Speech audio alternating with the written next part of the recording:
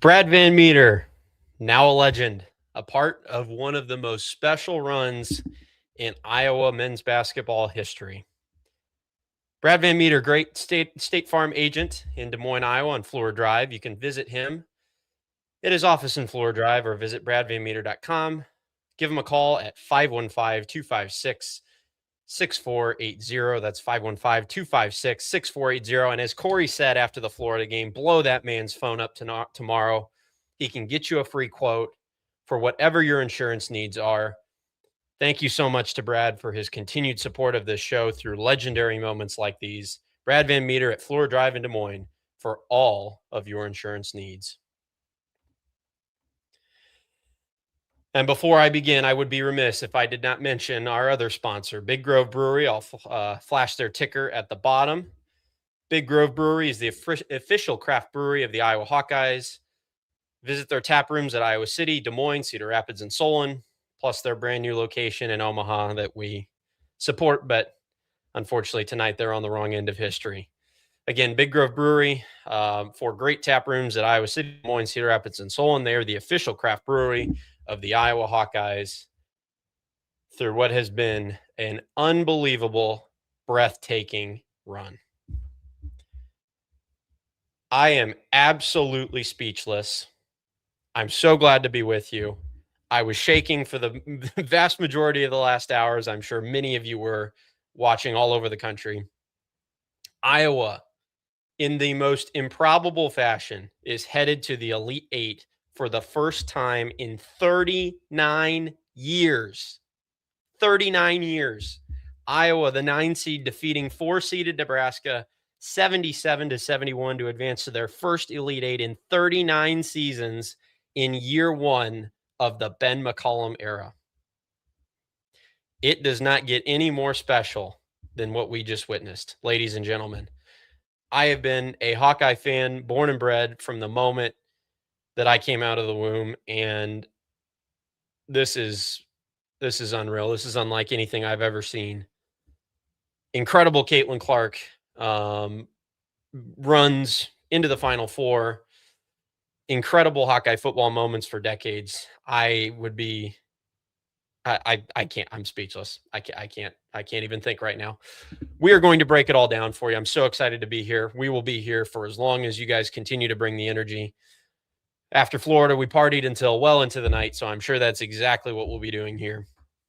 Iowa defeating Nebraska 77-71. We've got Jess Settles on the line. We've got Coach Close on the line. I've got Kasheen Alexander in the queue. Cory is live in Houston. I hope everybody that was watching the game saw him. He was immediately behind Kevin Harlan in media row, very visible to the national broadcast. Just unbelievably cool. Iowa defeating Nebraska 77-71. All right, ladies and gentlemen, we've hit our sponsors. I want to very quickly get to the man of the hour because there is no one that I would rather have by my side to break this all down for the historical perspective of all this, how surreal it is, than my friend, Coach Gary Close. Coach, right. I know how you are. What an introduction. What an unbelievable run. Incredible. Incredible. Unbelievable run. March Just give us Madness at your its best. thoughts. The floor is yours. Well, they just hung in there. It was amazing. You never thought they were out of it. There were a couple times where it got a little bit dicey, but they quickly got right back into it. And would they lead for only 2 minutes of the game? But it was the most important 2 minutes. And yes, you got to give everybody credit. Just toughed it out, and huge win over a really good basketball team. So I know Hawkeye fans are thrilled all over the place, and they should be. Yeah, it was truly unbelievable, and really about as nerve-wracking as it gets for a fan. Like you're saying, they led for only the last 2 minutes. It was the most important 2 minutes, but really for that entire second half, it just felt like they were knocking on the door, couldn't quite get over the hump until they could in the last 2 minutes, when really the execution stepped up a level offensively. It felt like the moment got a little big for Nebraska at the end there. Talk to us about how they hung in there that entire second half and what it was exactly that got them over the hump in the last 2 minutes. Well, the two guys off the bench were phenomenal. I mean, I'm sure they outscored Nebraska significantly off the bench. Frager had some points, but those two guys looked like they'd been in NCAA tournaments all their life. They played really good. So they dominated obviously the points off the bench, and they took terrific control of the ball. You know, if you want to hang in a game, you take care of the ball. You play good defense. It wasn't as good in the first half as it was in the second. I'd love to know the 3-point percentage in Nebraska in the first and second. I think that's the other key. They shut down Nebraska's threes and their offensive rebounds where they got some threes. And I think defensively they won the game with some very timely and big-time shots. Yeah, Nebraska 7 of 14 from three in that first half. Although the stat that was even more eye-popping to me was Iowa was 7 of 11. They managed to tie the 3-point game on fewer shots, which is something that we never saw coming in the preview to this game. And then I'm just pulling up our box score at the end. Nebraska finished 13 of 38. So they only made 6 3-point shots on 24 attempts in the second half. So there you go. And that's the game. They live by the 3 and they die by the 3. Iowa finished 13 of 30. So took them 8 fewer shots to hit the same number of 3-point baskets. And I don't think Mast hit one. And it's such a big part of their offense when he does. I think he was, I don't remember him making a 3. So then you can play it a little bit differently, and they did, and they played it well. Absolutely. Before we get too deep into this, I do want to welcome our good friend Jess Settles to join the celebrations. Jess, I assume you couldn't help yourself after watching what went down. The jersey is on, the hat is on, the Tiger Hawk is present. Jess, you've got to be over the moon. What a game. What a game. An incredible night for the state, for the players, for the former players. A spectacular finish. It was meant to be. So proud of the guys. It's been so long. Bruce Pearl on TV behind me just breaking down the 87 games. And it's just some great stories. I mean, look, I didn't think the game would go like this. We couldn't guard anybody in the first half. It might have been our worst defensive performance of the year, but in the second half, they just hung around. We thought Bennett Sturtz would get one of those games, signature games, and he got it, Coach, at the biggest, the biggest moment. Well, the two kids off the bench were unreal. Oh, Tate and Fulgaris. Oh my gosh. I mean, Tate Sage, what a gutsy perforance from him. I strongly considered him for player of the game. And freshman? The two freshmen were unreal. Freshman, and had his highest scoring game of the season. Tate Sage did 19 points, 6 of 10 from the field, 4 of 7 from 3, and 8 rebounds to compete inside with the larger Nebraska interior. Unbelievable. I've been having your high point of your career in a Sweet 16 game. Well, I hope it's not the high point of his career, Coach. He's got a long way to go. I think this may be only the beginning rather than the high point. Man, I mean, where do you even start? The Fulgaris storyline continues to just amaze me. Big one. A guy that was so hot or cold during the regular season hits the game winner against Florida, hit a couple of huge 3-pointers tonight, 6 of 7 from the field, the dunk late, the poster in the first half too. I mean, he's showing us athleticism even that he hasn't really flashed throughout the season. Talk about his inside outside game and what that's provided as a game-changing threat for Iowa in this run.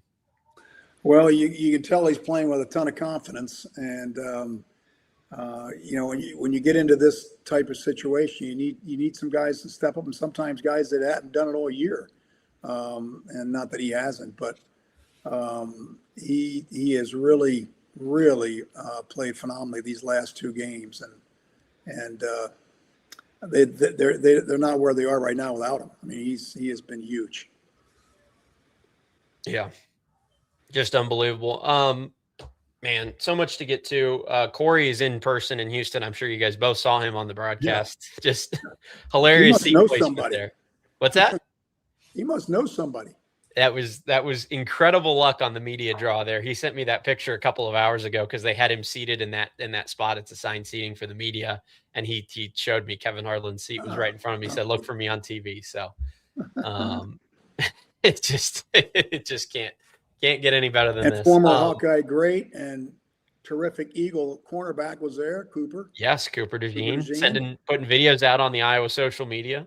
There you go. Yeah, I mean, just crazy. Where do you even start with this, Jess? That second half until the breakthrough, I mean, it was so frustrating because they kept making runs, and they just couldn't quite get over that hump. A lot of settling for threes, I thought, in the middle of that second half. I was a little bit frustrated with where, some of the shots started to go down, and we got a little bit 3-point happy. What was it in your mind that got them over the hump in this one? What changed in those final couple of minutes? And obviously there was the huge play we'll get to. I'm sure we'll break down from every angle of the 4-man Nebraska defense on the inbounds pass. That is just something. I don't know if you guys have ever seen something like that in the last 2 minutes. I cannot say I ever have. No, I haven't. I was watching that, and I don't know if anybody else caught it, but in the huddle, the assistant coach was saying something, and Fred wasn't even in the huddle. And I don't know if there was confusion. Usually in a huddle, you got your 5 players right in front of you that you're talking to, and I don't know if that was the case or not, but he wasn't in there for some reason. Maybe it was towards the end of the huddle, but somehow the communication got mixed up. There were only 4 guys out there, and that's the ball. That was a huge play that was a real screw up. Yeah, Jess. Yeah, look, I've never seen anything like that. It's just can't happen. It just can't happen. It's that's still a game. I think there's like 56 seconds to go.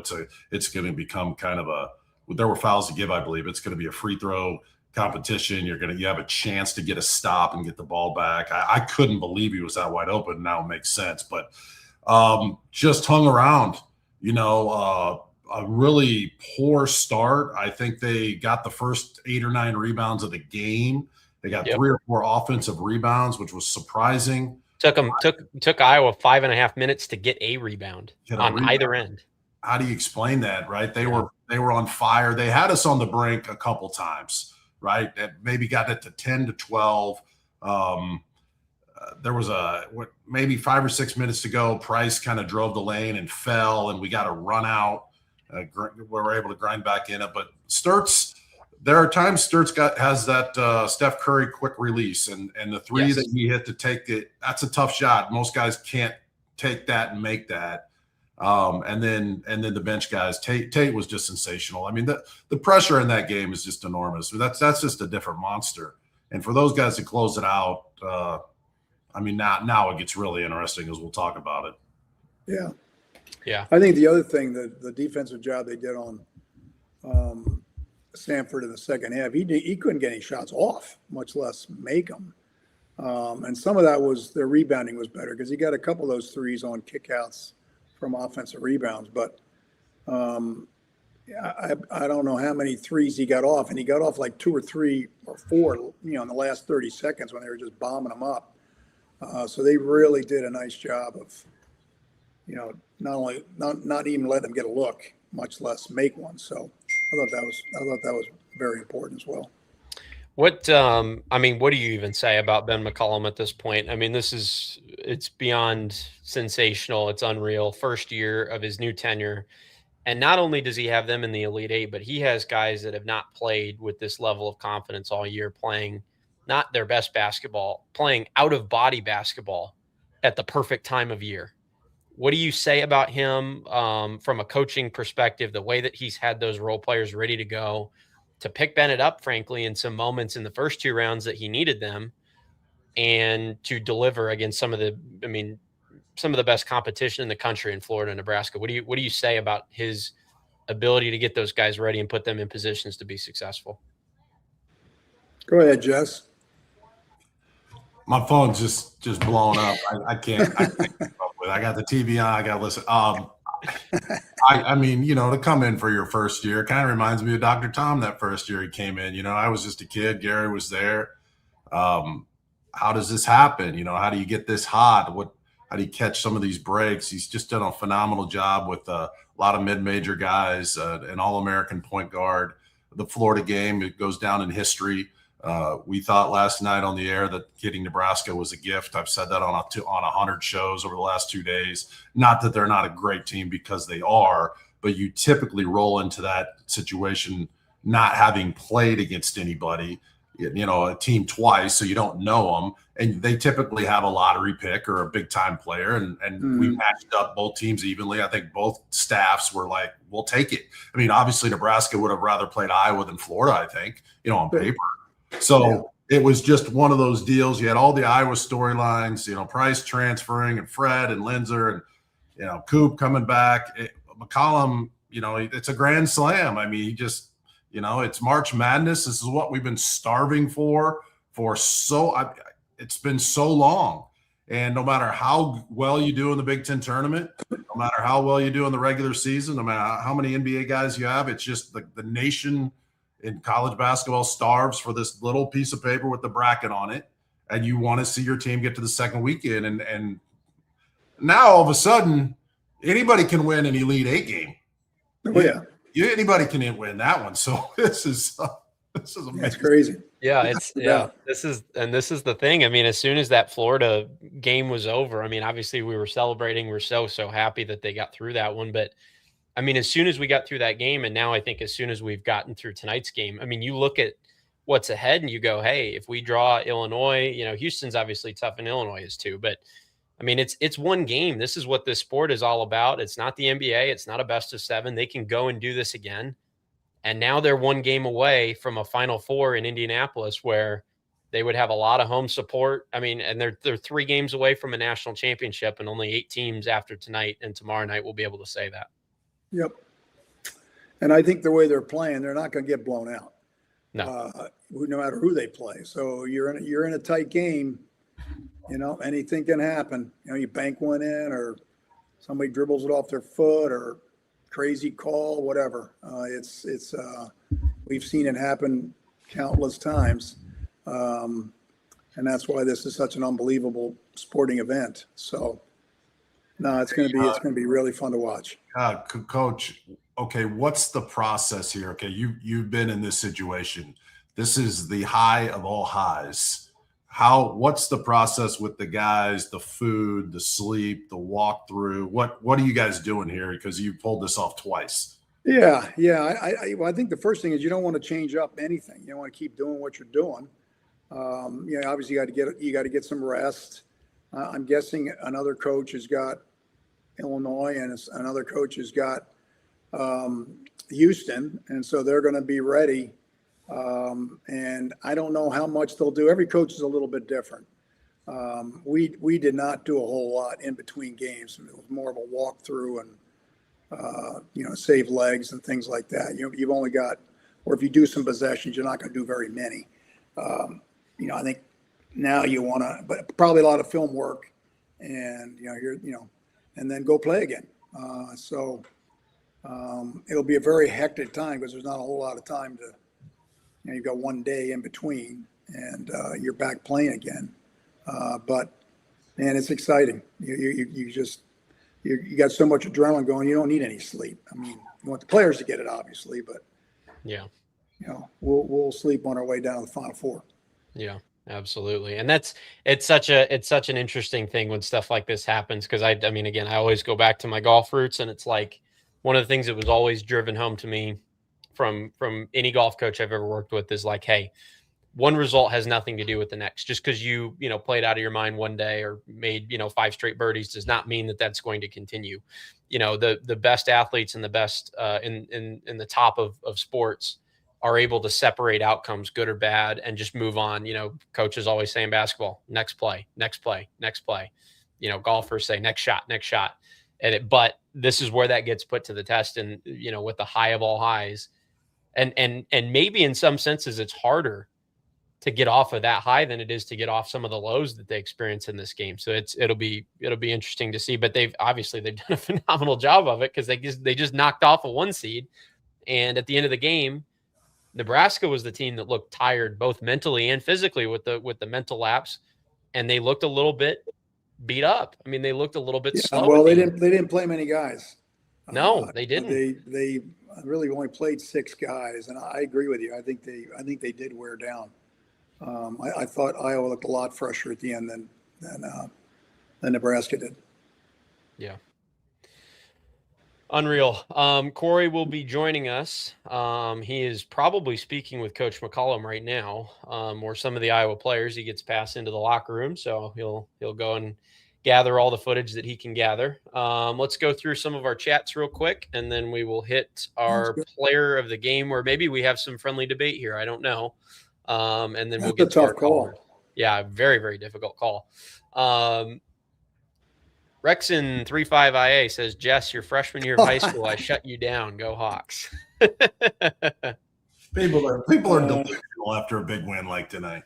You're going to let that slide, Jess, because you're so happy? Rex, I need more information, buddy. You got to give me some more information. If you're gonna bring that, you got to back it up a little more. He needs a box score or something if he's going to say that. Hawkeye Girl 2003 says people are texting Jess, and I'm sure you as well, Coach Close. I'm sure your phone's going crazy. It's an exciting time. There's no doubt about that. Yeah, and it's so it's so drawn out relative to other sports too, isn't it? Like, I mean, when I'm in a golf tournament or something, if something happens, on the professional level, it's like it's 4 days and it's over, right? So like you can't react like this between days. But now they've got another couple of days, and if they win that one, they've got another week to to soak it all in. So Brian Long says LFG down with Go Big Red, Alvaro drinks for life. I mean, is it a stretch to say that Alvaro Pergueros has been immortalized in Iowa basketball history at this point? He, beyond Iowa now, I think he's the talk of the tournament. Yeah. The dunks, man, weren't the dunks phenomenal? They were just those were just like Frank the Tank back in the day, just big rebounds. Oh, big rebound, physical rebounds. Yeah. I mean that rebound at the end of the game just exemplified everything that he's been in this tournament with the toughness and the swagger and the moxie, and I mean that was the end for Nebraska, and he just wanted it more. I mean, he ripped it away from Sam Hoiberg on the interior. Spirited Strider said Hoiberg struggled big time. He did. That was a part of I've never seen him play as bad as that. I mean, he's been so good this year, but he had a ton of turnovers. He couldn't make a shot. That was an important part too. Yeah. What's it say there? Desmond King was at the game. That's what it says. Yeah. That's awesome. Greg Bruner was at the game. Jordan Bohannon, Nicholas Bear, J.R. Koch, Benji Schroeder, who was a former manager, good friend of mine. Who else was there? A couple other guys. Nice. Did I say Nicholas Bear? Yeah. They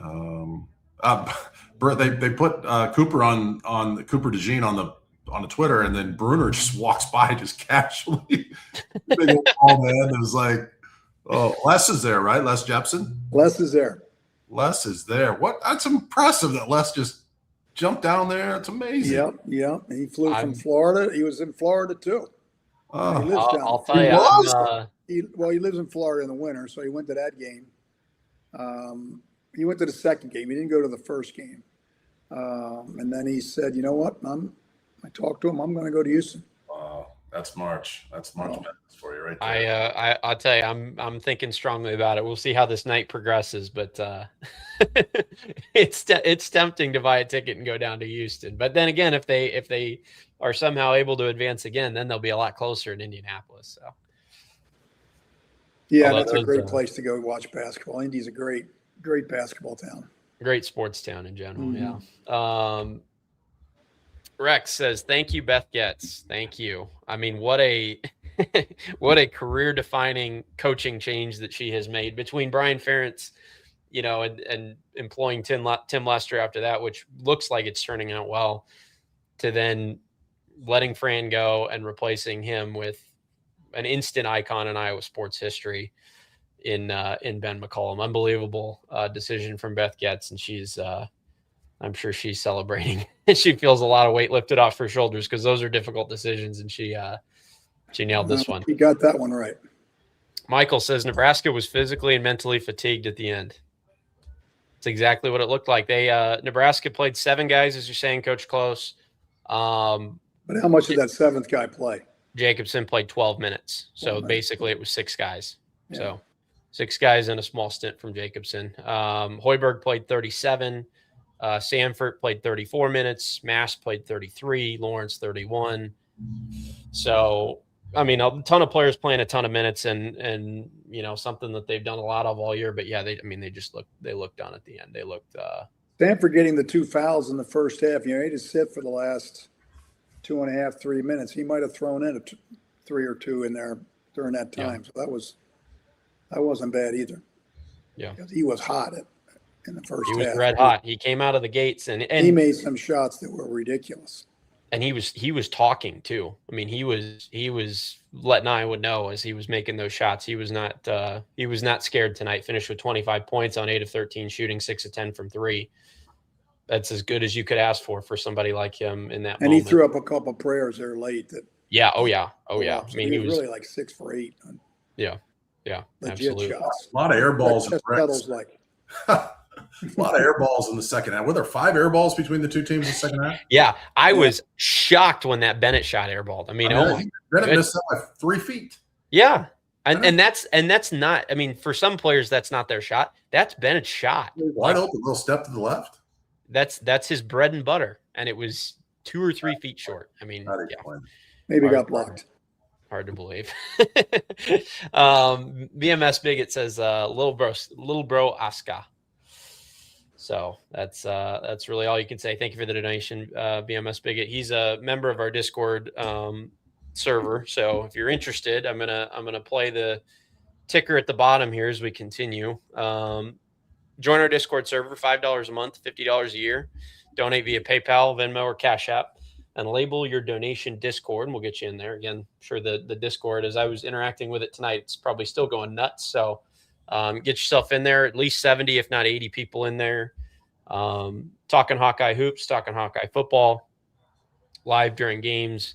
Just an unbelievable community that is still growing, and we'd love to see many, many more of you join. We're still working on Coach Close. Not sure that we'll ever get him in there, but we'll keep pushing. The Discord, I don't even know what that is. I know. If Jess joins, I will too. If we started like a Jess, like you a have reading Hotmail. Glasses now? What's that? Like I do. It's unbelievable. Oh my goodness. Jess's phone is overheating right now. Wow. It's all right. It's so, I mean, and I wonder, Coach, you can, and Jess, both of you can put this into perspective for us, but like, man, I mean, my head is spinning as a fan, as somebody who's just watching the games. I mean, you sitting here and you're like, what is going on right now? What is happening? Is this a dream? And I mean, I just can't imagine how those guys are feeling right now. Yeah, there's nothing like it. They'll remember this for the rest of their lives. I'll tell you that right now. They'll be getting together for reunions and all those kinds of things. It's life lasting. Yeah, I was going to say, is it an exaggeration to say that they've played 3 life-changing basketball games, like completely life-altering basketball games? It's hard to believe. Zeke Bones says Settles looking like he's ready to check in. What an amazing win. I'm so happy. Go Hawks. I bet you are ready to check in right now, Jess. I mean, no, I'm actually not. It's a different type of adrenaline now, man. It's just love those kids. There's nothing inside of me that's like, man, I wish I played that game. They're going to have to pump fake 9 times. Yeah, a little pump fake. Maybe 5 or 10 years ago. I just 20.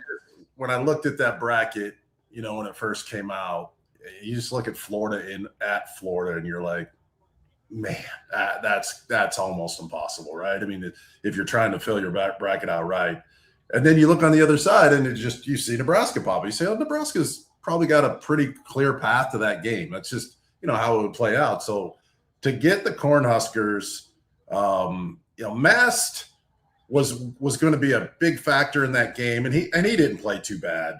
But we've seen him hit 4 or 5 threes. Yeah. We've seen him catch the ball at the high post, and then just guys are cutting off of him. He got really sick mid-season. You remember his coach? They almost went a calendar year without losing a game. They were 21-0. He ends up in the hospital. They've never been great since. They've got some bad losses. They played in the 50s 3 or 4 times. They got blasted by UCLA. I think Purdue blew them up at the Big Ten tournament. Then they found their confidence. Sam Hoiberg played really well in the tournament, but it was just a matchup that was favorable. I thought to us, I thought we could slow them down. Now, we were just lousy in that first half defensively. Did we give up 50 points in that first half to them? It was just like what we talked about last night. You got to take away those early threes and get out there. Like, we didn't do it. It was just bang, bang, bang. I think were we down 12-2 right off the top? Yeah, I think so. And then, I don't know. We worked our way back in. Nebraska, when they watch the tape, they'll say they lost the game in the first half. We stole the momentum late, and then how about Sage hitting that 3 to go into half? That was just massive. Fred walked off the court. Just like it took the energy out of Fred a little bit. They'd played so well, and yet we were only down a bucket. Yeah. And Ben said in the post game there, I just saw this flash across my Twitter feed. Ben said he thought Nebraska was 20 points better in the first half and came out 3 ahead. And he said he thought that was the difference in the game. So even post game reaction, that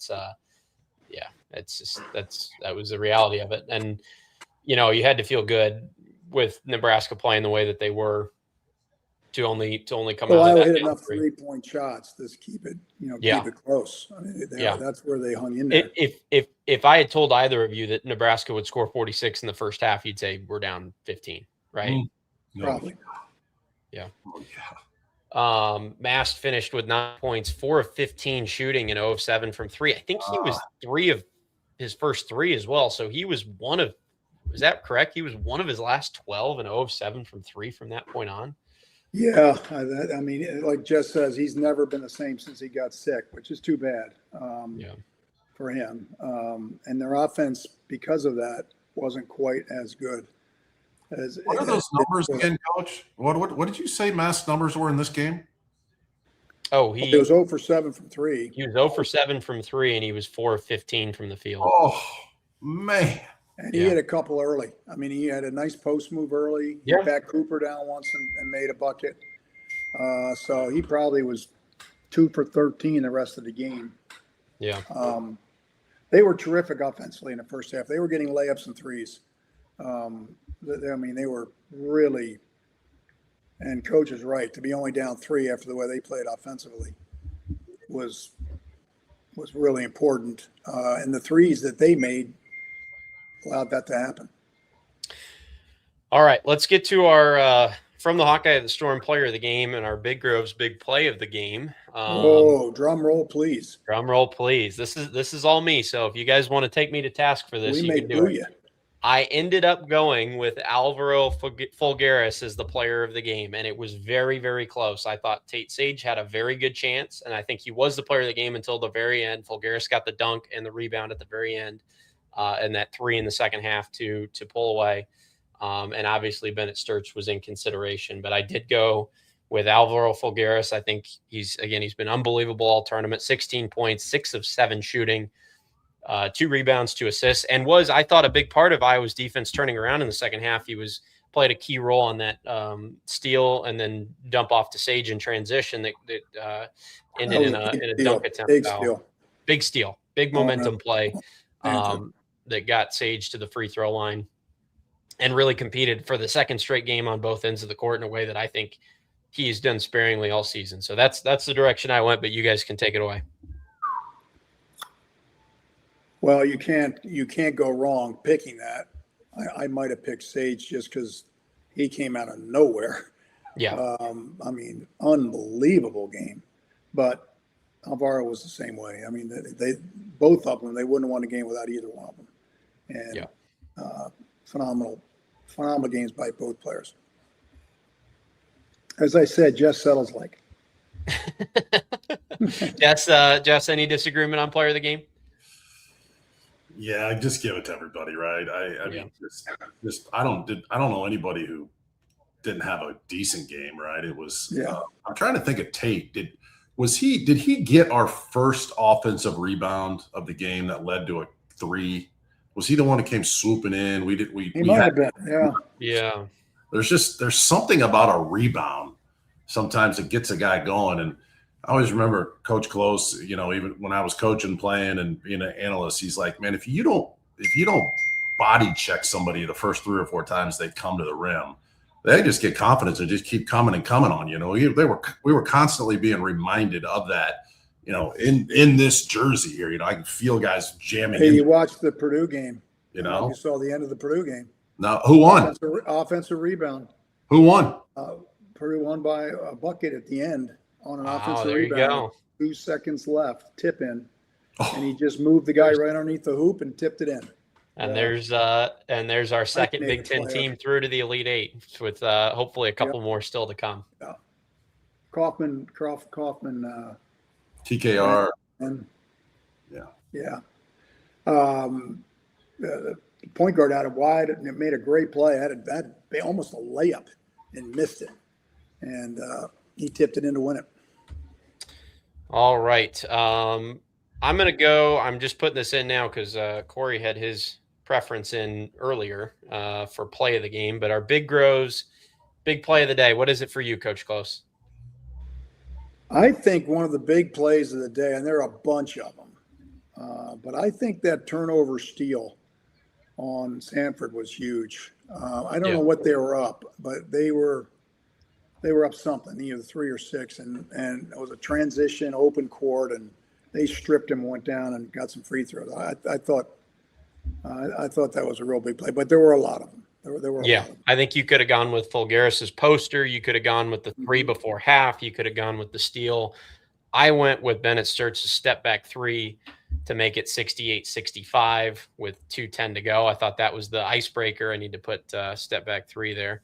First lead. And first lead of the game, exactly. So that's what I went with, but could have gone about 6 different directions with that.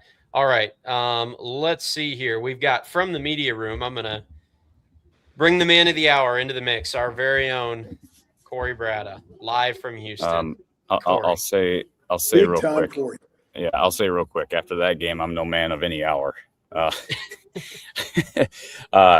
man. I Jess wearing the old jersey is, I guess, a good summation of what we just saw. We just got to talk. Look at those biceps. He's ready to play. I know. Is that Fulgaris or is that Jess Settles? I missed the first half hour of this, but man, guys, I made the comment at the end. I wasn't in Tampa. Obviously watched it like you guys did. I don't know that I've seen a better game. I mean, Gary, you talked about the Vanderbilt Nebraska game and the quality of that game, but this game, man, the offense in the first half and the answers from each team, it's now we've got two different samples of just March magic from Ben McCollum's bunch. I'm still kind of in shock here as I hop on here to talk about this. Yeah. Well, we want to know how you got that ticket. Yeah. You buddies with Kevin Harlan or what? I don't know, man. They thought I had a face for TV. I always thought it was a face for YouTube, but what can I say? I mean, Jess gets on TV, so I guess if Jess gets his face on TV, anyone can, right, Gary? Yeah, I guess that's a good point. And let me just say, I just got done with Coach McCollum, and we got to talk to Bennett and to Tate Sage, and I asked him specifically about that stretch in the second half. Guys, this game was tied several different times in that second half, and it was a critical point there, 65-65 with about 5 minutes to go, and Iowa had 3 opportunities at threes. Kale shot one, Bennett shot one, Fulgaris shot one, and you're thinking, man, they've got a back-to-back stops, decent looks at threes. They haven't been able to hit one. They haven't had the lead all game.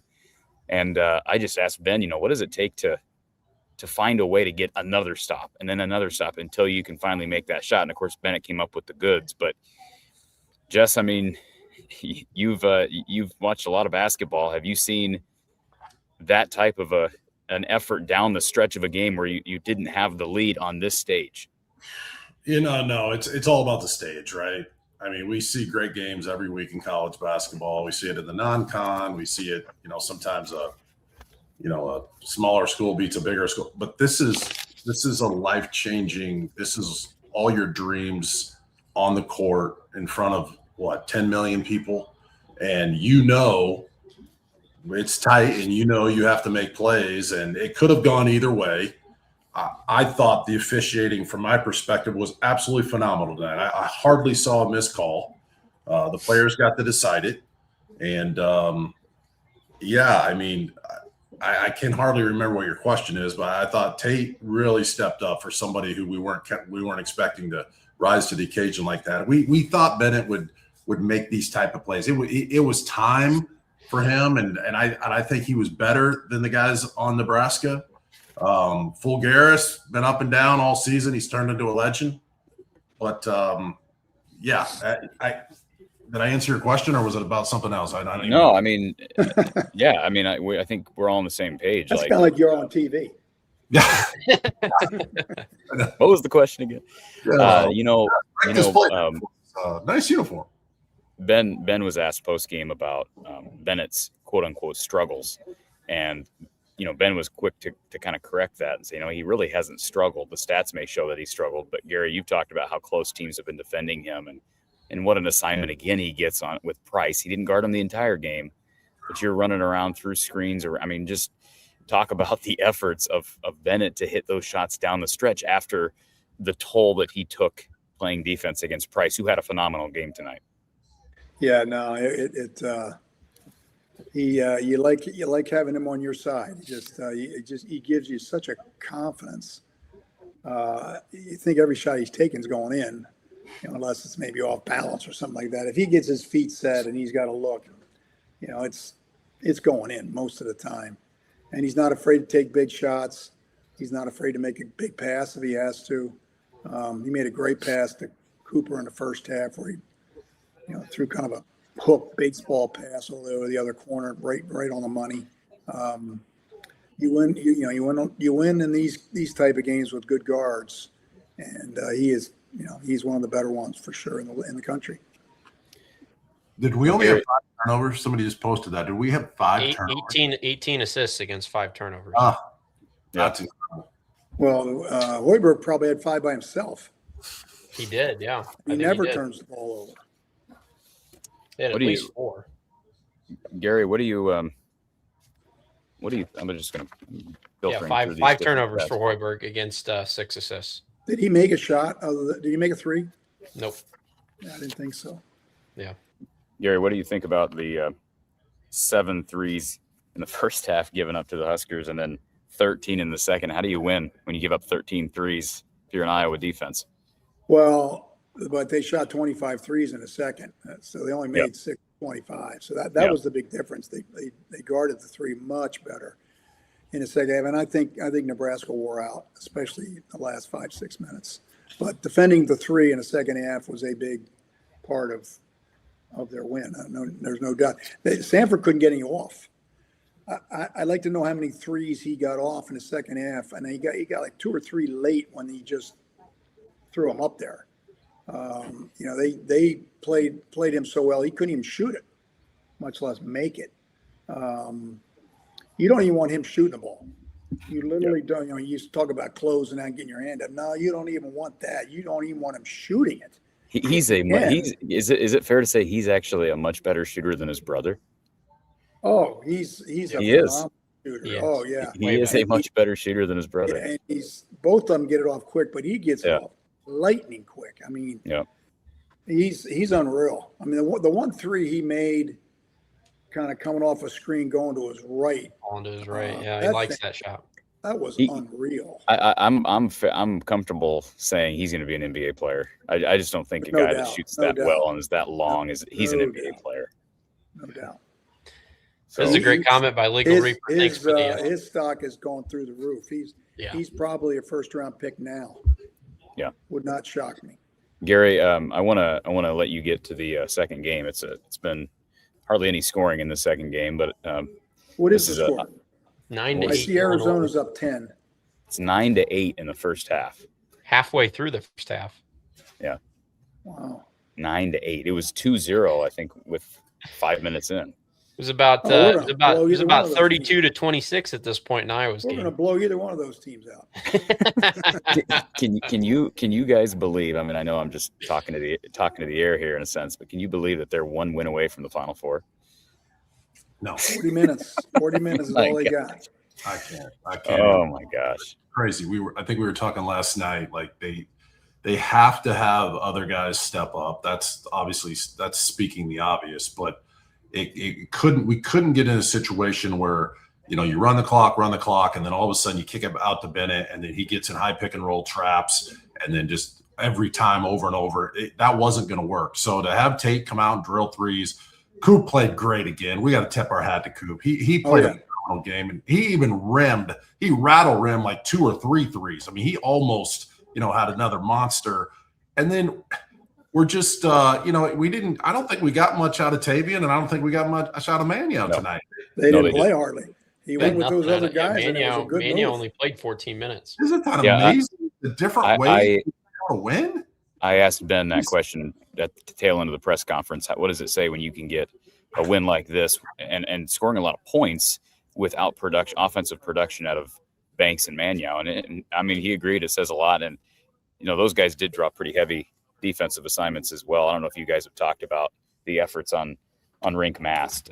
4 of 15, 0 of 7 from 3, 9 points. I mean, that's impressive, and Cooper deserves some of the credit as well. But man, I'll tell you, and he got a lot of his points early. Yeah, I bet he got more than half his points in the first 3-4 minutes of the game, and did nothing. He did nothing, and Hoiberg did nothing the rest of the way.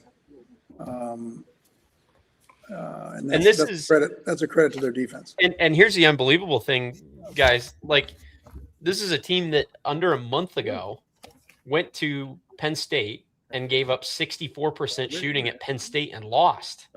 Like, it's just magical. It's magical. Legal Reaper says Iowa turned 10 Nebraska turnovers into 20 points. Well, that helps. Yeah. The second chance points were killing them early, Gary. The 8 second chance points in like the first 4 minutes, and you're thinking, oh my gosh, coming on. That's where Sanford, I think, got a couple of threes, is kickouts off of rebounds, and he didn't get any of those in the second half. And frankly, I was sitting here thinking they're not going to be able to keep pace if this game don't slow down a lot. They're just not going to be, and they just shot the lights out. I mean, it's amazing. It's not like Nebraska. People keep saying, well, Nebraska's going to come back down to earth in the second half. Iowa was 7 of 11. Weren't they 7 of 11 from 3 in the first half? Yeah. That's crazy. I mean, like they both shot unbelievably.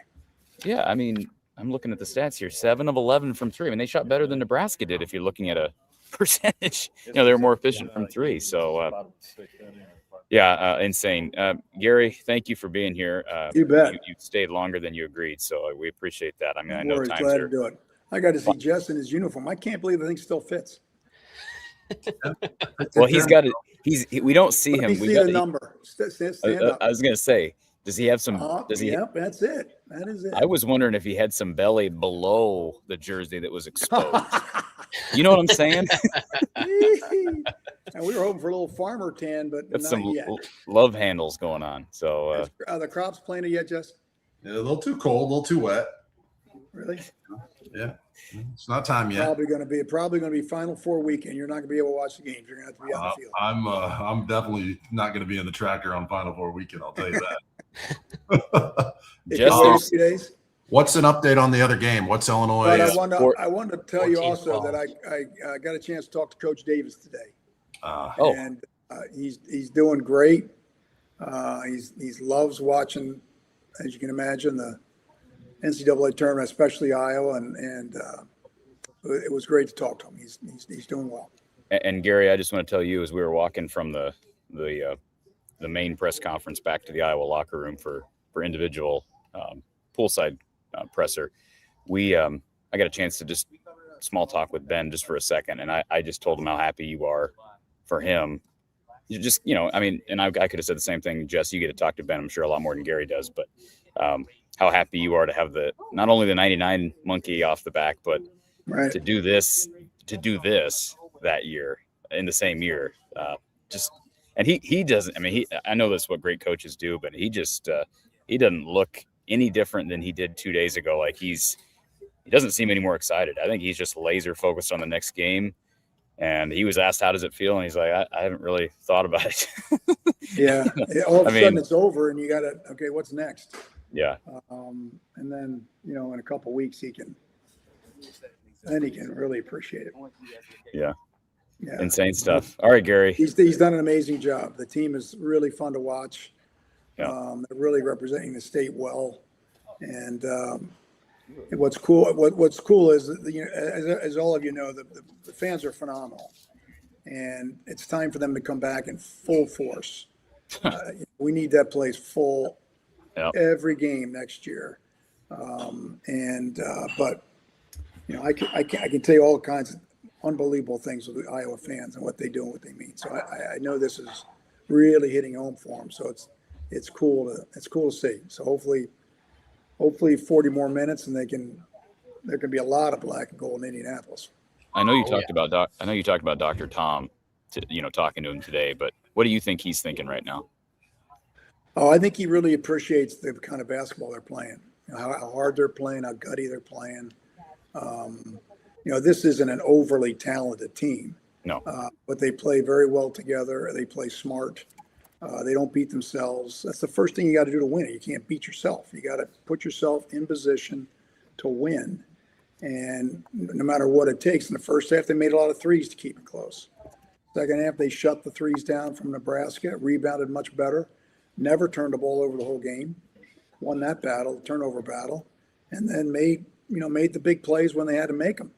And they're obviously well coached and play hard. And I'll tell you what, you only got 40 minutes, and they're on a roll. So anything can happen.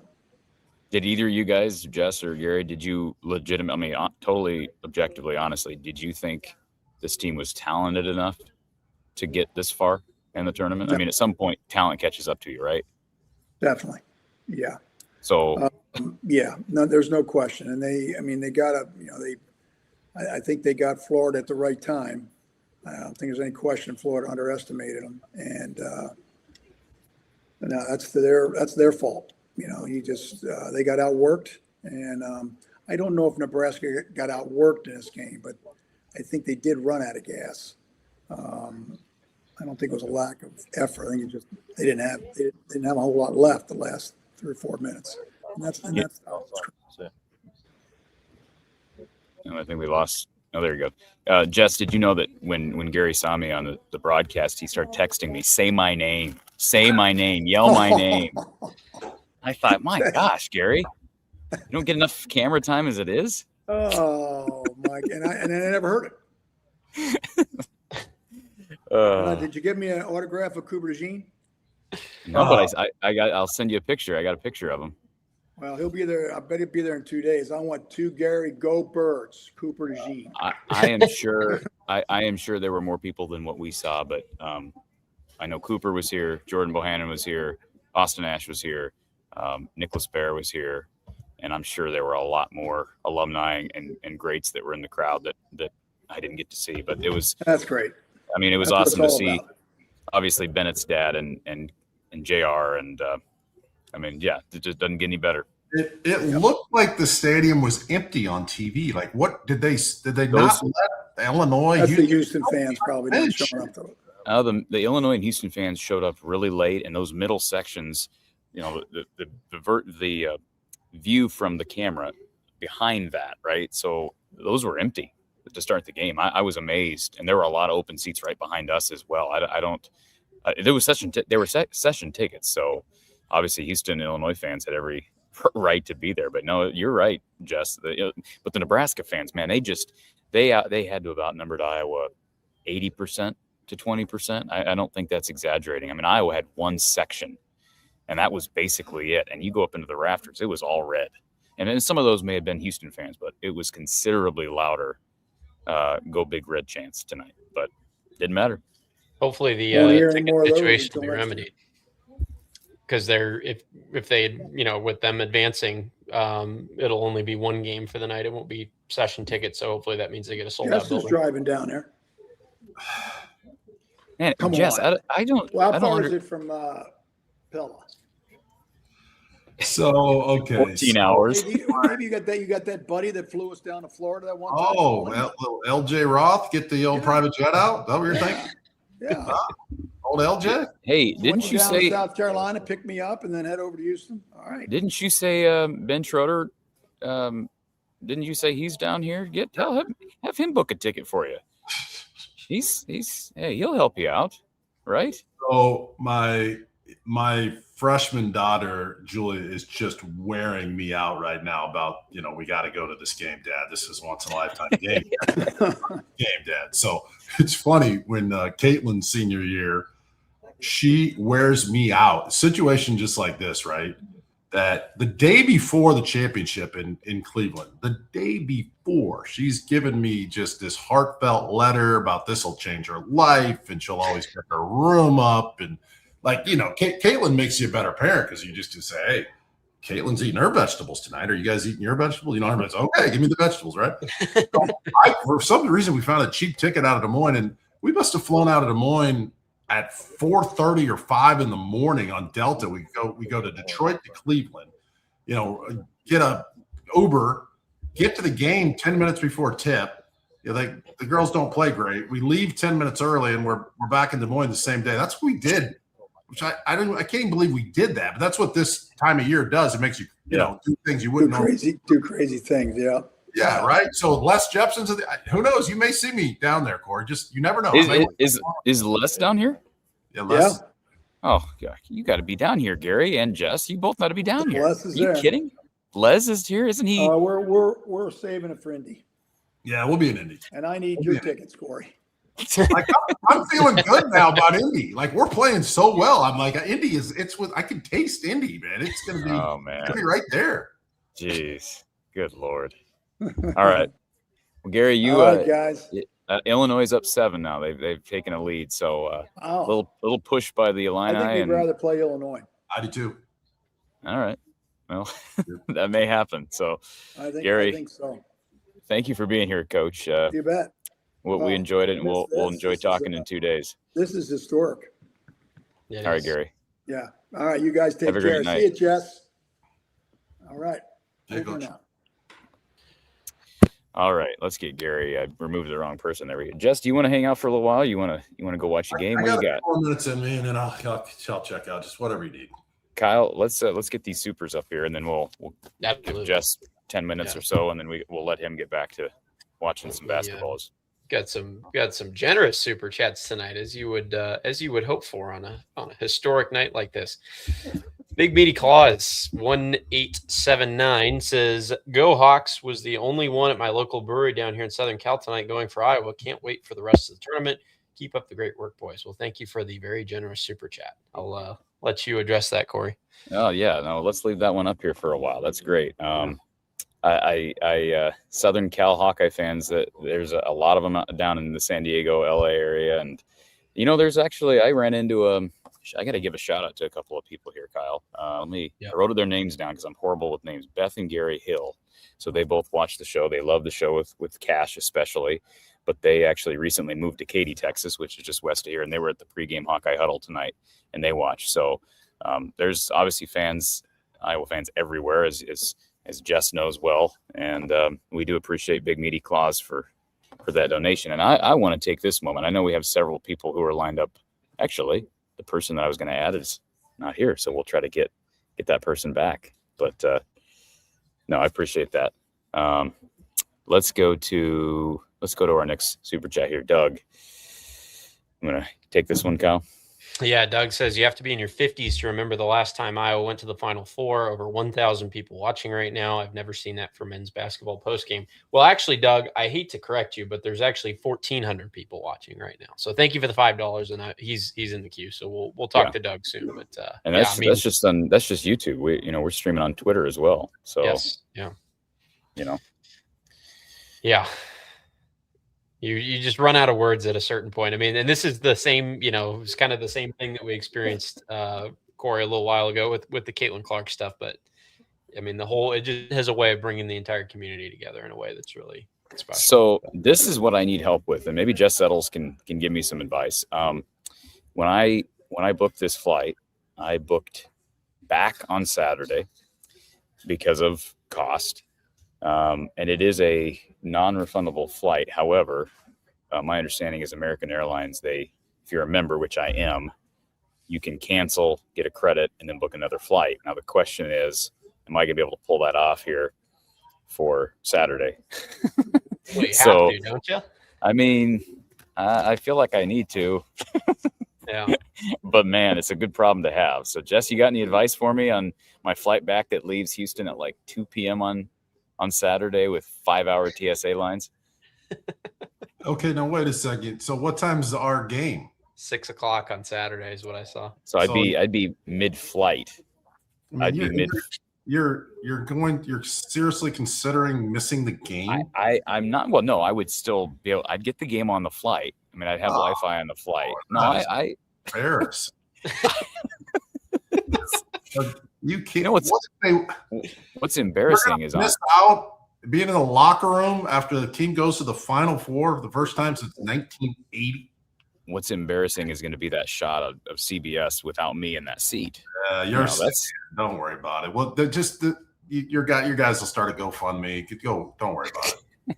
We got to figure something out. Let's start a GoFundMe, folks. If you want to donate, there's links in the description. But Heath Bar 74, appreciate you guys. I was a kid for 87. Loved the teams that Jess was on. It's a great time to be a Hawkeye. Well said there, Heath. Jess, how do you? I mean, I know we talked about it a little bit with Coach Davis, but I mean, how do you reflect? When you guys were in a position where you were able to make a run, how do you reflect on this run in comparison to what you experienced? I know you weren't there in 87, but my point is just the run. Well, it was 87 that, lit the fire and the dream in me growing up 35, 40 minutes south of campus, right? So I heard the name Ronnie Lester and I heard the name Bobby Hansen and may have seen some pictures and a clip. What am I, 6 years old then? So I obviously hear Steve Carfino and Andre Banks and Greg Stokes and Michael Payne and obviously Lute Olson. And, my dad, I think, tells me Lute Olson, we're going to go to the Final Four every other year with Lute. And then he leaves. And so then Dr. Tom comes in and we're the number one team in the country. We got BJ, Roy, and Ed. We got Les. We've got Brad Lohaus, all the guys that I looked up to. I actually, a little rabbit trail here. In 2000, my first year out of college, I went to Heath will appreciate this. I went to breakfast at a Denny's in Bloomington, Indiana with Bob Knight one morning early. And just out of the blue, he goes, Jess, let me tell you about this 87, 88 Iowa team. He goes, and he told me, he goes, I think that's the most talented team that I ever coached against in the Big Ten. And, he just, and there might be some hyperbole there, but then he starts going through that whole team. I mean, I think 10, 11 guys played in the league, so that was the team that ignited the passion. And then late 80s, early 90s Big Ten basketball, Ramil Robinson and Glenn Rice and then the Fighting Illini, and then you get into the Fab Five era. Then all of a sudden, you're sitting behind the bench. I was going to games when I was in 8th grade because I lived so close, and you call up to the office and talking to Gary and Gary Close and say, I could have a ticket anytime I wanted. And so you're sitting behind that bench, and here comes Chris Webber and Calbert Cheney and those, and you're going, I don't even think I can play here. That was my mentality. I just don't. There's too much talent. Then you get on the floor and your dream is you dedicate your life to getting to a Final Four. I mean, that's what I dedicated my life to. Like every waking hour, what am I doing? What it takes to get our people to the Final Four, meaning our state, our people. And Andre Woolridge comes in. He's dedicated. Ken McCollum. Tom Date. The injuries hit, that curse we're talking about the other night. Couldn't get it done. But some of these younger kids, like Coop, grow up hearing about that Sweet 16 team because obviously his dad tells the stories. And Coach McCollum grows up loving that team and gets inspired. So it's really come full circle. So yeah, that's now all these kids and all these fans, it's like, we've been hibernating for the last 20 years. And this team has brought everybody out. So they're going to be, hopefully some future lottery pick, some future Hawkeyes watching who are 6, 7, 8, 9 years old and inspired by this team like the rest of us are. Just a phenomenal accomplishment. And no way these guys should be this far, right? This is just coaching. Well, that's what I was going to – how many NBA players are on this roster, Jess? You got Steve Nash Jr. and that's it, right? Maybe Coop down the road with the way he shoots. Who knows? You think Alvaro, Tate? I mean, it's so hard to make that league. Yeah. It's just they're definitely not dominant college players like you typically have. They're definitely not dominant. They can't get it done every single night individually, but if they're NBA players, Corey, they're what we would refer to as Miami Heat NBA players. They seem to find guys that didn't dominate in the college ranks every year and put them in the NBA, but they're not your typical NBA guys. It's crazy, And then, so the other thing that's kind of weird is, Hassan was one of the top free agents on the market last year. And he's not even a factor. Isn't that crazy? You find yourself against Price, which, without getting off topic. I mean, when you talk about the NCAA, we can't even put a face with the name. It's just it's a bureaucracy, right? So there's no anybody to even call out. But this thing is such a mess, right? You're with your brothers and you're going to you're lifting weights and you're trying to find a common goal. And then 8 months later, you're in the Sweet 16 playing against your former teammate. The conflict, and then to see Peyton and his mom and dad cheering for Nebraska on the other side.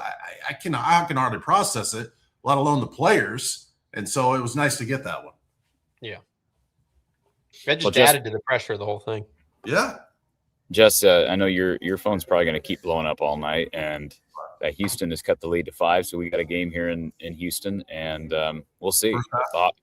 Still first half, minute 39 to go, so we got a low scoring, very opposite of what we just saw from Iowa and Nebraska. So, Jess, thanks for being here, man. We love your perspective, and let's keep it rolling. Let's hope we're talking about a trip to Indy here in a couple of days. Oh, that's great. Hey, good job, guys. I appreciate you both. Thanks. Thanks, Jess. Thank you, Jess. Yeah. All right, Kyle. I'll tell you what, let's I know there's a couple of people who probably want to chat, and I don't know if anybody wants to talk specifically with me, but there's somebody that I want to make sure we bring on before I start calling airlines. let's get this person in here. What do we got here? Cash, what's up? First question. Listen, first of all, I am not here in any other capacity outside of being a fan. So I'm not taking any questions. I don't talk no basketball. All I want to say is let's go! Can I say, Kasheen, What's up? One of the first things that I thought whenever this happened was there's nobody I want more joining me for this party than Kasheen Alexander. There's nobody I want more for the party. If I got to throw a parade, she's top of the list. Honestly speaking, is this life? This is surreal. Like, this is unbelievable. This is surreal. Like, I'll tell you the only thing in the last 5 or 7 years that I can recall for me that compares to this, and not everybody will get this reference, I understand, but when Tiger won the Masters in 2019, I was like, is this happening right now? Like something I never thought I would see that felt absolutely impossible. Last time I felt like this was when Iowa took down South Carolina. I was like, is this like, I was in shock, like just looking at the TV and just awe, right? And, like that's too, how I felt today. They both happened, like this and the last one with South Carolina happened so perfectly. Like the way that Caitlin played that game, she was a maestro. She hit all the big shots in all the big moments. And then you get to this game, you know, Bennett has the big plays, Fulgaris has the big plays, Tate Sage, and it's against Nebraska. It's against the Nebraska. and one dunk is crazy. I don't know how that was insanity. Number one. I mean, Alvaro Fulgaris is doing things in this tournament that he has not done all year long, and he saved it for right now. That's what you need. At the end of the day, I think I've said this for the women's side, is you win championships and go further in March from your bench. Yeah. Like, everybody's focused on your best players and things like that, and it's like somebody got to step up that's not used to stepping up. Sage, are we serious? He should have been your player of the game, by the way. So I don't care what you say. I'm honestly, I'm ashamed of Kyle for I thought we had an agreement that Sage was the player of the game. I texted Kyle. It was very close. It was very close. It really was 100% the player of the game. It was not very close. I'll tell you something. Fulgaris made some big plays, but Tate Sage, man, he was good from start to finish. 8 rebounds. I mean, you missed his eight rebounds with his 19 points. Made 4 threes. I mean, and he kind of came out of nowhere. Like he's been good in stretches, but he's a true freshman. You're going to have those ups. That was his highest scoring game of the year. Hey, Kasheen, are you? Can I ask you a question? No, you can't ask me a question. What do you want? Oh. What do you want? Blue Manchu. All right, we'll just leave it at that. Hey, Big. I have a question. Yes, go ahead. Does the men play In Heaven There Is No Beer? Oh yeah, of course they do. They do, but you know, I don't remember that being played at the end today. I think people were in shock. The band was in shock. Leave them alone. They weren't ready. They were not ready. They just forgot to play that. They were not ready to play it. When they did their practice for the tournament, the band didn't even practice that because they didn't think this would happen. Okay. In heaven there is no beer. That's why we drink it here. Hey, let me just say something. After the game was over, this is the second straight game where Iowa players have made a point of being able to say goodbye to the majority of fans. Right? They did it with Florida fans. They did it with Nebraska fans. Part of me did the same thing. It's the same guy, right? Cale Combs. Well, Cale and Cooper, and there were a lot of guys doing it tonight. But let me just say this real quick. That's part of me that you kind of think maybe Iowa's better off if Houston wins, because it's going to be another home crowd they're going up against, as opposed to Illinois fans where it might be more split. Illinois traveled pretty well. I'm like back and forth between the two, because Illinois, they know that they can probably beat them. We only lost by 6 and we didn't play our best game. But then on the flip side, Houston only has literally 1 day to prepare for them. And it's not going to be in full, lace them up, etc., because you only have 1 day and you got to rest, right? So it's not going to be like a crazy intense practice. So, I mean, it should be interesting. I mean, but I don't even care at this. I don't care. We can beat anybody. I don't care who we play. Okay, it doesn't matter. Cash, I asked Jess the question before we let you get back to your evening. I want to ask you about. Now I lost my thought. I've just, What did you ask Jess? Oh, I asked Jess his advice on my flight situation. So. I'm scheduled to fly home because of cost. I had to book a flight that was scheduled to fly home like basically in the afternoon on Saturday. So I'm in a position where it's probably going to cost some money, to some decent money to cancel and then find another flight out. So what's your how many people watching this show? Well, we have 1,400. We have 1,400 people. So how about everybody donate $5? Hey, if everybody Corey's thing. if everybody Because you know they donated take out one, taxes or whatever. Yeah. No, we can't count that. But No. YouTube take out taxes. So Yeah. if people don't, if everybody just $1, everybody. well, $1, fine. Everybody. I was being you okay, Corey being generous. $3, $2, something, whatever.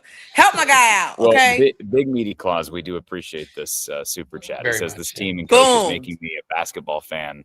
Love the energy with Ben McCollum. Can't wait for the rest of the tournament. And same thing with Jess. Stay for the game fund. 72-1. Hey, Cash. While we're having fun and joking around, Mhm. if Flu Man wants a third date, I got a spot for him in Houston on Saturday night. Well, Flu Man is sitting right next to me, so he already has a third date. But Okay. nonetheless, You couldn't Fine. figure out. Oh man. yeah.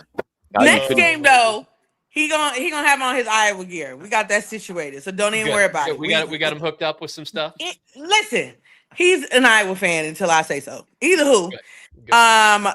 But you guys, it's just a great day. That's all I have to say. It's I'm so amazing. excited. This is awesome. Do we know what time they're gonna play on Saturday? Because I got plans. Oh, your 6 plans o'clock are is what I heard, but I don't know. your plans might get canceled, Cash. I have tickets, so they're not getting canceled. But Yeah. Oh yeah. you said it's 6? I think it's Yeah, isn't it that's what 6? I- Is that what you Okay, that's fine. My plans is in the daytime, so I can work with that. Okay. Oh my gosh, you guys! And by the way, Elite Eight. Like, is this serious? real quick, I gotta give a quick shout out to What happened? to Karen Kirk. She just donated on Venmo, and you know, Yeah, Karen. I will say this. Never thought I'd say that, but yep. Yeah, Karen. I will say this, and we appreciate all like Jess and Meaty Claus guy, but anybody that's able to donate over Venmo, Cash App, PayPal, it's so much more valuable because YouTube does not take 33%. You know, it's insane the amount that YouTube takes out of our super chats, and we appreciate all of them. Yep. But Sheila, same thing. Sheila just donated to help the cause, so thank you, both of you. And OS even for like Hawks is $10 to the flight fund. Yep, we got lots coming in right now. yeah, You Doug, can't thank leave. you. It's impossible. Doug- Come on, Doug y'all. says you Come can't on, Hawkeye leave. fans. Listen, we ain't been Be here, realistic. so you know it's okay Flight to act fund. crazy. Oh man. Have we Yeah. ever been to the Final Four on the men's side? You know, I'm just, you know, 1980. future me 1980. wants to know. Okay, 1980. okay. Only 46 years ago, Cash. Yeah. Only 40. Damn, that was before I was okay. 46 years ago. Yeah, All before right, all well, of us were I born. mean, it's a great day to be a Hawkeye. I mean, it always is, but you know, Cowboy I will- Corey, stay put in Houston. I'm gonna wear my Iowa hat tomorrow. Yeah, and I think I know who because- this is. Media Stash. Media Huh? Stash. I'm pretty sure I know who Media Stash is. So I think I'm not going to say, but I'm pretty sure I know who Media Stash. So thank you I to don't know. Media Stash. Okay. I think I know who that is. So Well, you could text me because I don't know who that is, but Cash, I'll let you get back to Flu Manchu, but I need to make you. I will say this: I need to make you my travel agent and my fundraiser. Because listen, I could put some stuff together. First of all, I do travel for a living anyway, so at the end of the day, it don't even matter. I could hook you up real fast, quick, and in a hurry. Get you a new flight. I'll be on that. I'll be on them people's phone. Like, listen, I got a family emergency. And I need to get this refund back. If people, well, Listen, I might be I call- I got might be- non-refundable tickets. I might be back. calling you. I might be calling you later. Can we That's can we all have right. Cash call on your behalf, Corey? Let her deal with it. Absolutely. So he's I I don't tied up. sound like Corey. You know what's Wait, come on. crazy? I was gonna say, you know what's crazy is I was leaving the international airport, just the Mhm. TSA lines, like they're ridiculous in Houston, like they're national news right now. So I don't even know what time I'd have to get there. So I'm wondering if like that would be an excuse to say like Absolutely, it would be I an excuse. cannot make it there Mhm. 5 hours in advance, Mhm, so I mhm. have to get a refund on this. Use it to your Right? benefit. Mhm, mhm. Whatever So- you got to do. A lot of people Whatever you have gotta missed do. their flights because of it. Right? Yeah. Easily. Hayden, thank you for this, man. Figure out a way to stay in Houston. I'll see you in Indy on Saturday. Okay, can I just before I go? Yeah. a Final Four, because I'm just gonna think ahead, is in Indianapolis, and that's not far from Iowa. It's about 7 hours. What, 7 hours, Kyle? Or is it 10 hours? It's 10 for hours. Iowa City, it's not that bad. It's like 5.5, maybe 6. That's nothing. That's a car ride. Okay, that's a hop in the whip and we there. Absolutely. That's an open the 100%. wallet and don't look. Okay. Yeah, absolutely. Iowa better pack that out like they did, for the women back in. Hey, whatever. can I ask how far is that for you, Cash? I don't know. I have no idea. That's a good question. Tell Flu Manchu to get his car going and make sure it's ready for a little road trip. When is the Final Four, anyways? It's next week. Weekend. Next Saturday. Yeah. Oh, okay. That's what Hayden is saying here in his comment. Next Saturday. Yeah. I got you. Okay. Well, you guys have fun. Like I said, I was not here in the, co-host capacity. I was a fan. Well, I felt like this was a good first time calling. We appreciate first you. Time caller, long time listener. Yeah. Okay. That's it. Let's do this. Let's do this more often, Cash. We never get to talk to you. So I don't want to take over the men's show. That's just not in my character. I think people are just fine with that. So well, you guys have fun. I know you guys have to. Will we see you on Saturday, Cash, if they win? Oh yeah, I don't care where I'm at. I could be in the middle of the club. I'm gonna call y'all. I don't care what's happening. I don't care where I am at. I will be giving you a call if we went on Saturday. I don't care. Right. But I'm gonna let y'all go because I know there's people who want to talk and et cetera, et cetera. But y'all have a fantastic evening. Cash, you and Flu Manchu do as well. So. They did it. All right. Quick. Just want to give a couple of shout outs. VMS just donated via Cash App. Thank you, VMS. Very much appreciate it. The only reason I know it's VMS is because I know his username. He uses a different handle on there, but thank you for that. And then shout out to a few other people that have hopped in here as well with donations. Chris, I want to make sure I get all these names right. Chris is one. Chris Bryant, thank you. Let's see, we've got another Chris. We have got Chris Godfrey. So thank you to both of those. Kyle Hawks here on YouTube. I wonder what everybody thinks around me. Like, this is a very quiet media room, and I'm like calling out all these donations. People are like, this is a very awkward thing to be doing, but hey, you know what? I'll just give you guys a quick look at what I'm talking about here. They step it up for that next weekend. Yeah. So I had a guy next to me, and he just got up and left. He was looking at golf and MLB stuff. But anyways, so thank you, Kyle Hawks. Also, Bowl FRK, have to stay. Thank you so much for that. Every dollar counts. Every dollar helps immensely. Like I said, I really don't know what I'm up against as soon as I get off here.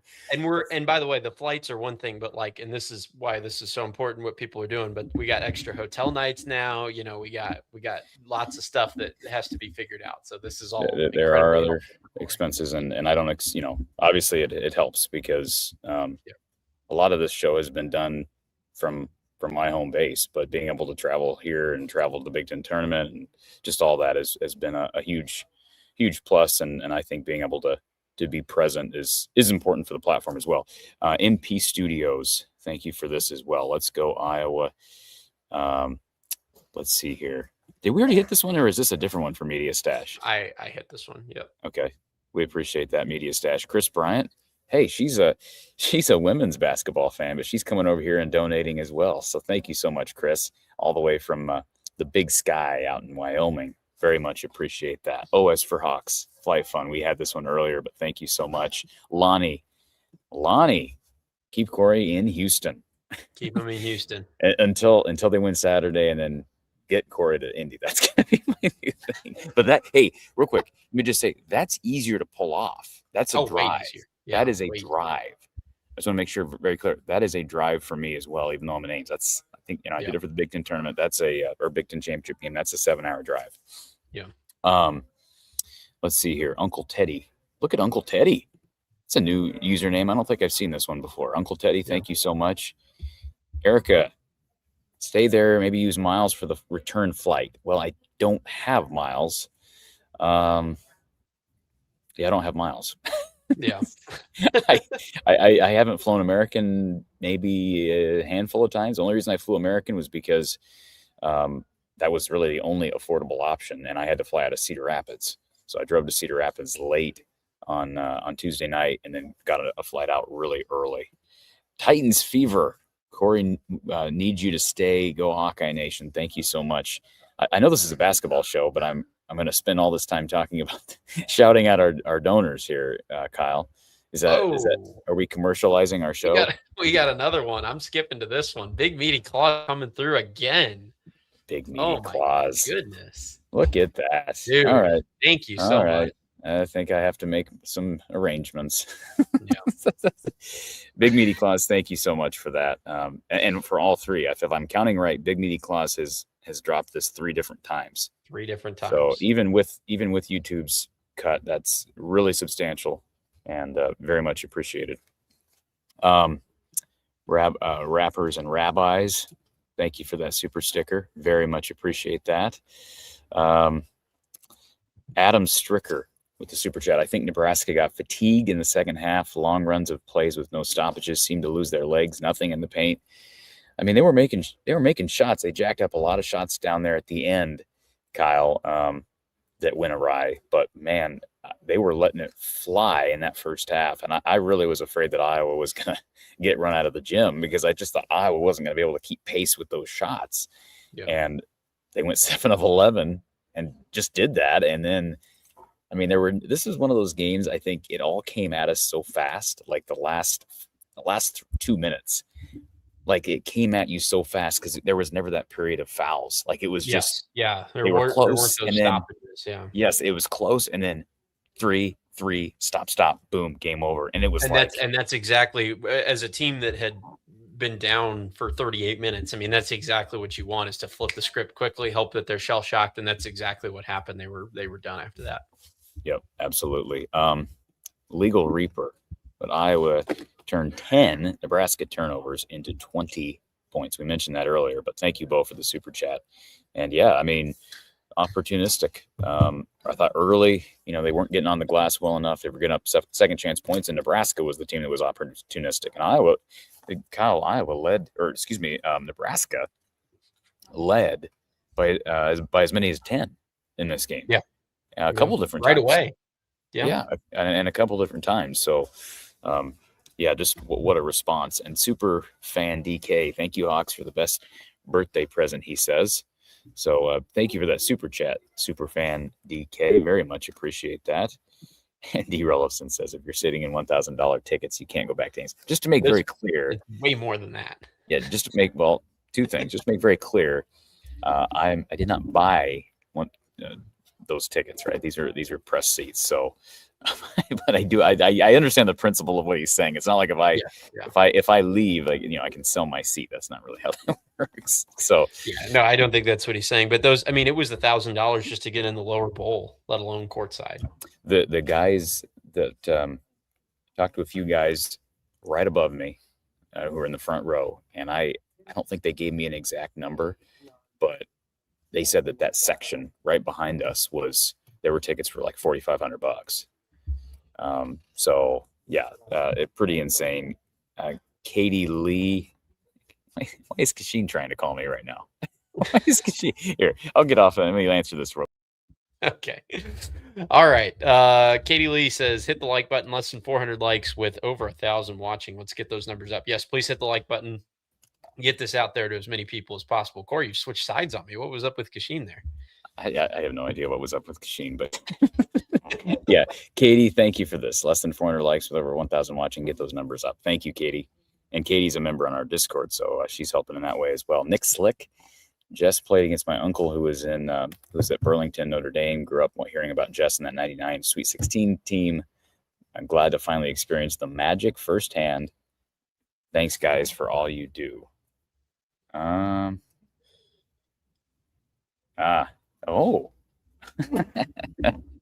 don't know if am I supposed to say this on the air? Okay. Now I know why Kasheen. It looks like I gotta just give me a second. I'm trying to figure out what to do with this. You want to hit this next super chat while I talk? Sure. Here's my 2 cents, Corey. Don't leave. Clyde Tenhawk, thank you very much for your $2 donation. Every dollar goes a long way. So there's his 2 cents. Let's see. Let's try to see if we can get through. Man, I'm trying to even figure out where we are.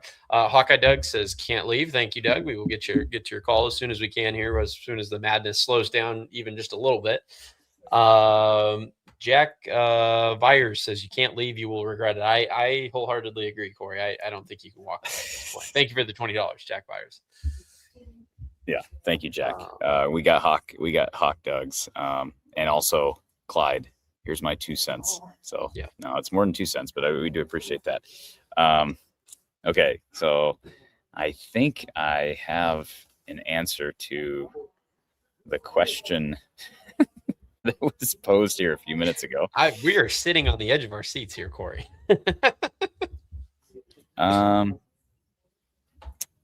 Yeah, I'm trying to find what's being said here, and I'm not.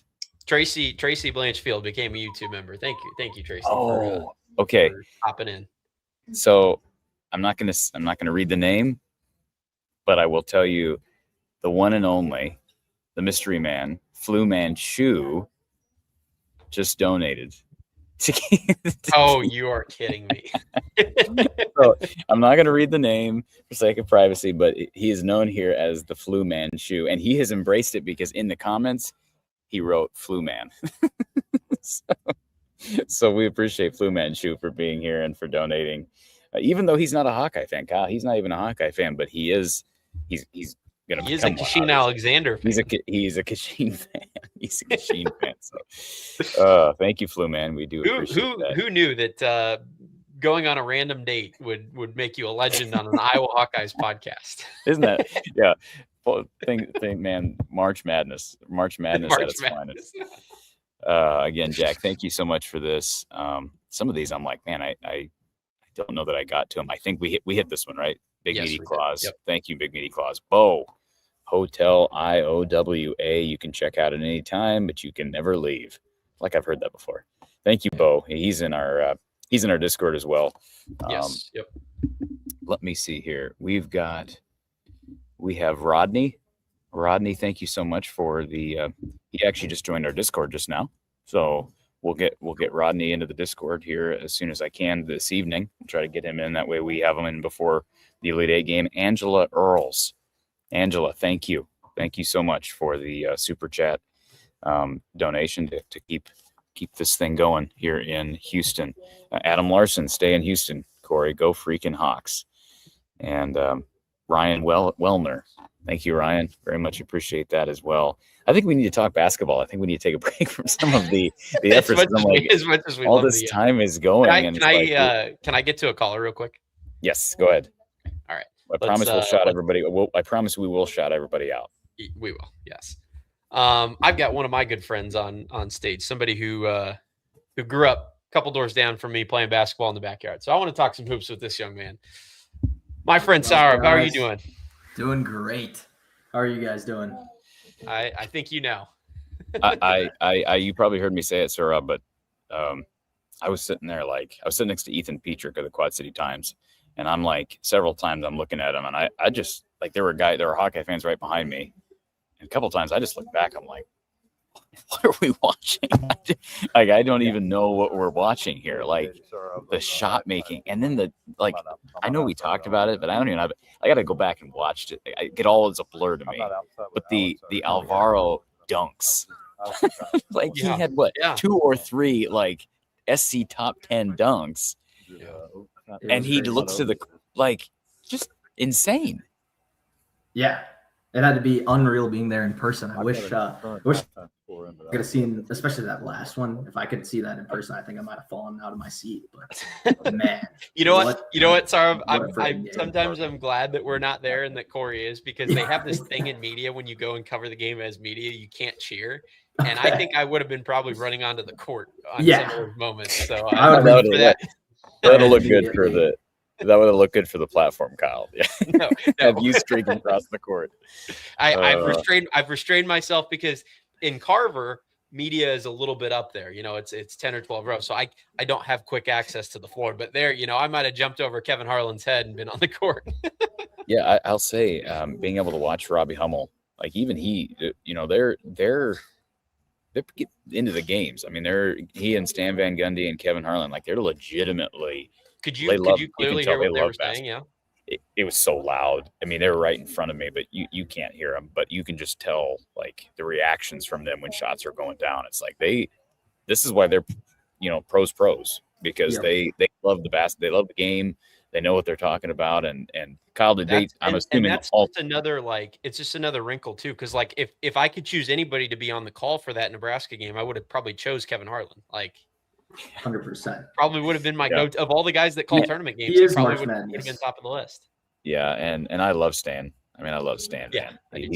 He's phenomenal. And I mean, I just like I said, that the last 5 minutes just all ran together with the shot making, and I mean, how many times they got the game tied and then couldn't hit that shot to get them on top. Yeah.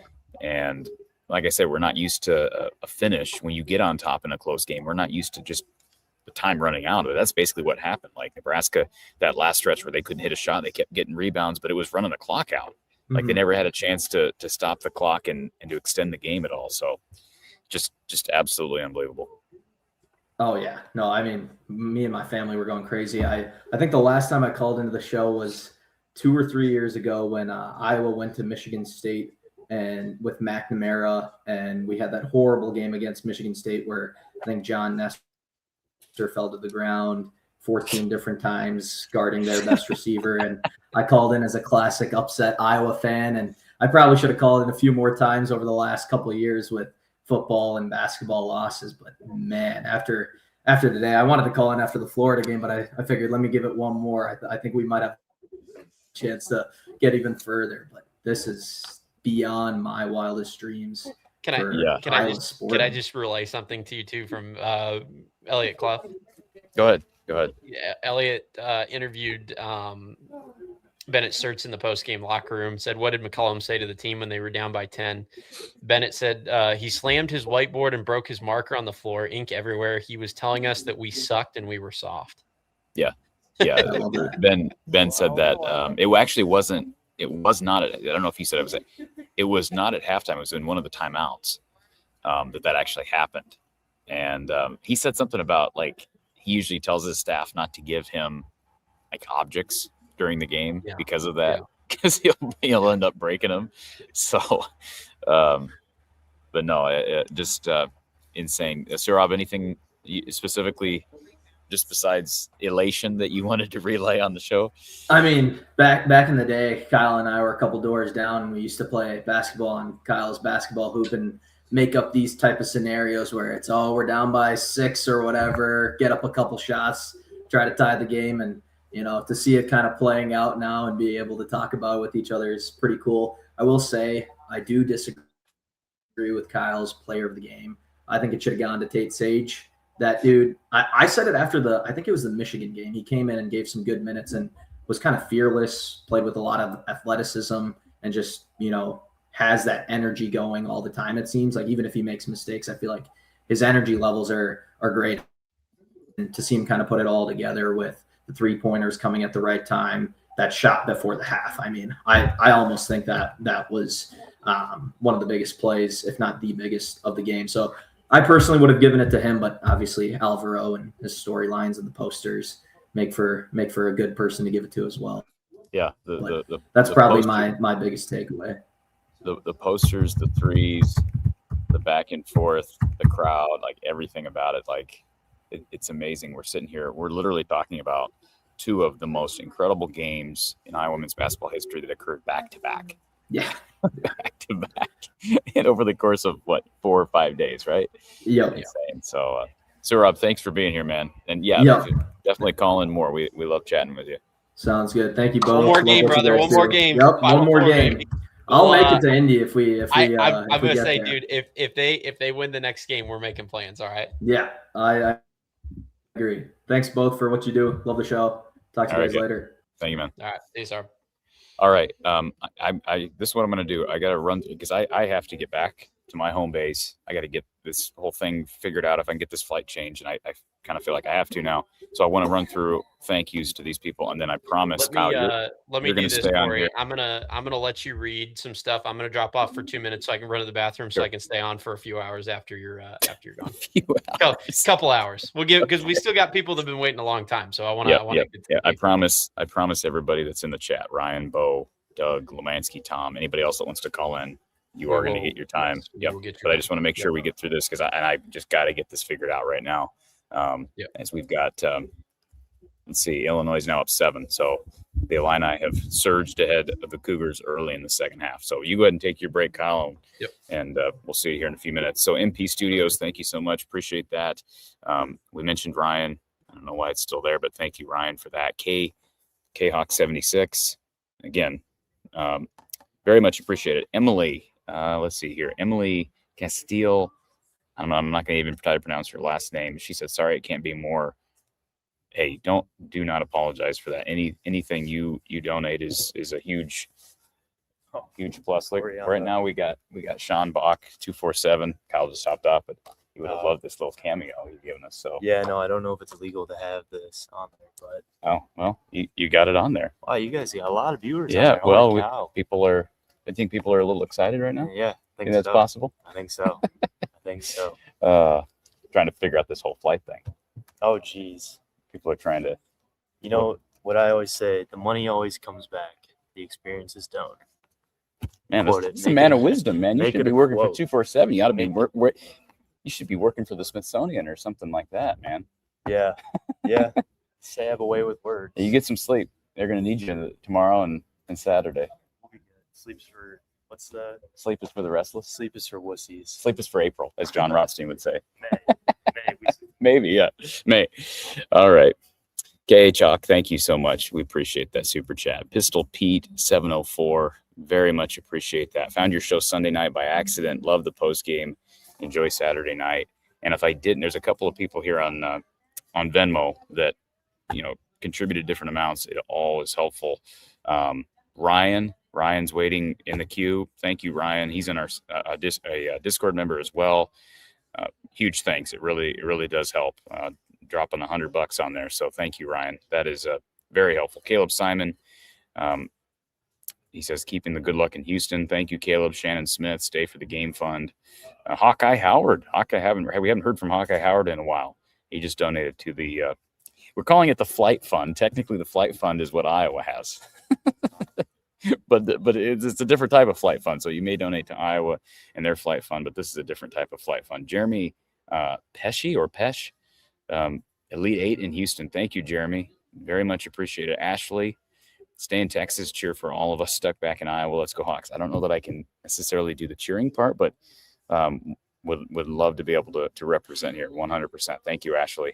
And Amanda, flight change. Wish I could pay your whole ticket. Well, that's very nice of you, Amanda. And again, don't feel bad that you can't pay more, because again, every single dollar helps. Allison Nelson, thank you so much as well. Dropping a Houston Madness Travel Fund donation. Chris Bryant, I think Chris actually donated with a super chat, and now if this is the same Chris, Kyle, she's donating another amount here on Venmo. Chris Godfrey, I think I mentioned Chris Godfrey earlier. Jeanette Ramsey, dropping a donation for Houston. Joe Wagner, stay for the game fund. Larry Conrad, stay. Angela Earls, NCAA tourney Houston. And then Hawkeye Howard also paid up on his Discord dues.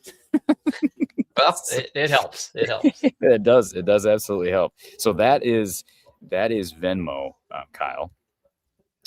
That is Venmo. Let me see if I can look to see if we've added anything on PayPal or Cash App. You go ahead and you keep going here. Because I want to make sure before I get off I do this, but I gotta look on a different device to find this out. Okay, gotcha. Well, let's see. There's a couple of non-super chats that I wanted to hit here as we look through these. Let's see. Steve Nolte says they need to do a wellness check on Connor.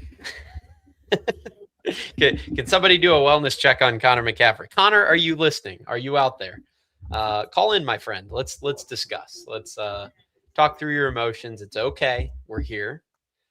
There's no sour grapes now. We're in the Elite Eight. It's all right.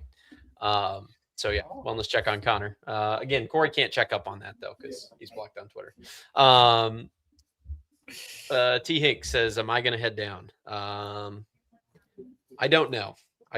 It's tempting. It's very tempting. I was kind of looking into it with I had a friend that's a very good, very big Illinois fan that was kind of thinking about it, and then well, let's just let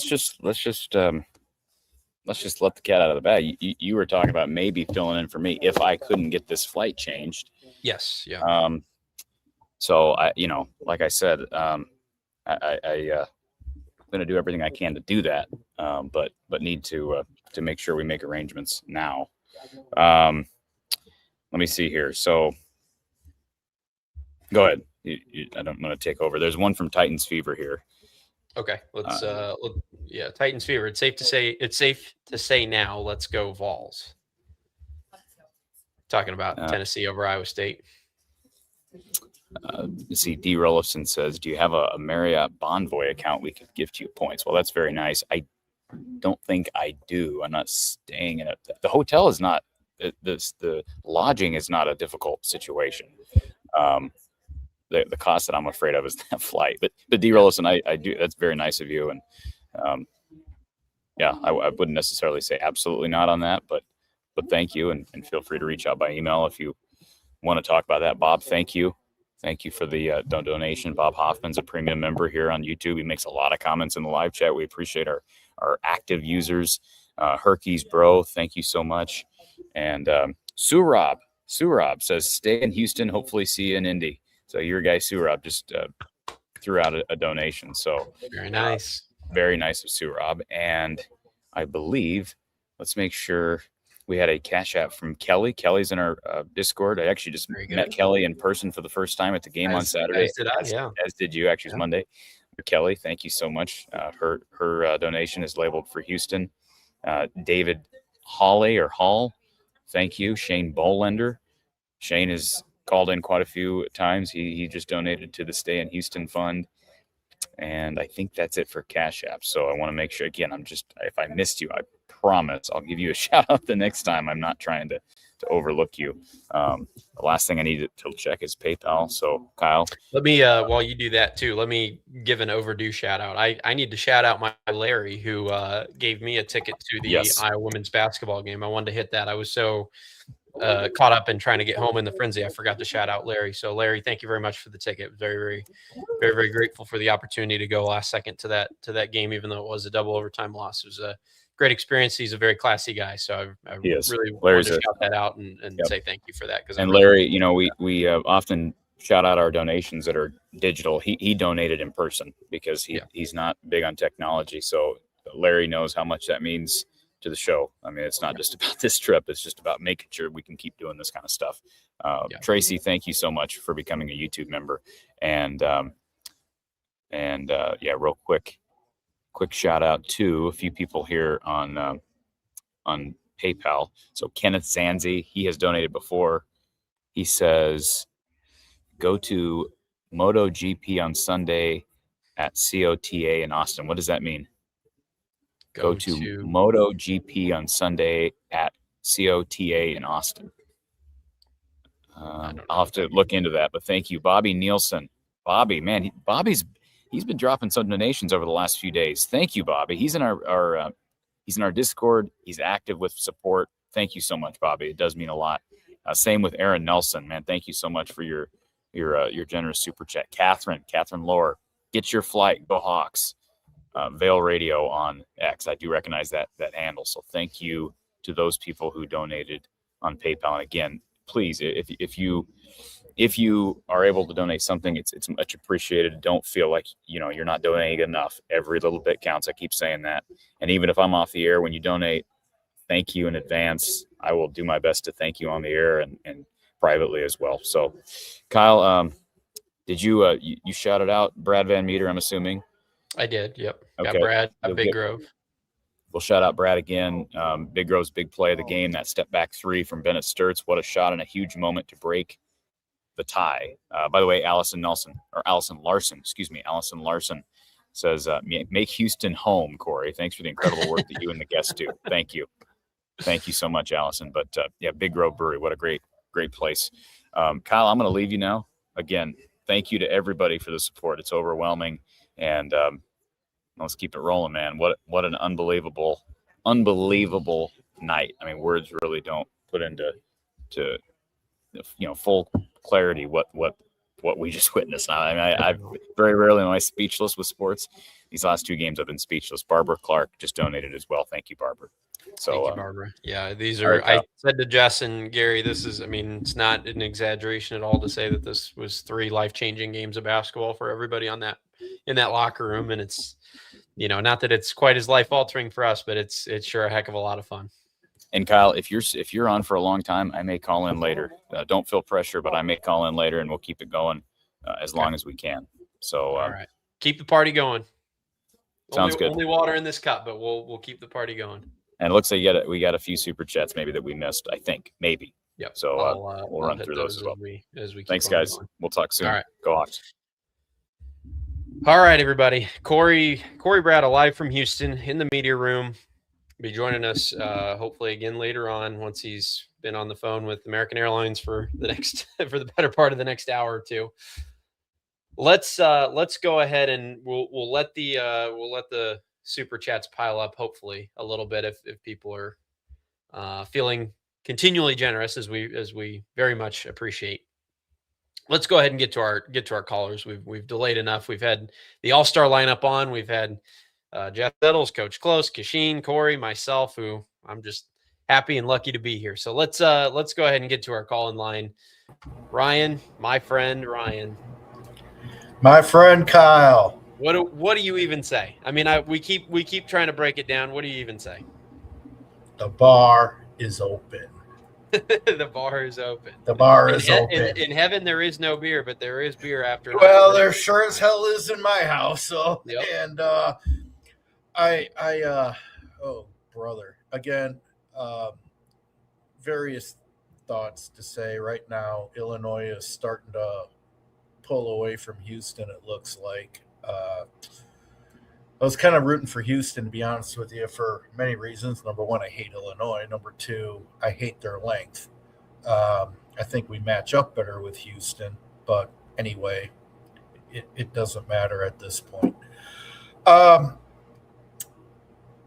87, the difference is that team, I mean, we started something like 21-0 or something like that. Yeah. We famously were getting blown out in Champaign, came back and beat them 91-88 in overtime. That team actually had 7 NBA players. Roy Marble, Ed Horton, B.J. Armstrong, Kevin Gamble, Brad Lohaus, Bill Jones, and Les Jepson. So it had 7. But then you had guys like Sir Jamalot, Gary Wright, and Jeff Moe, who are excellent college players that weren't necessarily pro players, but they were, very, very good. Jeff Moe reminded me a lot of Bohannon from like a shooting standpoint. Anyway, 39 years, I was 11 and a half years old. I'm 50 now. And year one, this was so special. In the first half, and what's really, really crazy, I watched the game against Florida with my mom and dad, had to take them to O'Hare that morning at like 5 a.m. They went to Hawaii. And my father couldn't watch the game. Their hotel did not have it anywhere. And so he's like calling me, watching it on his phone, et cetera, et cetera. And I was just like, damn. The guy's been a season ticket holder of Iowa basketball since 1983. Yeah. And he's going to have to watch it, when he gets home. But and that kind of sucks because this is as entertaining of a game that I can remember. Jess Settles said something like yesterday on the pregame show. that really resonated, and I kept thinking of, in the first half. And he said, if we can keep it in the 60s or even the 50s, big time advantage Iowa. If it gets into the 70s or pushes towards the 80s, big time advantage Nebraska. So when you got a 46-43 halftime score, I just kind of thought, oh boy, here we go. And yet Ben finds a way. Ben finds a way.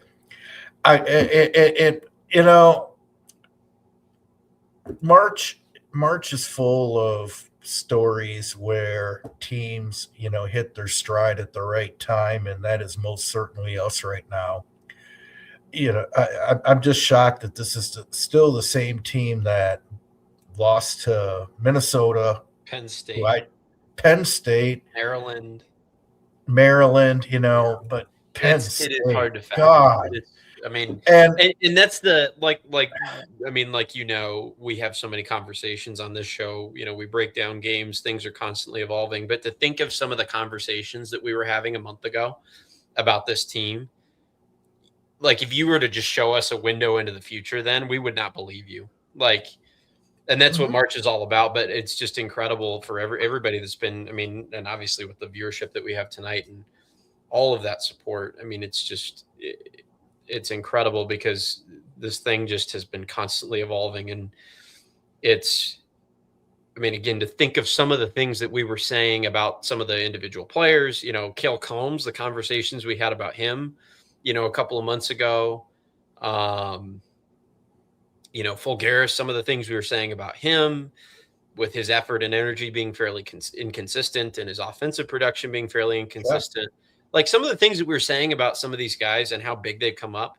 It's a total testament to them, obviously, but it's also a complete testament to the coach because the way that he has got them up for these games and put them in positions to be successful, because obviously you can coach up mindset all you want, but he's put them in an X's and O's position to be successful on top of the mental preparation.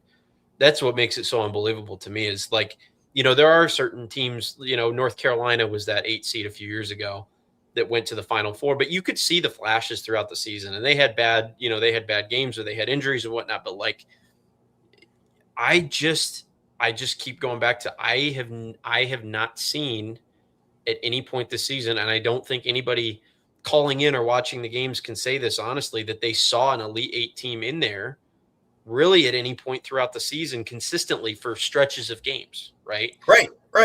We haven't seen that for a 5-game stretch, a 10-game stretch, the way that you would with some of these other Cinderellas. And to think that they have been able to do this on the back of great coaching, great effort, and really, they've been severely out-talented against Florida, and they were out-talented tonight, I think.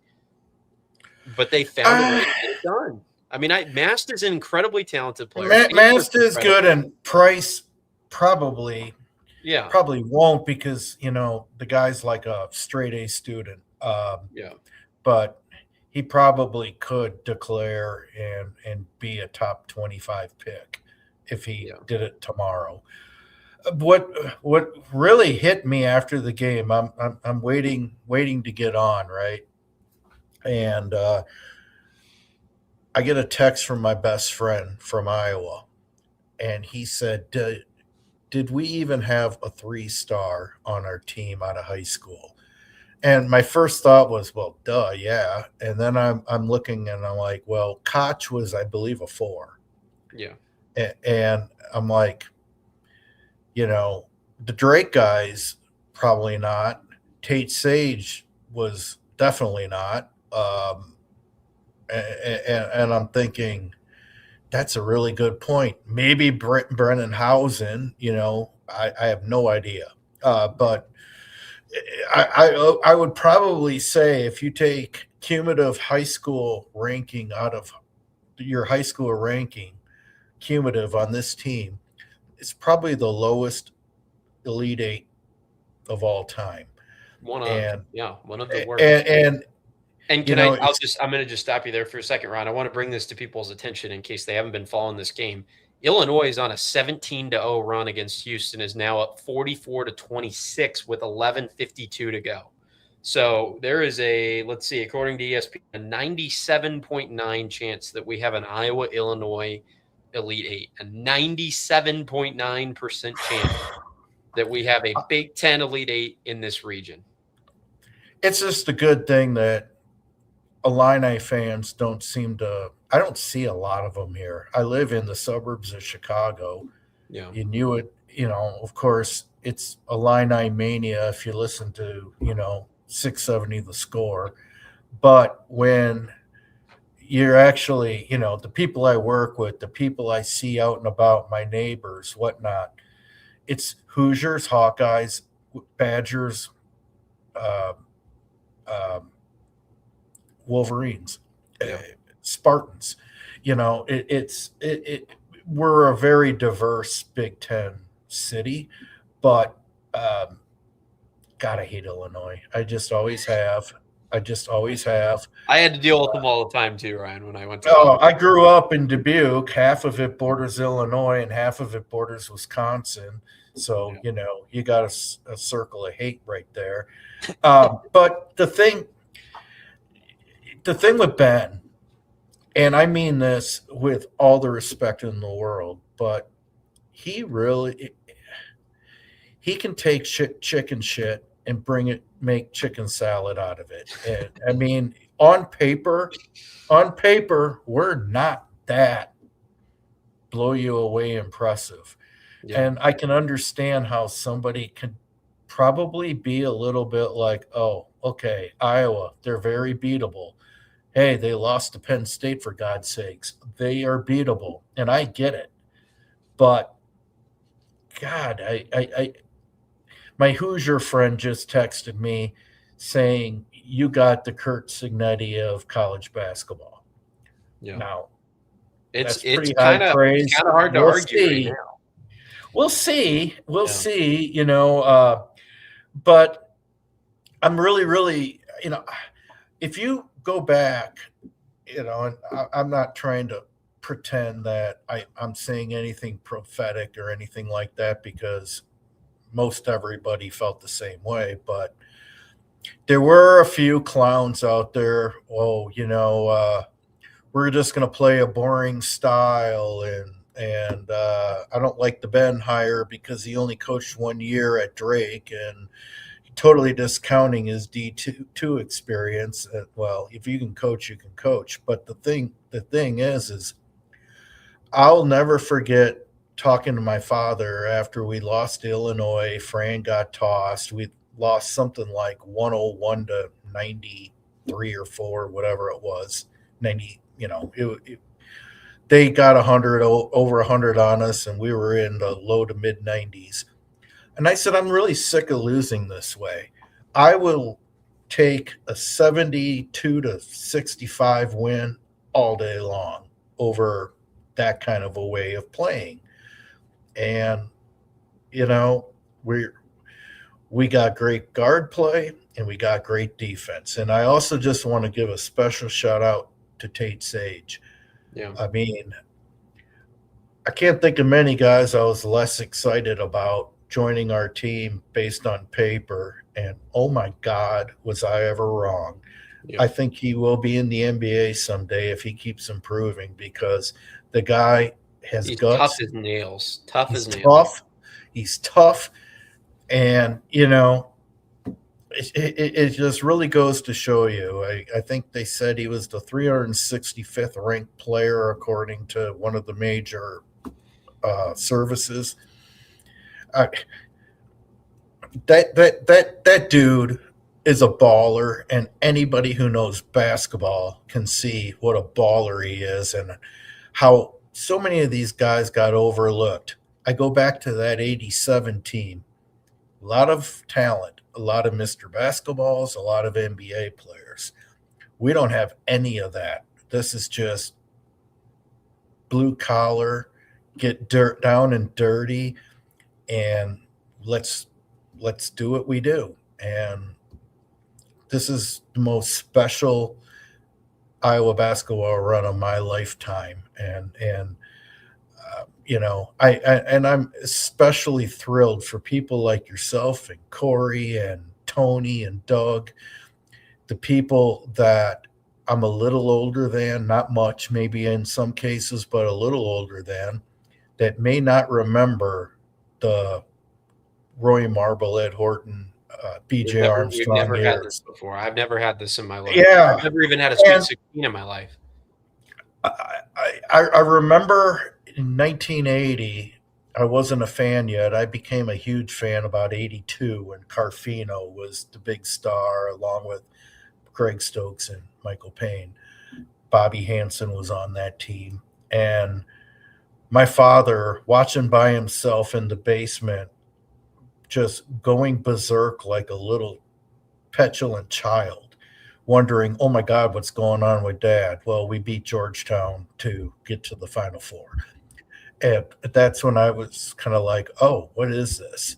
But by about 82, I was hooked. And I mean, I remember that season in the field house because Carver opened the following year. And so this is my favorite men's basketball memory. And it's right up there with beating South Carolina on the women's side. Absolutely. But my God, people, if this doesn't fill Carver and make us a madhouse again, then we're beyond help. You got one of the most elite coaches. Every program in the country that is a UNC, Kansas level type of school will not make a hire until they call Ben McCollum so he can tell them no thank you. Yeah. And I think you would agree that Beth is right away looking at, okay, time to up the ante and give him the big time dollars that he deserves, because we got a gem here. We got a guy who is a born and raised Hawkeye. He's 44 years old. We can easily have him 25 to 32 years, 30 years. So 100%. You got to do whatever it takes at this point. I mean, they just can't, especially with those blue blood jobs open, they can't mess around. So they gotta protect him, because it's very clear what they have now. And I can promise you this, if as much as I'm never been a real big fan of living in Illinois, I am only 4 hours from Indy. And I already told my wife, if we win Saturday, I'm going to buy some tickets. I'm going to book a hotel room. I don't give a flying what it costs. We're doing it, because May never happen again. You were in the restroom. You were actually taking a bathroom break 20 minutes ago or so, and a guy from 0-3 kind of got into he walked up to Cory on air. Yeah. And he said something along the lines of, you can always make the money back, but you can never make the memories again. And that's right. And and I keep going back to 2007, 2008, watching Todd Licklider basketball by myself in my basement, thinking my kids will never give a crap about Iowa basketball because this product sucks. Yeah. And it was the polar opposite of what I grew up with, where a Sweet 16 was a great season, but you knew you could always go a little further. And we did a lot of great things. And in the 80s were a fun time for Iowa basketball. It was an institution in my family and around the state. The 90s were fun, not quite as good as the 80s, but I think this is just the first of many, many, many late March post games we're going to have from the Hawkeye of the Storm. And God bless you guys, and thank you for what you do. Yeah. I am so damn proud to be a Hawkeye. I am too. I'm going to leave you with one chat, Ryan, and then we're going to get you going. Would you like to read that for me? Do Connor and CC show up in Indy? I think CC probably will just tell him this is what we're doing. and he'll probably do it. But I don't know. I was gonna ask. Jess Settles if he heard if Connor McCaffrey or Patrick showed up down there to root on the Hawkeyes. No, they definitely did not. No. Well, you know what though? Your dad or not, and you can, and I can't blame them for being loyal and loving their dad. And I met Fran a few times, and I found the guy to be a fantastic person, at least meeting him one-on-one. He was a really good guy. He really was. I can't blame them for not liking the way it ended, but you can't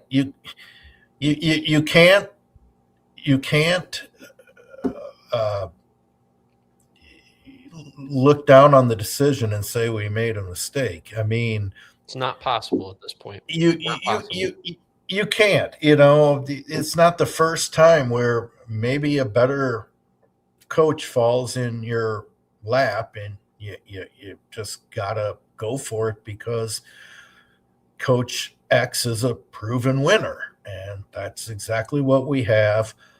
I can tell you that the Hoosier fans that are friends of mine, they've been saying all along they wanted McCollum then.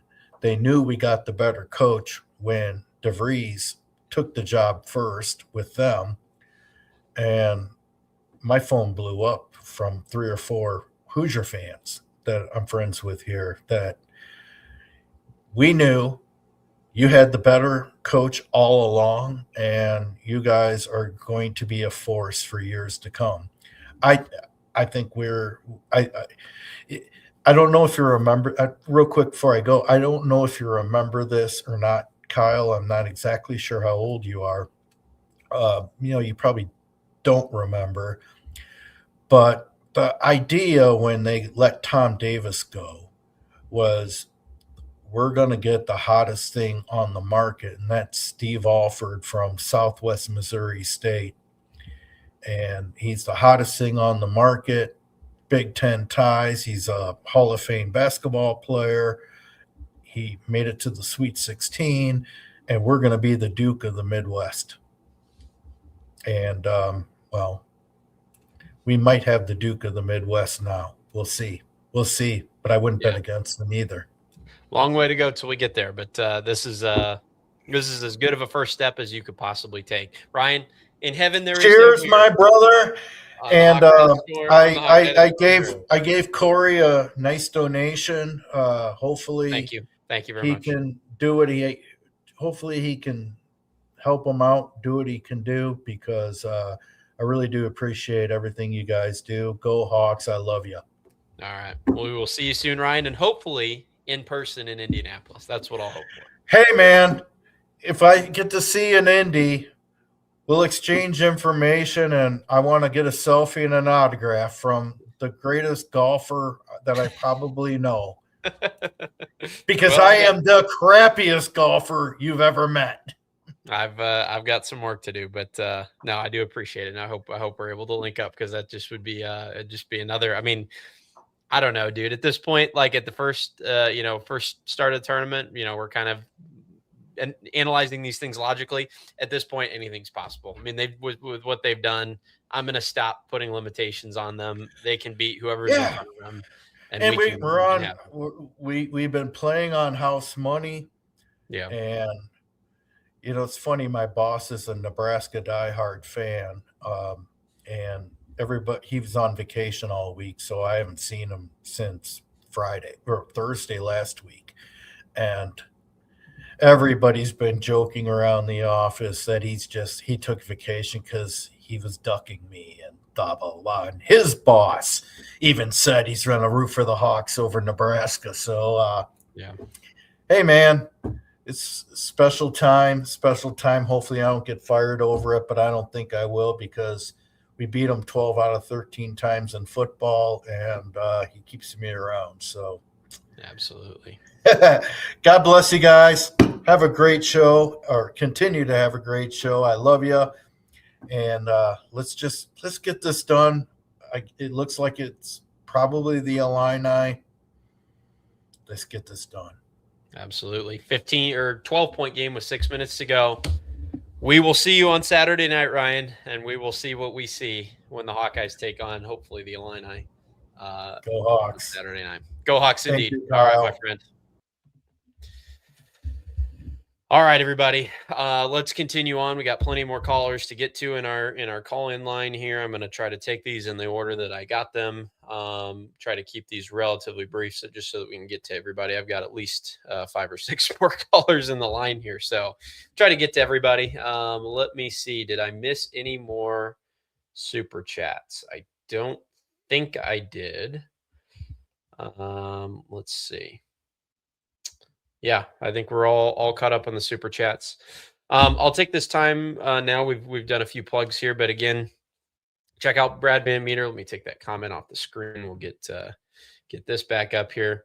Talk about Brad Van Meter. Reach out to him for insurance needs. We've been plugging him throughout the duration of the season. Don't forget to like the video. Big Grove Brewery, support them. Go to their tap rooms. Everybody that sponsors the show. Follow me on Instagram and YouTube, Kyle Spence Golf. Put out some golf content, do a lot of golf coaching in the Iowa City area. If you're interested in taking that next step in your game, work with people online and in person in the Iowa City area. So both virtual coaching and in-person coaching. If you're interested in taking that next step in your golf game, we'd love to help you do that. So Kyle Spence Golf on Instagram and YouTube. And yeah, keep the donations coming if you feel so inclined. We very much appreciate all the support, both monetary and non-monetary. So please continue to do that if you feel so inclined to keep Cory in Houston, and then hopefully send him to Indianapolis next week. All right, everybody, let's go ahead and get to our next caller. Bo from our Discord. How we doing? Hey, not bad. I'm watching this Houston-Illinois game. Houston cut to 9, and then Illinois goes back and hits another 3. So we might not want to count Illinois in just yet. Okay.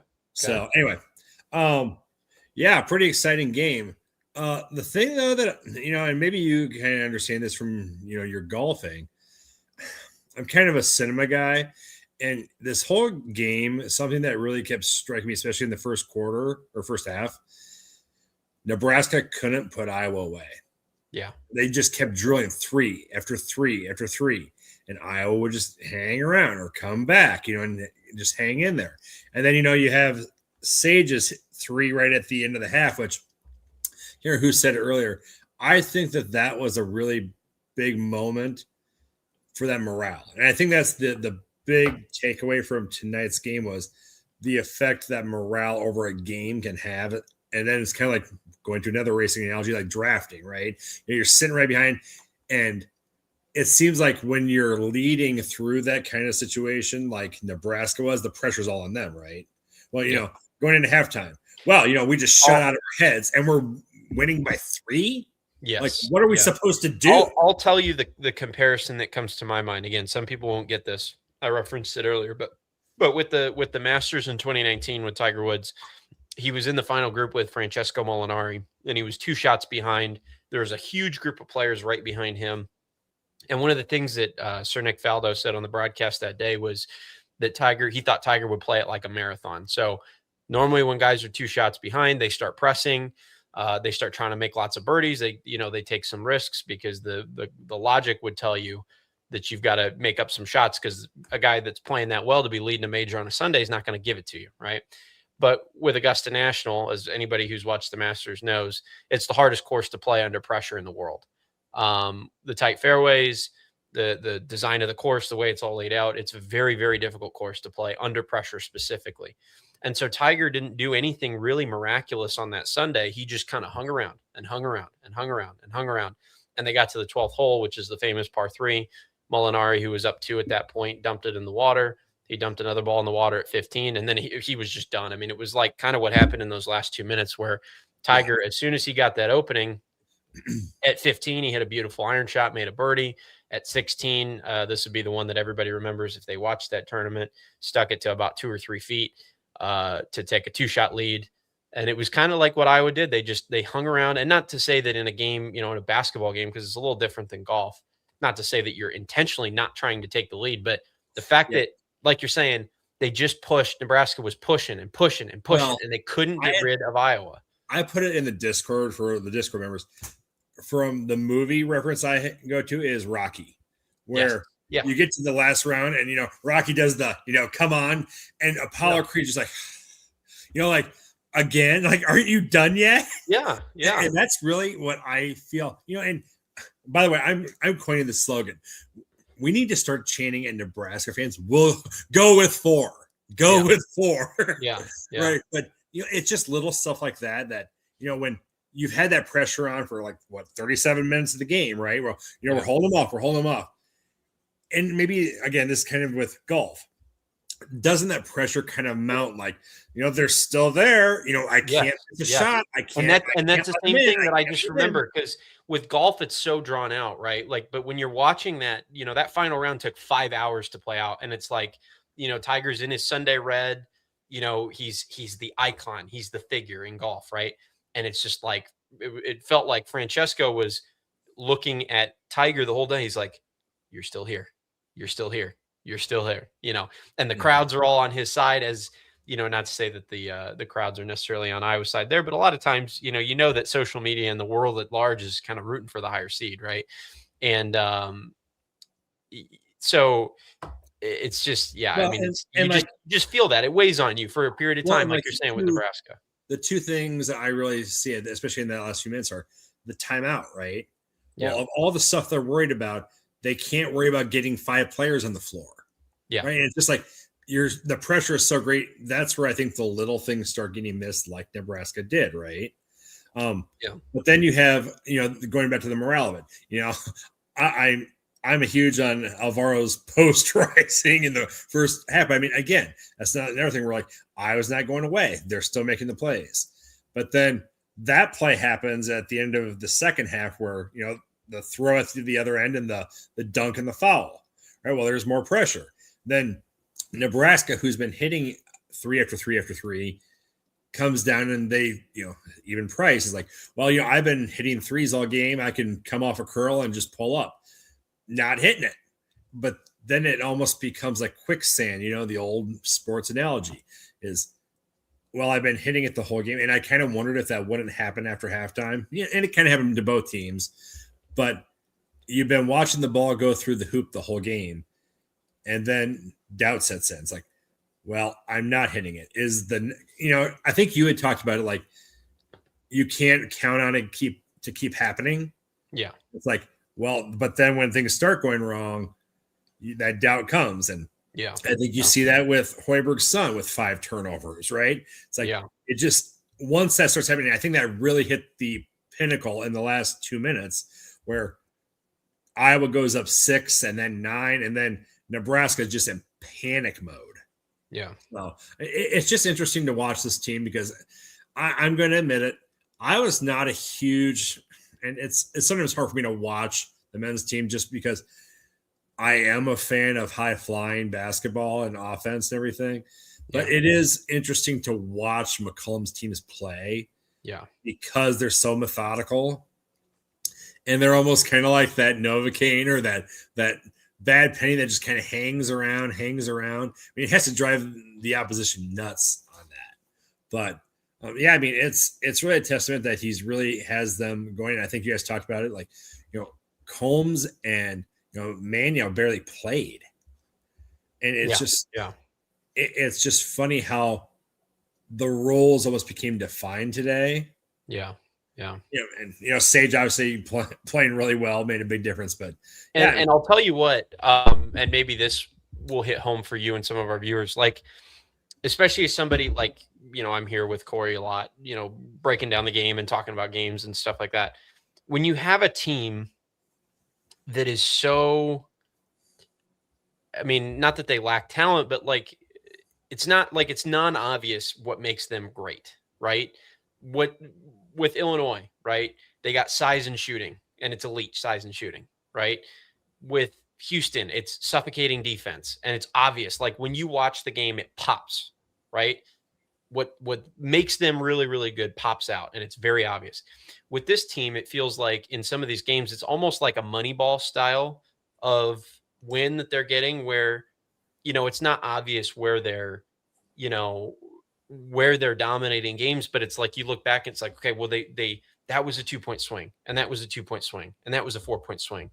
And gosh, like they put that dude in the game and he came in for 15 minutes and did this, right? And then you look up at the end of the game. So it's like an analytical puzzle to try to figure out, like, why are they so good? How did they, how did they compete with Florida? How did they beat Nebraska? It's just it's a puzzle almost to be solved from an analytical perspective, because it's not obvious what makes them so good. And that shows, to me, that highlights the genius of your coach, because he's the one that's tasked with the responsibility of finding those 2 points here and 3 points here. I mean, it's the same thing in golf, right? When I'm working with great college players, it's like, hey, where can I find you half a shot here, half a shot there, a quarter of a shot here? And that adds up at the end of rounds. And it's like, this dude, like when he's warming up on the range, he doesn't look that good. And he just shot a 68, like those are the things that happen in sports. And to have that happen with Iowa basketball, I mean, it just highlights again the genius of Ben McCollum and what he's been able to do, because it just visually looks like it shouldn't be happening, but it is. Well, and the other thing, like it's strange because I'm going to call it efficiency, but I had put out the super chat about, Iowa has 5 turnovers the entire game, which I really can't remember the time I watched a basketball game where a team had 5 turnovers. Yeah. And Nebraska has 10, which really in the grand scheme isn't that bad for a major college basketball game. No. Yeah. But Nebraska has 7 points off 5 turnovers. Iowa gets 20 points off the 10 turnovers. Yeah. And that efficiency, I mean, really, that's the difference in the game. Yeah. I mean, and so it's not just, a lot of people talk about like the defense. You talk about Houston. Yeah, teams will turn you over. But what can you do with the turnovers? Is this one that you're just stealing possessions just to burn clock, or are you going to go down and get the points? So, yeah, yep, but absolutely. That's what I got for tonight. I'll let others get on. I know everybody's waiting, so thanks for taking the call. Yes, absolutely. We do appreciate the support and enjoy having you in the Discord. And man, let's keep this whirlwind going for one more week. How about one more week? Sounds great. Thanks. See ya. All right. Thank you, sir. All right. Appreciate Bo, his contributions and his engagement support. We're going to keep on chugging along here. I've got news from Cory here I'd like to relay. I would like to shout out Charlie Norton for a donation towards the Stay in Houston Fund. Not too late to contribute to that, by the way, if you'd like to. But Charlie Norton with a generous donation to keep Cory in Houston for a couple more days. Cory, I'm sure, fighting with some American Airlines employee right now to try to get his flight changed. So we'll continue to provide updates on that as they become available. Maybe we'll get Cory to call in not too long if he gets that resolved. But Charlie Norton, thank you for the donation, and everybody that's been a part of donating tonight to keep Cory in Houston. I do appreciate on his behalf what you guys have done for us, what you've done for him, and the opportunities it gives us to bring more coverage and more content your way. So we do appreciate that. All right, everybody, I've got 3 more callers, unless we have somebody else that wants to hop in line here. We'll get through these 3 and maybe see if we have any more donations, and sometime around midnight, I'm sure we'll call an end to this. But man, so much fun. Doug, I am sure of one thing, and that's that you're having a heck of a time, even in a 2.5-hour queue. 2.5-hour wait. Just thinking about all the things that are going through your head after a game like this. Let me hit Bovis real quick before I forget. How do you join Discord? Donate $5 or $50 through PayPal, Venmo, or Cash App and label it Discord. The links to those are in the description. So please do that. $5 or $50. Doug is in there. We've got plenty of people in there. Figure it out, you can figure it out. I'm pretty dumb, yes. so And then you'll download the Discord app to your phone, or you can use your computer for it. I will send you your link personally if you do so. And we've got, I can't remember even how many people we're at. We're at like 80 people in there now, including me and Cash and Cory, and our guy Keegan that does wrestling stuff. So Iowa men's basketball, women's basketball. We'll open our football channel here and a wrestling channel here relatively shortly. We've been doing halftime shows in there from time to time. So if you'd like to join, PayPal, Venmo, Cash App, label your donation Discord. We got those links in the description. Doug, take it away. No, just this is the first time, that I really felt the Hawks throughout this tournament. I've talked about the Iowa basketball curse before, And just if you look back on Iowa basketball history, I don't want to compare it to like the Cubs and the Billy Goat and all that stuff, but it's just like a lot of just what ifs in Iowa basketball. I mean, your people were asking when last time they went to the Final Four, but before they went in the 50s, they went to the Final Four back-to-back years, and they had to play Bill Russell, the winningest guy, 11 NBA championships. But people forget Bill Russell also has 2 NCAA championships and an Olympic gold medal. I mean, he's the winningest. I mean, I'm not going to debate if he's the best basketball player ever, but he's the winningest basketball player ever. Kareem up there as well, too, with his NCAA titles. Yeah. And, it felt like we were getting breaks. Them only having 4 players on the court. I thought the draw was good. Even beforehand, I feel comfortable going to Illinois, against Illinois. We might go down there. It's 14 and a half hours from central Iowa. Tickets already went down about $50. We thought once the Houston people started selling off their tickets, it might go down to, because we can't. You're right. The lower bowl was like $1,000. Like, it was insane, unbelievable. Yeah. We were up in the 300 level at the United Center. And again, this season has been, like losses to Penn State, losses to Minnesota, those road losses. The thing I really was kind of upset throughout the whole season is it seemed like Ben was on a learning curve, like learning how to coach D1 Big Ten basketball. And, let's try. Oh, Rule was there. James was saying Nebraska. Good. I hope he was there. I hope he was there. He needs to get used to having his seasons ended by Iowa. Yes. Well, and they think, I guarantee this hurt them so much. James says too, by the way, when they showed Rule on the TV, Iowa went 15-6 run. Again, if you ever want to have Iowa do well, just have that guy around, But I don't want to, because James is a great Hawkeye, Ryan's a great Hawkeye. What I'm sad about, though, and what I learned today is I'm much closer to Ryan's age than your age. That makes me very sad. But again, they've never made a Final Four in my lifetime, and I'm in my early 40s. I don't remember. I watch a lot of YouTube clips. I don't remember BJ Roy and Eddie. I was 4 or 5 years old when they were playing. I've watched the UNLV game on YouTube several times. I know I've watched the Indiana game earlier that season. I know they could have beaten Indiana. Like I said, just bad luck. A lot of bad luck. I mean, a lot of bad mismatches. Like everyone talks about, like Ray Thompson. I hope I get that name right. Being ineligible in '89. Chris Street death. We're going back to Jess. Jess missed 2 years with a back injury. We mocked Jess. Jess 1996 was a potential NBA draft pick.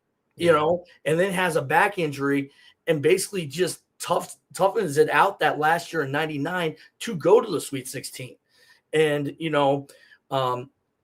I don't even want to get into the Alfred stuff. In 02, I was a senior in high school, and that team with Reggie Evans and Luke Rucker was a preseason top 10 team, ranked in the top 10 in January. Went 5-11 in the Big Ten. I don't even know how that happens. And then 3 months later, the Pierre Pierce stuff happens, which a lot of people don't know the real details of. And you don't give him a second chance. And then just all these things that Iowa basketball has been through. And I've said this before, it is a sleeping giant. I was cheering for Caitlin and all that. But there's a part of me as a men's basketball fan going, why are these people jumping on board with this team? And I know it was hard to support Fran, and I know Connor didn't make it any easier. But again, I'm so happy when I saw that we had as many viewers on the last show, and we have so many people interested. Again, I love Iowa men's basketball probably more than I should. Like I said, it's irrelevant to most people, but it means something to me, and this run means something to me, and I'm just so happy. And like I said, there was a lot of trolls and a lot of things going on 3 or 4 weeks ago, and people were questioning how good this team is, questioning Ben. And, we now feel better than Indiana. We feel better than Nebraska. And it shows us the other thing, again, I'm going to go off of what I was off on this tangent, is how good the Big Ten is. Yeah. And they're traditional Big Ten teams. It's Illinois, Purdue, Iowa. These Michigan State, all could be in the Elite Eight. And those are all original Big Ten teams.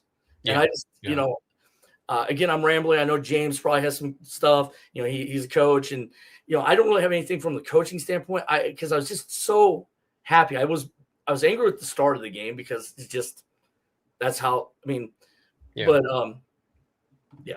I have more stuff, but you have anything you want to ask me, Kyle? Well, I just wanted to give everybody an update. We're now 40 seconds away from Illinois advancing. They're up 62-55. Houston did just get a steal on an inbounds pass, so it looks like, well, I'm getting live updates here. But anyways, Illinois is still up 7 with 40 seconds to go, so I think we're fairly safe to say that will be the opponent when Iowa plays in their Elite Eight game. Which again, just unbelievable to even say that sentence. Yeah, it's not just, again, like everything you're saying is true, Doug, and it's not even just.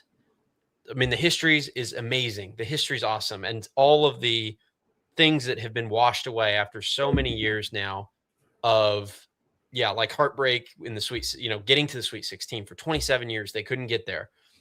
40 plus years now on the Final Four end, and that's, it ends with a buzzer beater basically on a 1 seed, and then it's Nebraska.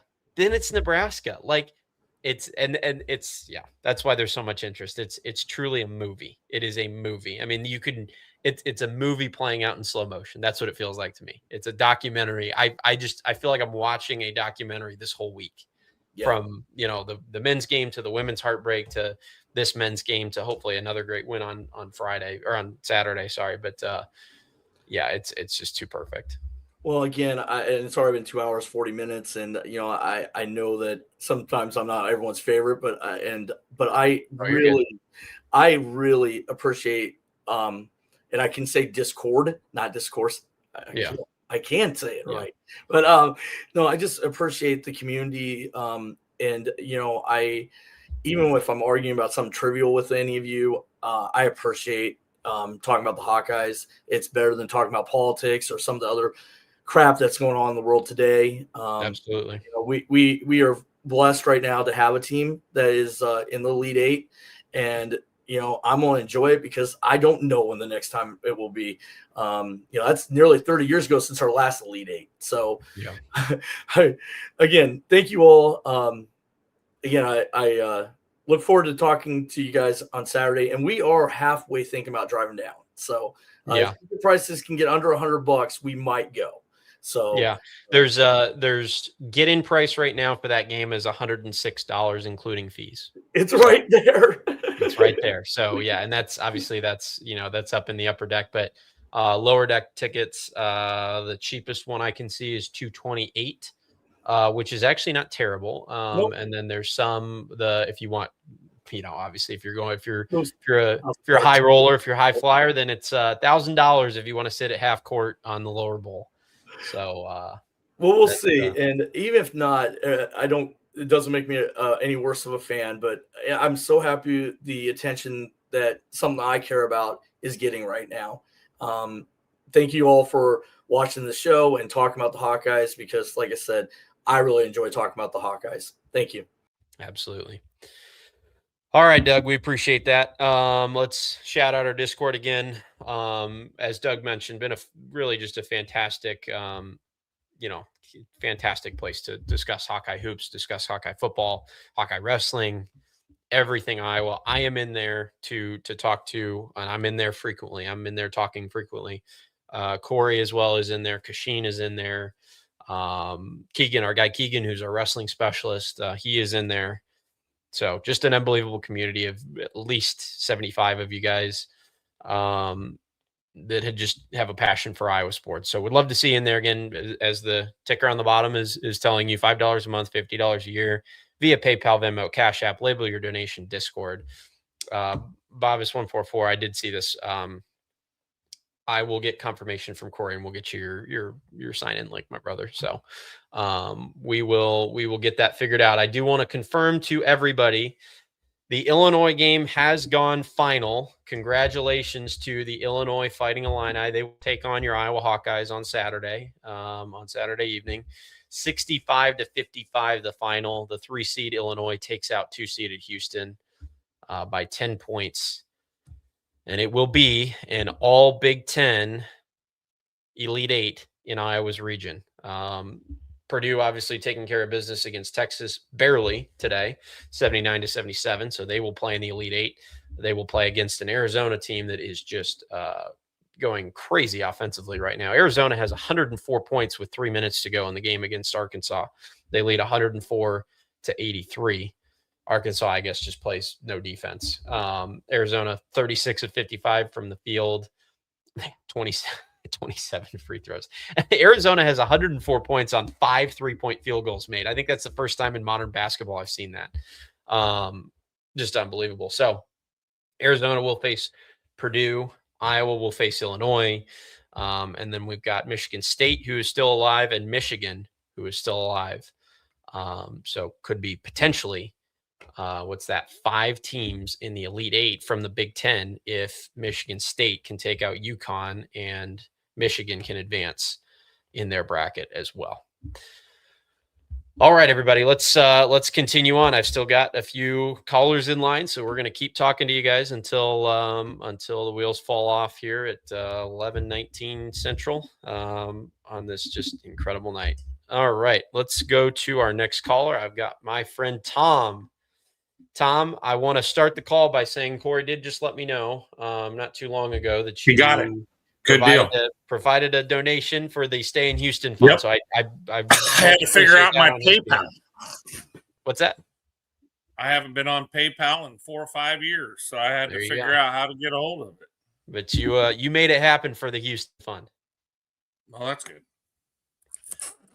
Where do you want to go? You want to talk history first? Or you want to talk the game? I want to talk whatever you want to talk about because you've been waiting for 2 hours and 45 minutes.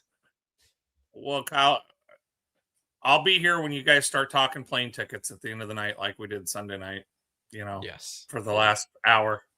Yep. Anyway, the 1980 season when they went to the Final Four, it's kind of similar because Ronnie Lester got hurt on December 22nd. And it was what the team could do just to make the NCAA tournament. Yeah. And then when he come back, Lammansky will be able to fill you in a lot better than I will. I wasn't very old. About all I remember is my parents and how excited they were in the Final Four. And, they beat Syracuse and then went on to beat Georgetown, I believe. And, Special K was my player, Steve Kraftson. That was my favorite player, the Ronnie Lester era. But, so, and then like my parents, they grew up, they graduated from high school in the 50s. So they were a part of the Final Four team from the 50s at a young age. So it was pretty special when they made it in the 80s, kind of similar year discrepancy, just like what we're going through. But so what I got wrote down here, and I posted that Iowa's first rebound came at 14:31 left in the first half. Yeah, that's unbelievable. Ben Skirts got the rebound, and he was fouled. Okay. Yeah. And Nebraska got the first 8 rebounds. And if you go back and look at the stats, that's about what we got beat by in the rebound board. Yeah. And who would ever thought that? I mean, I know Nebraska's big, but to play Florida even up and then we lose the rebound advantage by 9 tonight. Yeah. So that first 6 minutes was pretty crucial. Really, Iowa played toe-to-toe with them from then, won from that 14:31 mark. It was 16-8 at 14:31. Yeah. The other thing I thought was you got to lay it to the coach, but you guys talked about early on, close talked, Gary and Jess was talking about Mast, how he made the first 3 baskets. Yeah. Well, they took Koch off. They changed up defense on him after that. Mhm. Yeah. I mean, he was just beating us. And Yeah. so glad we didn't, they changed that up, and that obviously made a big difference. He wasn't near as effective. Yeah. Yeah. Yeah, So, he's so dangerous too because I mean, obviously with the way Nebraska plays, you can't crowd the paint because they have so many shooters running around the outside. So, between obviously Price Sanford's he's the big threat, but you know, Frager. I was worried about him at the start of the game. I mean, he he's started hot. what like 3 of 3 from deep or 3 of 4 from deep, Yep. and Well, he ends nobody up with missed. yeah. Them first 10 Nobody. minutes, nobody missed. Yeah. It was he ended up 5 I of just 8 couldn't from believe 20. Iowa. 7 of 11. I couldn't believe they were hitting them. Yeah. That was just amazing. And if they And go 3 of 11, they're down 15. So there you go. And what's interesting is we kind of played their game. We didn't play Iowa's game. We played their game. Yeah. Because we beat them at their own game.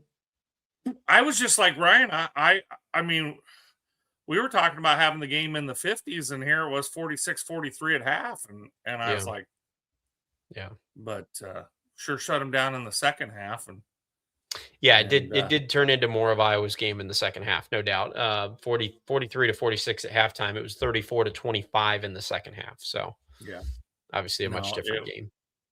But it was a good game. I didn't even know the refs were there. Really. Yeah. That was good. And they, there was some fouls called in the first half. I don't think anybody had any problem with them. But that second half, they really swallowed their whistle because there were 3 fouls before Nebraska started to foul at the end. There was 2 for Iowa and 1 for Iowa and 2 for Nebraska. So that was good. They were pretty invisible. So the free throw line didn't. I mean, it was important, right? But it didn't come down to the end, and it was nice, a lot nicer being ahead by 3 at the end than being behind by 2.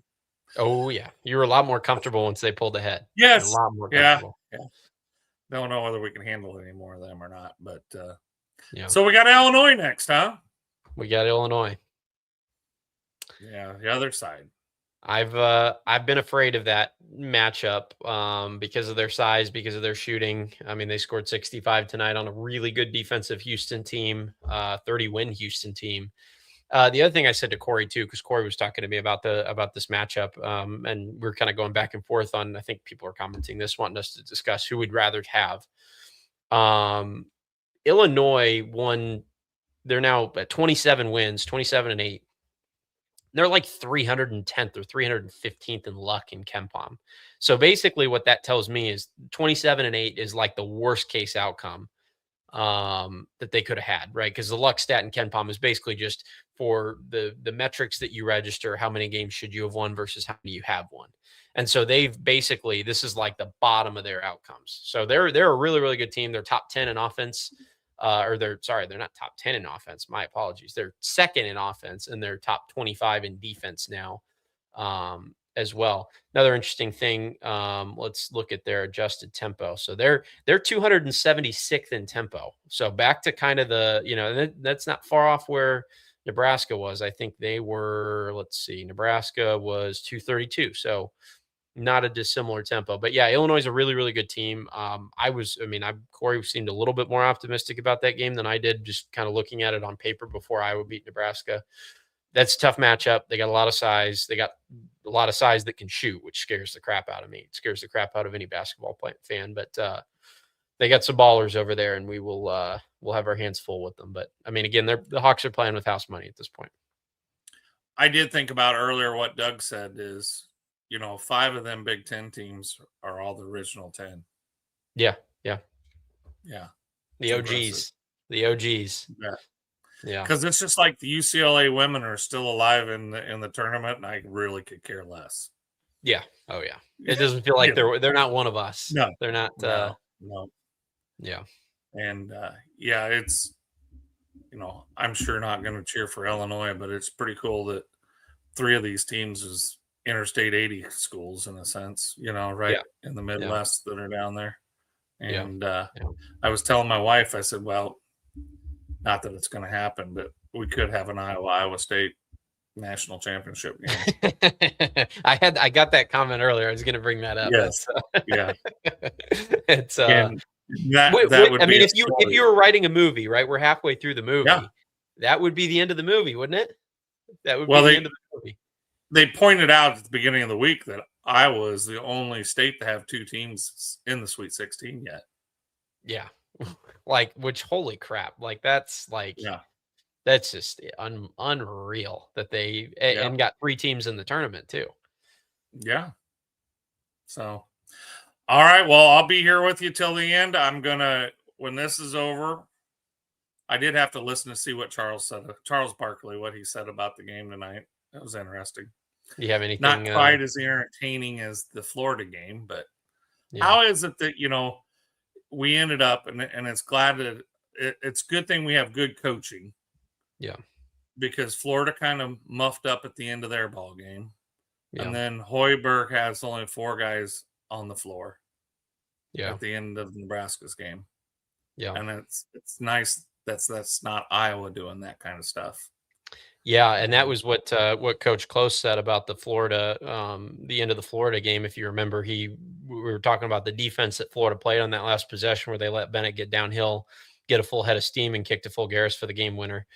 And Coach said, we asked him, like, hey, what would you think of that defense? He said, stupid loses more games than smart wins. And it's absolutely true at this level. Well, how about the 3-pointer at the end of the first half tonight? Unbelievably stupid. I was like, how did they let them get that off? I mean, it wasn't like there was no play design. It was just like a dump off. They're running the clock out, and he's like, I guess I'm open. I'll shoot it. And they gave us 3 points. Yeah. Just handed them. That was a big bucket. I'm not saying it's the play of the day, but it was a big bucket.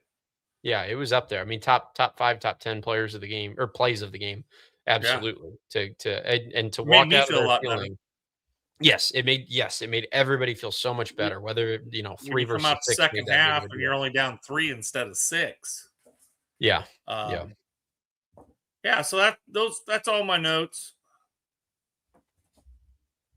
Cool. See you. Well, I do appreciate your support, Tom. We appreciate your donation. I know Corey does to keep him in Houston for a couple more days. You bet. So we will hopefully see you after another. I'm not, again, like I said, I'm not putting any more limitations on what they can do. So hopefully we'll see you after another great victory. We're having a big card game Saturday night. Okay. And we're supposed to be watching dirt racing, stock car racing. Okay. But I guess we're going to have to watch that probably tape delayed. Okay. And we're going to have to figure out how we can get the ball game in the shop. So, yeah, I think so. I think plans. there's no way around it now. I had lessons scheduled tonight. I had people I was supposed to teach, and you know what? You just when something like this comes around, money can be made again later. Well, if we go another 27 years before we ever get back here, I probably won't be around. So I better watch it now. I don't think it'll be another 27 years. I hope not. Catch you later. All right. Sounds good. Do appreciate you, Tom. All right, everybody. We are I just can't wrap my head around this, man. This is unreal. I'm 25 years old and I've never had this in my life. I will be chasing this addictive drug called March Madness victories in for the rest of my life as an Iowa Hawkeye fan. So my goodness, Iowa taking on Illinois on Saturday.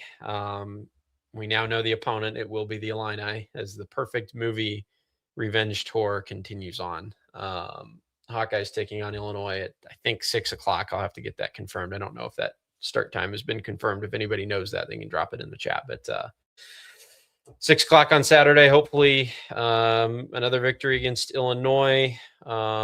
James is saying 6:05 Eastern. James, I'm going to add you to the mix. We can talk more. Yeah, put it on Twitter, 6:05 Eastern. 6:05 Eastern. Got it. Yeah. Revenge tour 48 hours from now will be one step further. No.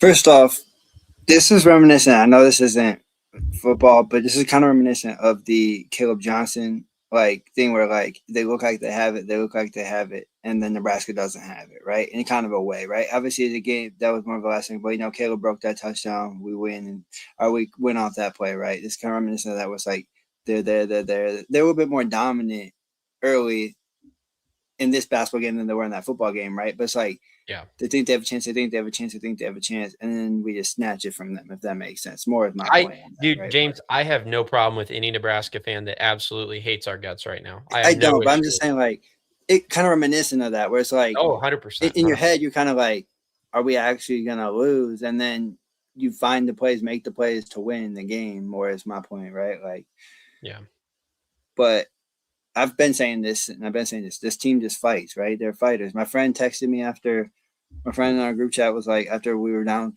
12-2 or whatever, he's like, we might be cooked. And I said, obviously you haven't been watching Iowa all year, because this team will find a way to make this game interesting, right? And what they do, find a way to make it interesting, right? But I think one thing we don't talk about enough about is just Bennett, right? Like, everybody says Bennett this, Bennett that, right? But he does what he needs to do, right? He takes the command of the ball when it needs to be made. He might not make the shots, right? But he made the pass to Sage at the end of the half. And then he made the three that kind of put that game in the position it was in, right? At the end, like, what, 2 minutes left, or is there 2 minutes left, or like something like that, right? So I played 2. But also, I guess the rule, and they're going to say this, I guess the rule is technically the refs were supposed to stop it since they have 4 guys in the court, but that's not our fault, right? So no. Yeah. So, but isn't it not a delay of game technical, or is it just a warning? No, the refs are supposed to count. The refs are supposed to count how many there are and stop, not give them the ball technically, but they gave us the ball, so that's not our fault. If that makes sense, we're supposed to count how many they have, and then be like, okay, they don't have 5, not give them the ball. So is that on the refs, or is that on Nebraska more? It's on both technically, because they should make sure they have the people out there, right? Like, but I mean, it's got to be on both. I mean, I don't know how you can look at that as a Nebraska fan and say anything other than we. No, they're going to say that though, but because it wasn't like the coaches were going nuts on the Nebraska side. No. Like they realized as the ball was being inbounded, like everybody else did. I think it would have been. I think the rule is it would have been a delay of game if technically Rink just came running on the court, because like, even though they have 4, I don't think he can just come running on the court, if that makes sense, right? Like, because the ball was in play when they realized it. Like, Kale threw the ball, like, it left his hands, and then they realized it. And they can't just have him run on the court, because I think then that's the delay of game. So I think they kind of had to go to the bench, and then he makes the shot. But in Fulgaris in the last stretch was huge with that, obviously, and 1, and then the dunk. That man had 2 dunks where he posted somebody, right? I don't think I've ever seen him dunk that crazy like he has, and then the N1 and posting people and making big shots. But I mean, just doing stuff that he hasn't done all year. Yeah, but I mean, he's playing. I mean, we knew that we need people to step up, and it was Tate, and it was not Tavion today, right? But it's Tavion last game, right? But you get it from Tate, you got it from Alvaro today or tonight, right? Where it makes it like at least getting it from different people is even more amazing, right? Like, not just getting from the same person, right? Because like now you have to focus on Tavion, right? He didn't have that good of a night. Now you have Alvaro and Tate. So then when you play Illinois, now they got to focus on Alvaro and Tate. What if Tavion has a night again? You know what I mean? Like, it's back and forth. You just don't know how it's going to be. And that's kind of the way you want it to be, having a supporting cast behind Bennett.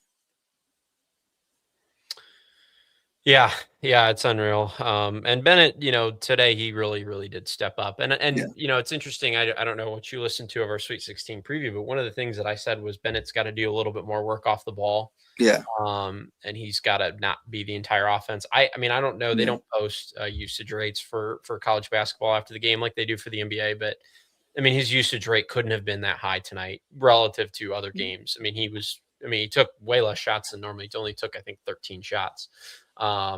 And he just didn't have he wasn't taking the ball off the court as much. He wasn't initiating all the offense. There's a couple times that I thought people pulled the ball back out to the perimeter when they didn't get looks that they liked. And they were still doing the, like, where's Bennett thing. You could kind of see, Cale Combs just like, early too. I feel like Kale had the ball a couple times, and I was like, get it to Bennett, because he didn't look like he wanted to do anything, right? And I was like, at least get it to Bennett, where like Bennett will at least drive, he'll create something, right? Like, Kale was just like hesitant up top, right? Like, he has the ball, and he's just hesitant. But the one thing off your point is one thing Bennett did a really good job of in the first half, especially, was getting downhill. He get the ball, get downhill, and then they either collapse, he kicks out for a 3, or he shoots that little float over somebody, right? He did a really good job of that, where it's like he's getting the ball and actually like he's not as much stalling as much, right? Sometimes he did, right? Don't get me wrong. Sometimes he did because it's the offense, right?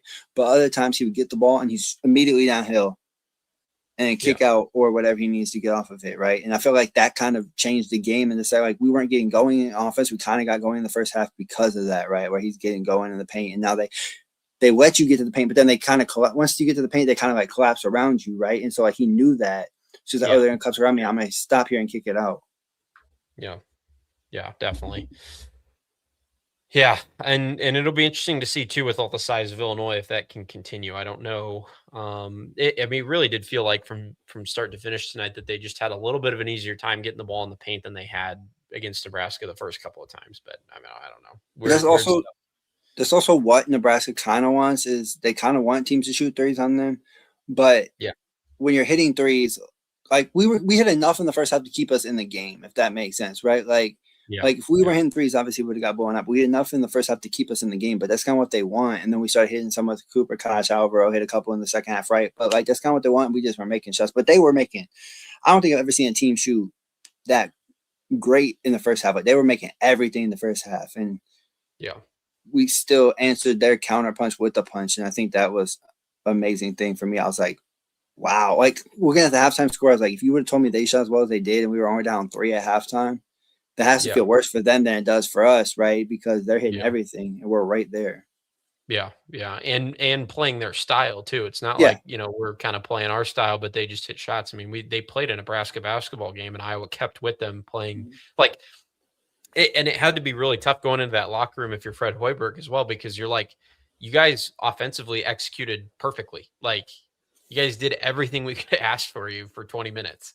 And I'm looking at the stat sheet. I'm like, yep, they probably had a few, as Don kind of does for Iowa football. They had some key parameters, and he's going down the list. He's like, yep, we did that check. We did that check. We did that check.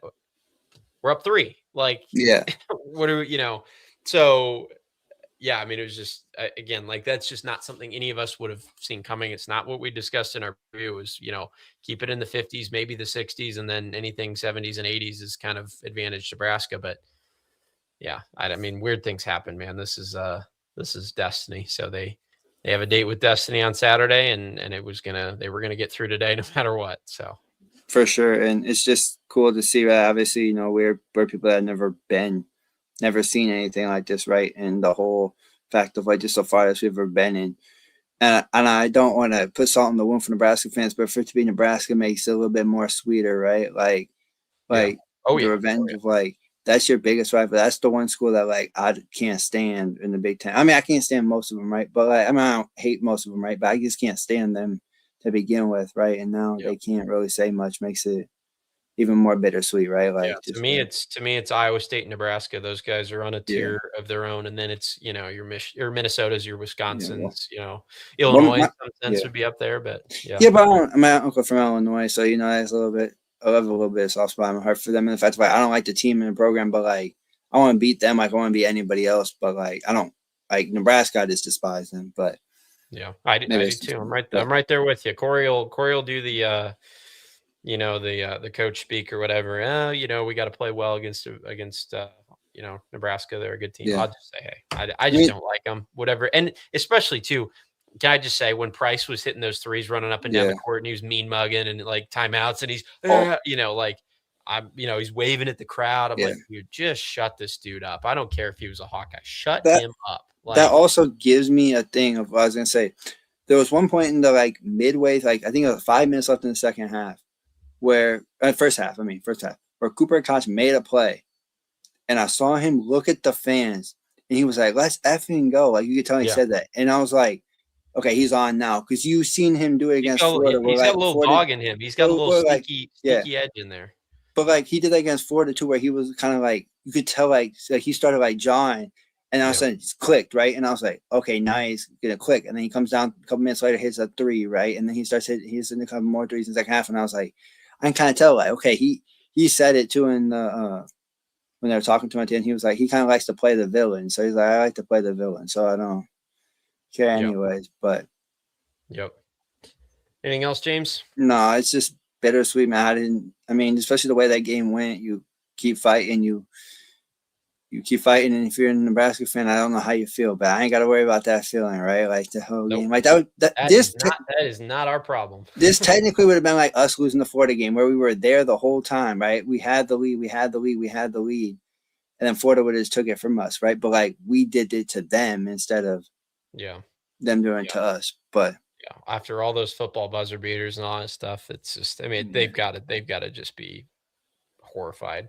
Bennett Sturts joins the Keith Duncan and and Drew Marshall Stevens. Meter, Drew Stevens. Marshall Meter, Keith Duncan, Drew Stevens. Racinos hit one too. Racinos might hit one too, but Racinos hit one. Yep. Players to hit deep threes late against Nebraska to break their hearts.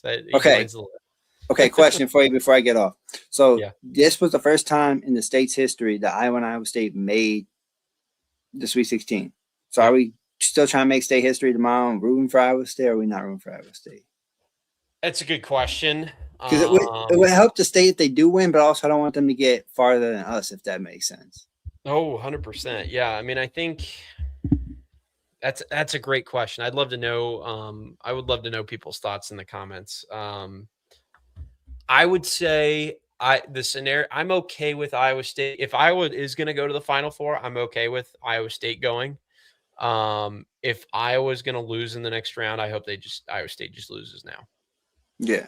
I'll put it that way. It's also tough too, because like we both make the Elite Eight. Hey, we both make the Elite Eight, and then if they lose two, they lose two. But it's like we both made it that far, so you can't really say much either way. But the perfect end to the movie, and people are going to think again, they're going to think I'm crazy for saying this, but the perfect end to the movie is Iowa over Iowa State in the national championship game. And that's the whole state. If that happened, the whole state was like, I didn't know what happened in the state. Can you imagine, dude? Can you imagine what would happen if that was reality? Like we would be like. I honestly, and we're not getting political here, but I think like wars all around the world, like the Ukraine war, the Iran war, they just stop. Like the simulation would be broken.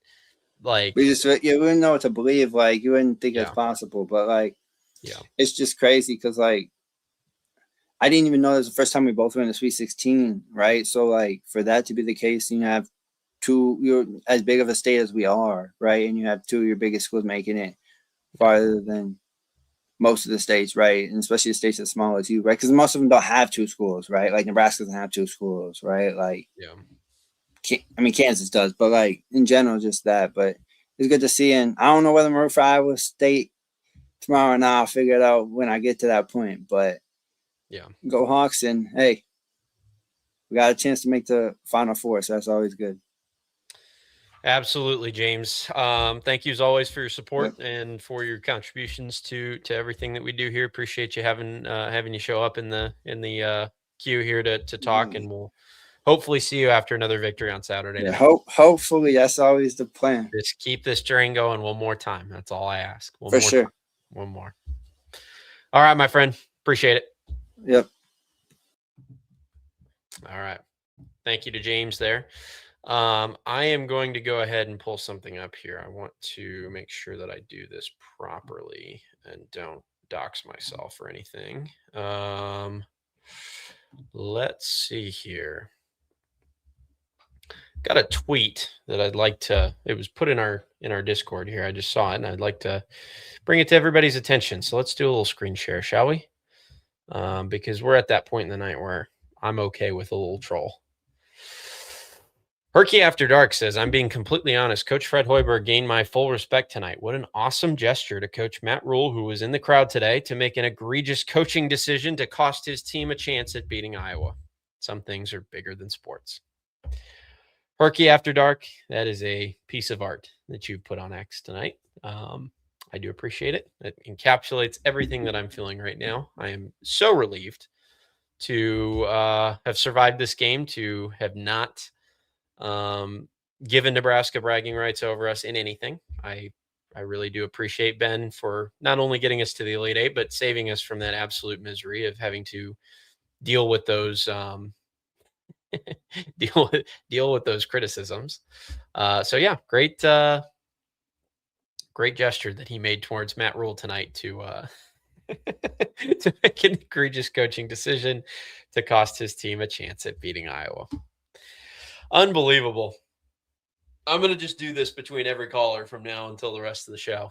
I'm just going to have to, I'm going to have to just sit back and go, man, what is our life? What is our life, everybody? What is it?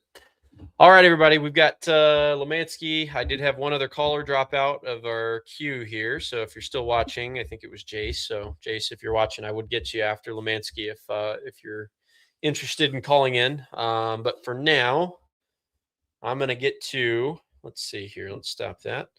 I'm going to get to my friend Lammansky. Lammansky, how are you doing tonight? Kyle, can you hear me? I can indeed. Well, how you holding up? You know what? Most nights after being on the air for 3 hours and 13 minutes, I'd be ready to go to bed. But tonight, I guess I'm just floating on adrenaline. I'm good. And I knew you'd say that because you're a great teammate from the Hawkeye of the Storm, and I know you got a good culture. Yes, indeed. It is really crazy. I mean, I think back to it was, I think 3 years ago when I first kind of connected with Cory. I called in a couple of times and DM'd him and said, "Hey, Cory, I'd like to help you with your Instagram and get you an Instagram page. This show's too big for you not to have an Instagram." So I built this Instagram up a little bit, and that's all she wrote. Then Cory sent me a text one day. He's like, "Hey, I can't do a post-game show. You want to host it for me?" I was like, "Hey, why not? I'll give it a shot." And here we are 3 years later on our third in 4 or 5 years here, deep NCAA tournament run. I shouldn't call in because I show my age and racist to the young, but I'm most happy for the fans that maybe didn't go to Iowa that can experience this. Then there's the subset of people that went to Iowa, whether you graduated or not. Those people have blood, sweat, and tears, man. They've studying for grades and spending money back in university after graduation. I'm happy for those folks. I talk about culture because when I worked in Iowa City, I worked night shift at the Highland Inn and Supper Club. Yeah. And I won't go into the tragedy that occurred on the exiting that business because I made that turn after work early in the morning after an 8-hour shift. And I know what that turn is, especially in the winter and snow plows. But I also met Don Nelson there. Don Nelson stayed there. That was the Elite Hotel back in the old days when Iowa City didn't have many tall buildings.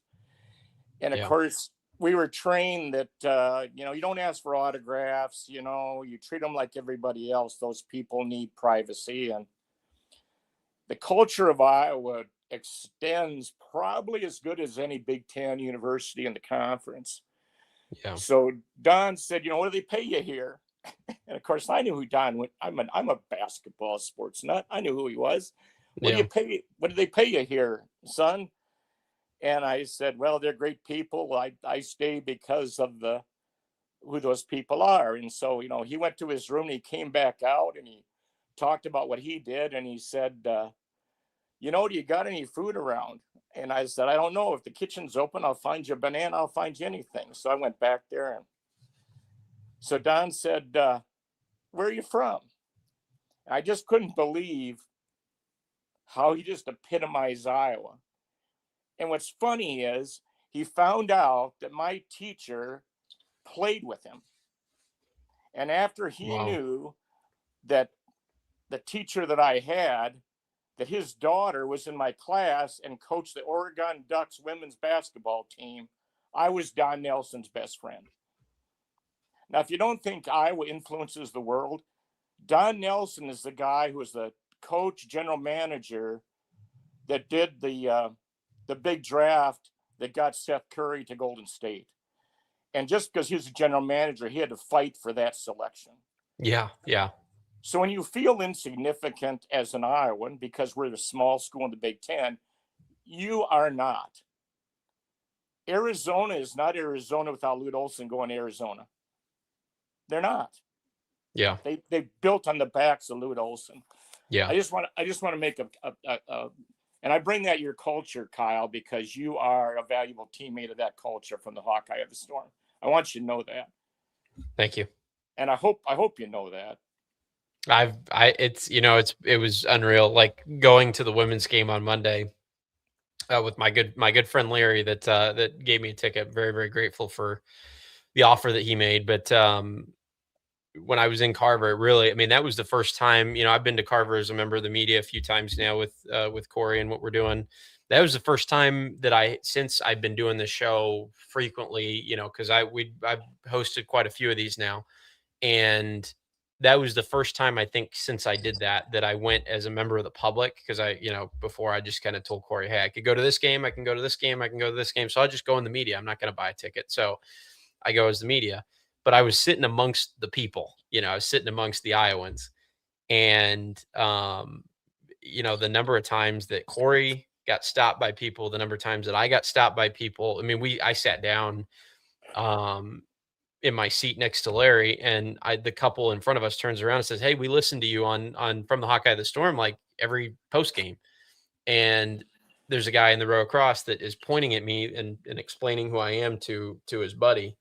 And I kind of waved, and he said, oh yeah, I watch you on YouTube. I'm like, man, what a cool community. I think back to the first time that I offered to Cory to help his social media out, a little bit, and where we were then. I think we had 3,000 subscribers, maybe 4,000 subscribers. And, we'd go live and I'd do these shows, and, I'd hit the go live button and we'd have 100 people on, and I'd be happy with my 100 people, and we'd have a good time and sign off for the night. Now it's just so much bigger. We go live after a game like this, and it's, we got 2,000 people on the line. And it's just, and then that experience of meeting people from Discord and meeting people that are viewers, that are donors, whatnot.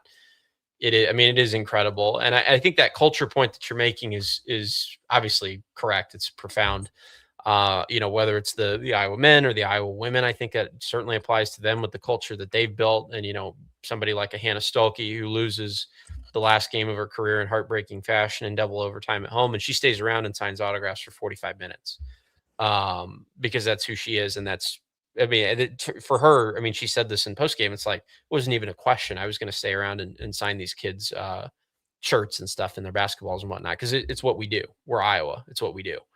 And it goes so much further than the results on the court. But like you're saying, when you have that university that is, maybe we're not the best funded, we're not Ohio State, we're not Michigan, we're not Duke, but so you look for other advantages and ways that you can build a program in such a way that it can compete with programs that have that similar level of funding. And there are people that are just attracted to what we have as Iowa fans, or recruits that are, and I hope, you guys are talking about the Storm Lake kid that's Iowa Mr. Basketball.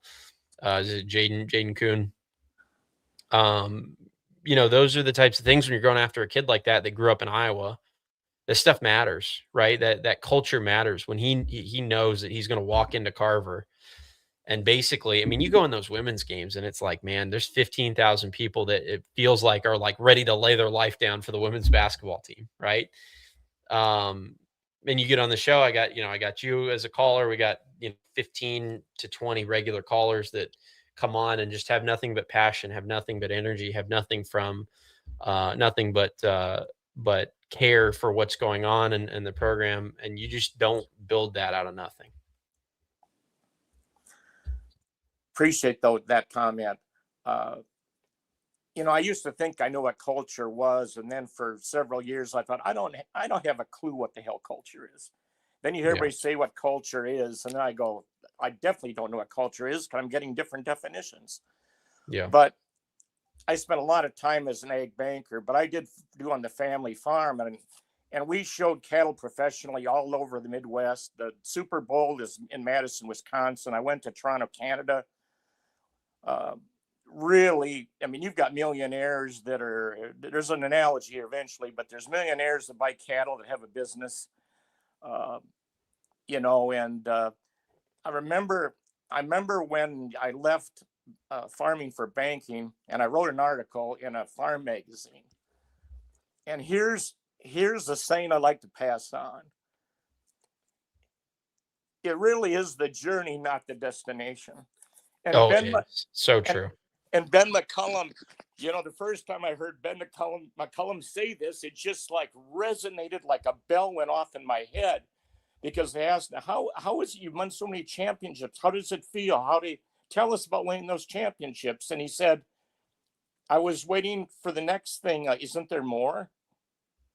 That's what Ben McCollum is talking about, is the journey. And I'll never forget in the summer. Do you remember this quote, Kyle? He said, it wasn't from Ben, and it might have been from Cooper, but my memory's not that sharp. I think it was Cooper. They asked him, like, and I don't know if the same exactly, but I think it was Coop. How's practices this summer? And he said something like, well, I'm throwing up. Yeah. Yep.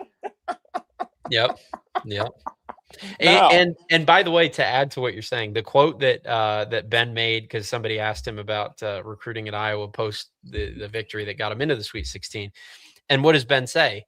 He says, if you're a tough kid and you care about the group more than you care about yourself, this is probably the place for you. If you're a soft kid and you think you're going to get a roster spot and get starting minutes without having to earn it and having to go through the meat grinder in practice, don't come here. This is not the place for you. That's who he is. Ben probably doesn't know how far he's going to go, but he's confident, and he probably doesn't know like any of us knew. But the funny thing is that I said in Discord, I can't remember when it was, but as far from the end, I said, whose legs are going to give out first? Yeah. And Ben's won championships, and that throwing up and that tough love in the summer, I think Nebraska has a fabulously competitive basketball team. I think they got a very good coach. Chris Street's number, after the accident he died, Fred Hoiberg is the guy that changed his number for Iowa State and wore that number. I want people to remember that, know that. Yeah. I worked with Fred Hoiberg's dad, high quality person in a Big Ag project. And Ag is Iowa, folks. Tom the farmer, shout out to you, buddy. And I don't want to go off course here, but that culture is also Tom Davis, who grew up in Ridgeway, Iowa, how he handled that documentation of his last year. That is an example of culture. Yeah. There's so many examples if you think about it. And you know, I listen to this, we need a 5-star and da-da-da. I think I'm right. Would Caitlin Clark ever committed to Iowa and take that chance and not go to a blue blood? Was her decision built upon somebody else? And I'm gonna don't want to take too long. So when you've had enough of me, Kyle, just do the slashing sign across your throat and I'll get the hell out of here. But, well, you're the last in my queue, Lammansky. So when you head out, I'm going to wrap this thing up. So you take your time. Oh, well, never mind. As I say that, Darrell MVP's in the queue. So we'll keep on going. You're good. Darrell, hang on there, because you and I have had some debates, and I love debates. I've told Cory that. So my sympathies to Kentucky, but now you know why Lute Olson didn't want to go there, buddy. Yep. That was me, Darrell. I'm sorry. Yeah, had to do it. I just had to. And I'll end with this last thought. And I want to shout out Cooper Koch. And I hope I can hang together here. You know, when the Titanic went down, I'm sure the rats jumped off the ship when the Titanic went down, and the rats scurried for the first available jumping off point. J.R. Koch, undoubtedly father's son, had something to say to him. And he probably let Cooper make the final decision. I'm almost positive, because JR is that kind of integrity and culture. But you knew that even Ben McCollum had that history at a Tom Davis camp. And JR, his viewpoint of the Iowa culture was built on somebody prior. Yeah. And I can tell you that Bennett Sturtz, for those of you that are young, God bless you, Ronnie Lester is probably a little bit different, somewhat alike Bennett Sturtz, and yet they're not. But the one thing that's true is that when you're unselfish and you have that in your toolbox, you can make everybody else better on the court. Yeah. And from the start of summer practice till this big game, and all these other people, Tate Sage, Coop, everybody, their game just rises with the elite because you see what it can be. And Ronnie Lester and Bennett Sturtz have that ingredient that most human beings don't have. Yeah. And that is, the team is more important than individual. Kyle, love the show. Thanks for kicking in. And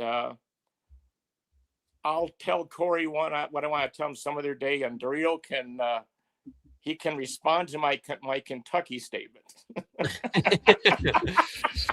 He can indeed. He'll have his moment in just a second. But Lammansky, I do want to say I do appreciate you. Appreciate your contributions and your engagement as always. So, all right, everybody. I'm going to get to the real MVP here in just a moment, and then we're going to wrap up this celebration. Been an unbelievable night. We are now 3.5 hours in to just what has become a whirlwind of a week. I said I'd do this after every caller because I'm still trying to process it. I'm still trying to work my mind around what we've just watched. So 3.5 hours in, keeping the energy high for another, hopefully 30 minutes or so. And then we will pack things up and move on to Sunday. All right. Let me check to make sure we don't have any more donations, and then we'll take our final call of the evening. All right. I think we are good. Yeah, Cory hasn't said anything more about donations. I did see it confirmed from a couple of reporters.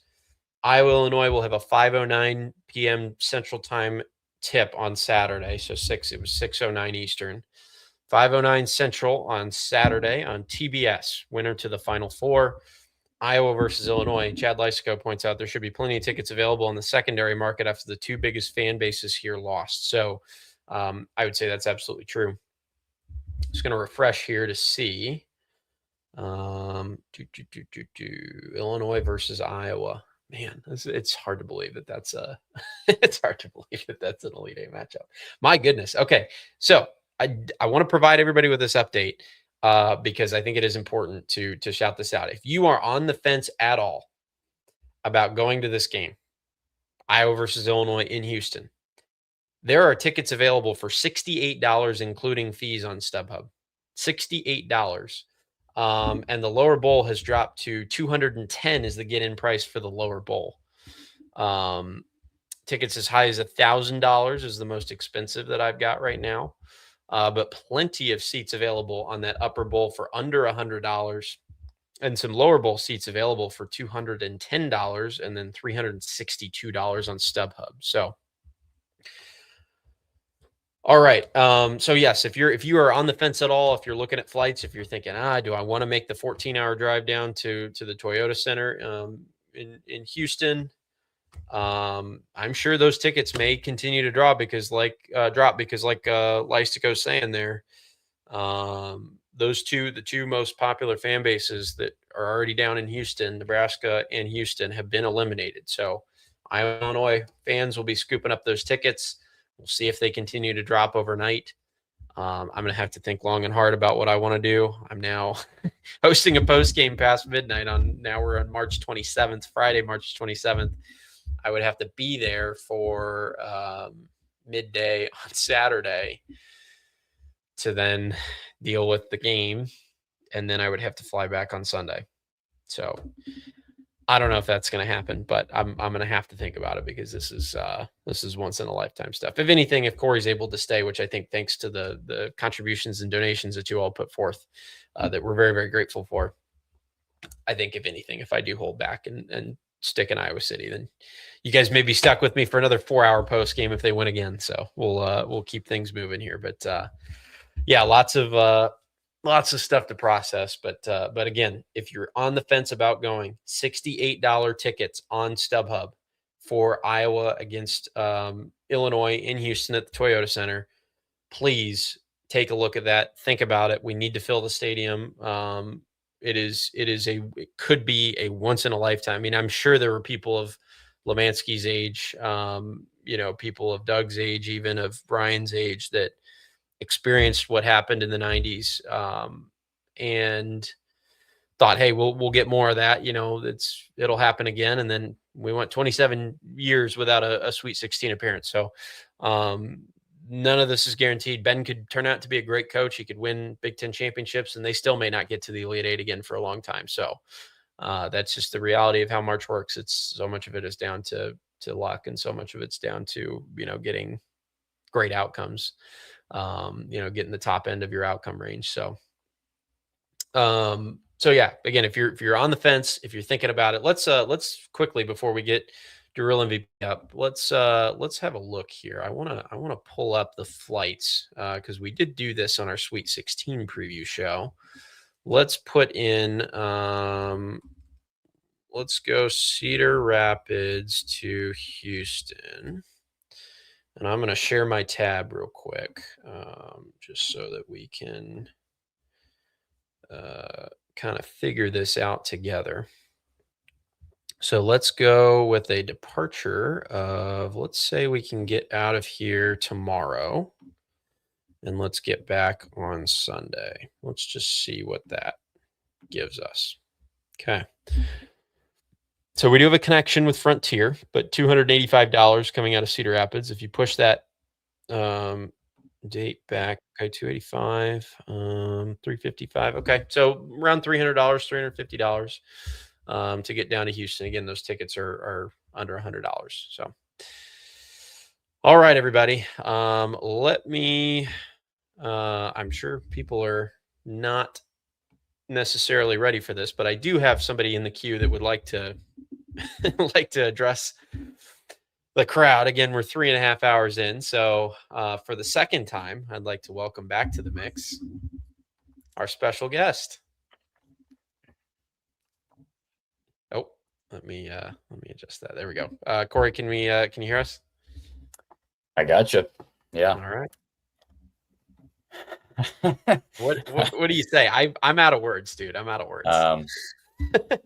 Well, I'm on the way back here. I was trying to figure out the flight situation, so I'm fighting with American Airlines because they're not being helpful right now. So still working on that.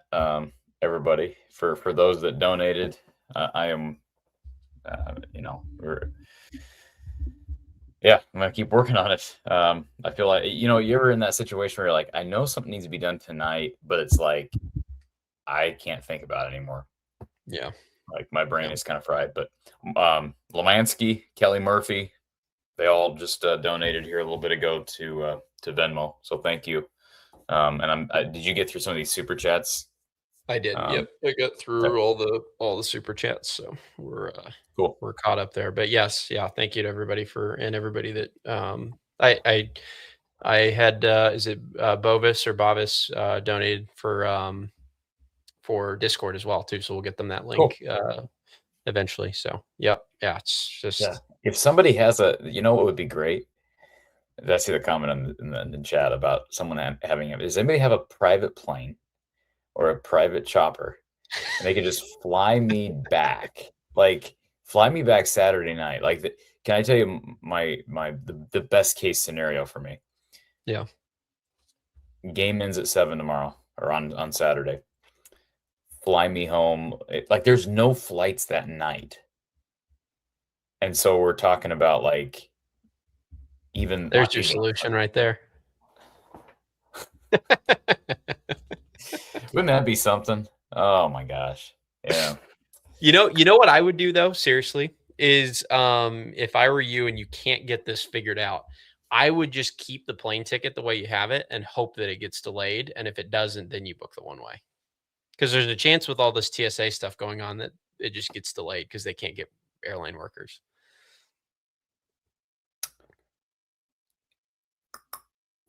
It's not gonna get delayed that much. My flight's scheduled to leave at like 2. There's a chance. I mean, it's not gonna get delayed 7 hours. That's what I would need it. Kyle, I would need it to get delayed 7 hours. Okay. I'm just saying I would need it to get delayed 7 hours. I've had 7-hour delays before. Yeah. If anybody it'd be highly unlikely. I agree. Be highly unlikely. If anybody has a plane in the Houston area. You think one of our viewers has a plane in the Houston area? You never know, man. It's sometimes there's another good solution. Find a trucker. I'm sure there's someone headed this way. Yeah, just hitchhike back, and that'd be good. Hitchhike back. I did for a little bit. I did on the way home. I'm like looking at these, because first of all, like I told you, American Airlines is being difficult. So what are they saying? They just don't want to. They don't want to reschedule you, or cancel and give you points, or give you balance. So here's the deal. So initially, basically, the advice that I got from everybody at the arena was, leverage this whole TSA thing because it's causing issues for everybody. So use that as leverage. Well, they're not making any exceptions right now, even with that TSA issue. The Houston airport is as bogged down as any airport in the country right now with TSA issues. Yeah. So it's a widespread issue. I think the most likely best bet here is to just get them to refund the cost of the flight, because like when I called, they don't have any. First of all, they don't have any other flights on Saturday that leave late enough. All their flights, like the latest a flight leaves is like 4 or 5, which I thought there used to be red-eye flights. Are there no longer overnight flights? Like we just don't do that anymore? Well, it's very short for a red-eye flight. That's a short red-eye flight. Well, that's what I'm saying. Why don't we fly at night? What's the reason? I mean, you can get international or cross-country red-eyes, but I don't want to go international. No, you don't. I'm asking, why don't we fly? Why don't we fly domestic overnight? Just someone tell me that. I'm sure somebody knows what the answer to that question. So I have no idea. All I know is could you wait till Sunday or Monday? Or I mean, I guess you'd have to, right? I don't.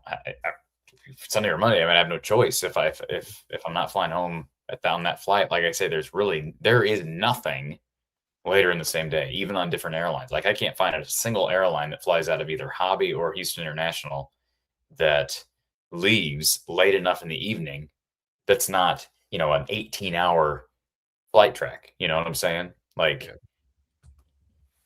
so yeah, like you said, what the best case scenario would be is they just delay. Did we just lose somebody? What was that? No, I just ended my screen share. Okay. We just delay the flight by like 7-8 hours. That would be like the perfect. Yeah. That's what I'm saying. Don't book the one way and just hold it out. And even if it's a 5% chance, hold out hope for the 5%. And then if it doesn't work, you can figure out you'll get another. You ever seen the movie Rat Race with John Lovitz and Cuba Gooding Jr. and Whoopi Goldberg? You never seen that? Rowan Atkinson? No. John Cleese, great movie. Anyways, there's a scene in that where they're trying to shut down the, I think it's the Vegas airport, because they're all in a race to get this money in Silver City, New Mexico. And a bunch of people are going to try to fly out that they're competing against. Well, by the time they get to the front, the counter at the airport, there are no flights left. Yeah. So the one guy says to his buddies, like, if we're not flying out of here, no one's flying out of here. And so they go out to whatever that spinny thing is out in the field that controls traffic control. Yeah, they go out there and they climb up it and they throw this big like heavy metal hook and connect it. Well, then it starts going, and so it pulls them and their entire truck, because it was connected to their truck. It pulls the entire truck up. So all you see is this massive tower that's spun, eventually gets so high and it just breaks. Yeah. So it shut down the airport. So I'm not going to do that. But it just made me think about that. Like, how do you get an airline to delay? Hey, all I'll say is, if it's a 5% chance it gets delayed 7 hours, it was a much less than 5% chance that they made the Elite Eight, Corey. So have a little faith in the basketball movie gods. They're making this movie right now. Is there and there's no way you can, I mean, I'm sure you've explored all this, but trying to get to like Moline or somewhere close. Oh yeah. I've looked at that. Moline, Fort Dodge, Omaha, Kansas City, Minneapolis. Like, do you have your car parked in Cedar Rapids? Yeah, my car's in Cedar Rapids. Okay. Well, you can't go to Fort Dodge then. Well, go to Fort Dodge. I could get a ride back over to Cedar Rapids. That's not an issue. Okay. If I could get if I could get a flight right now, Saturday night into Minneapolis, I get in at like midnight, I would take it in a heartbeat. Heartbeat. What are you doing? Are you sleeping in Minneapolis or are you driving down? I'd probably drive down. I'd probably drive down. Get home at 4 a.m. REM Property says $150 Greyhound bus, 21 hours. I saw somebody else suggest Amtrak too. How long does Amtrak take? I don't know. It's gotta be ridiculous. Yeah. Let's see. You're gonna look this up as we're on here. How many people do we still have watching this show? Like 400 or 350. Yeah. It says public transport. I don't know. You know what? Let's add in Drill MVP. He always knows, the logistics. Drill MVP, welcome. Thank you. I'm assuming you saw me on, Corey, and you said I got to hop on this call. That's what happened. Yeah. I knew you were coming, so I had to add you in. So, yeah. Corey, I've got nothing for you. I've got nothing for you other than Godspeed, man. That's all I got for you. It's a bit of a conundrum, isn't it? Now, somebody said San Antonio. Well, San Antonio is 3 hours away from here. Yeah, people don't realize how far those cities are from each other in Texas. Like Houston, Dallas, and San Antonio are all like 3 hours away. I am curious if I went San Antonio. I'm going to do this in real time. If I went San Antonio to Cedar Rapids, what do you think that would cost to fly out? Sure.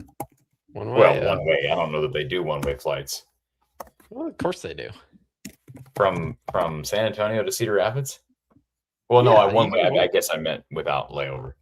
Without layover. Gotcha. Oh gosh, I don't know. that is that even a flight? I don't know.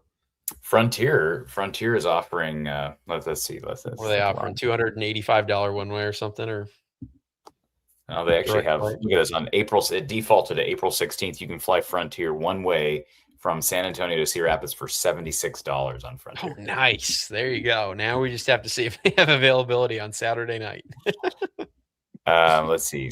What do we have? Saturday.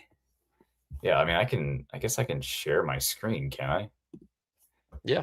Should I share my screen since we're so far into the weeds on this show and we're so late? The people are along for the ride right now, Corey. They want to know all the details. Yeah. So this is what I'm looking at right now. San Antonio to Cedar Rapids. So obviously that says Saturday. It would have to leave like, boy, I don't even think it, like, again. Well, with TSA, it's going to take you longer than normal to get through. Well, then this is San Antonio. Yeah, you got to drive 3 hours.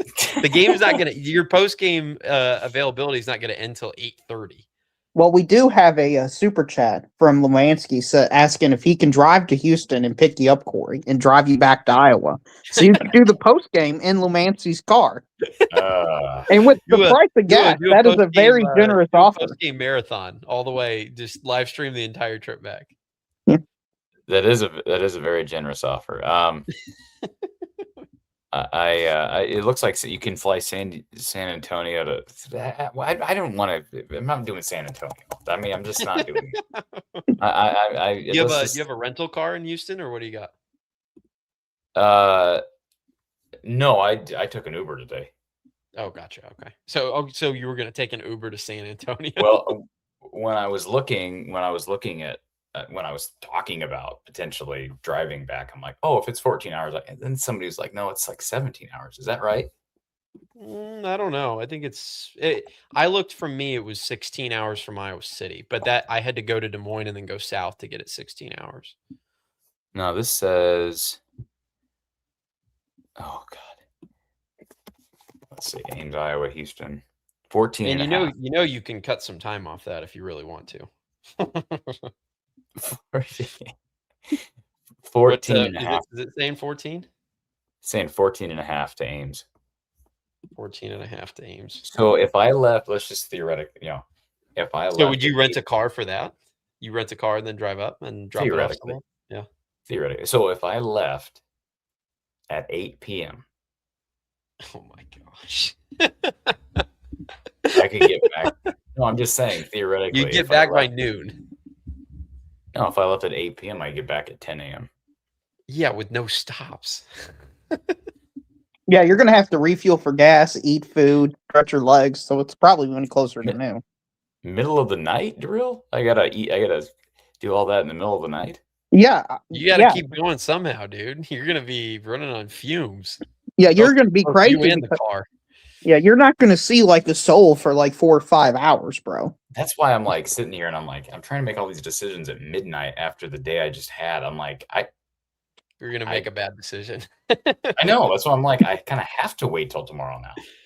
I mean, I don't think it would be a terrible idea to wait until Sunday morning, rent a car, and then drive up. I don't think that's horrible. Well, I don't know that I have any interest in driving. I really don't have interest in driving 14 and a half hours. Okay. I'm just telling you, I really don't have interest. Leave at 8 a.m. You're there by 12. Well, you got Lammansky who could drive you. Yeah, there you go. I like the trucker idea. There's got to be a trucker headed to Iowa. Yeah. So this comment, this doesn't help me. Like if I'm gonna fly, leave at 10:56. Well, that's Sunday. Let's go back to Saturday. There's nothing on Saturday. You're not going to find anything. Bovis is saying I could fly out at 10:56 and get. I don't want to have you're gonna 10-hour flight. You're gonna have an overnight layover.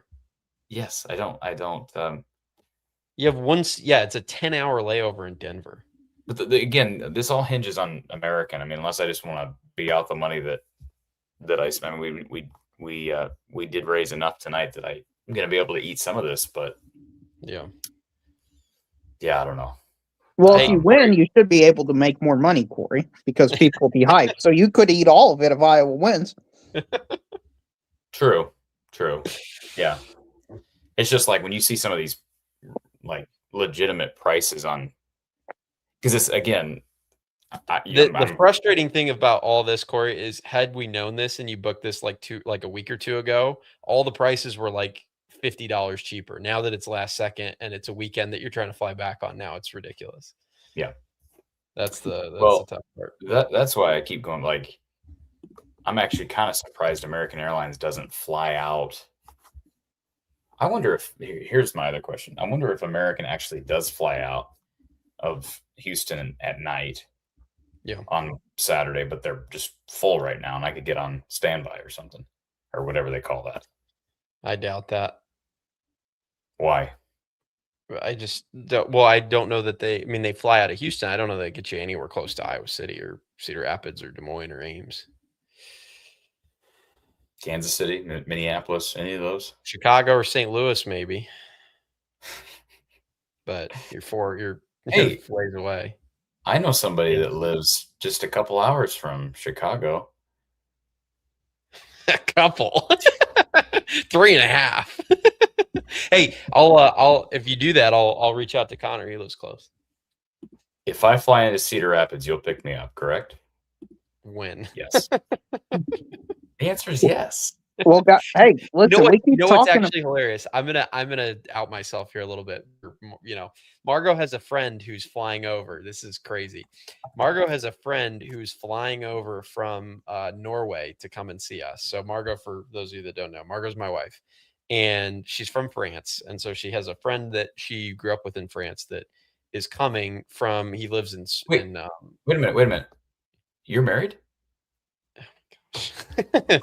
Flash the ring on the podcast. I'm just kidding. I'm sorry. Go ahead.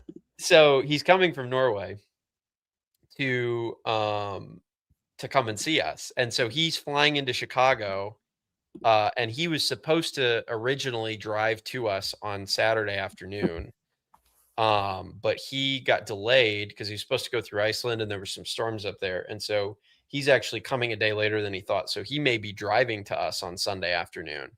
From Chicago in a rental car.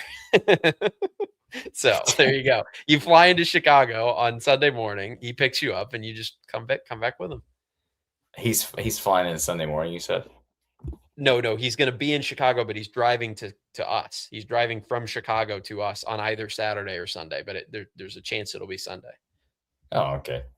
So you just fly in Sunday morning to Chicago, catch a ride in with him. Is there a flight to Chicago Sunday morning that Corey can book? Is there? Look at that, 5 a.m. to 9:41, and it's there. You go. It's the 12. cheap one, and it's American. And I'd get into Chicago at 9:41. I mean, I have to wake up. God, can you imagine? That's what I'm That's a 2 o'clock wake up, or 2 o'clock. No, it's like a 1 o'clock wake up. TSA. Yeah, even at that, I mean, you'd have to get to the airport at like 2, right, or earlier, 1:30. It'll probably be earlier.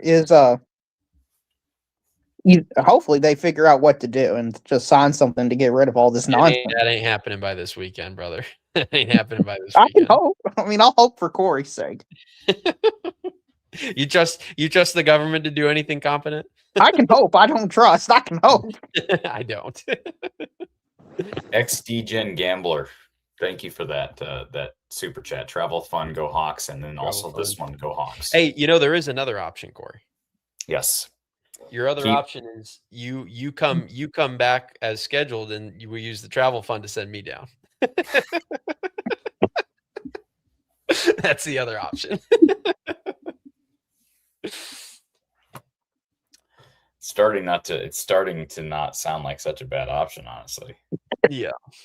What are your flight options? They are not wonderful. I think my round trip. Let me see. When would you get down here? I'm just theoretically. What time? When would you get down here? And I would get down. I think I was looking at going tomorrow. I mean, possibly. But now I'm talking about right now. If you booked right now, what are those costs? Yeah. Let's. Okay. So go. Do it on your. Okay, I'll share mine then. Okay, let's think through this. Everybody's seeing this play out live. This is awesome. This is the inside the scenes part of it. Yeah. So when for reference, I just want to thank Doug Christensen real quick for the donation. Yes, yeah.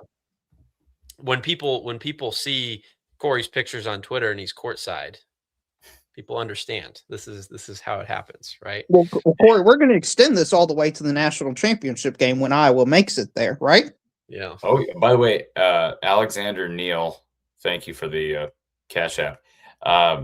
Darrell, were you watching the game tonight? Absolutely. I had the dual box going tonight.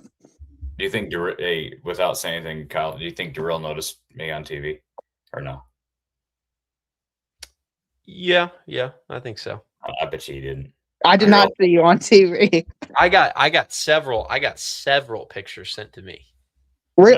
Post them on Twitter, man. That's yeah. awesome. Of course I will. You were obvious, dude. You were right behind him. Have you seen him yet?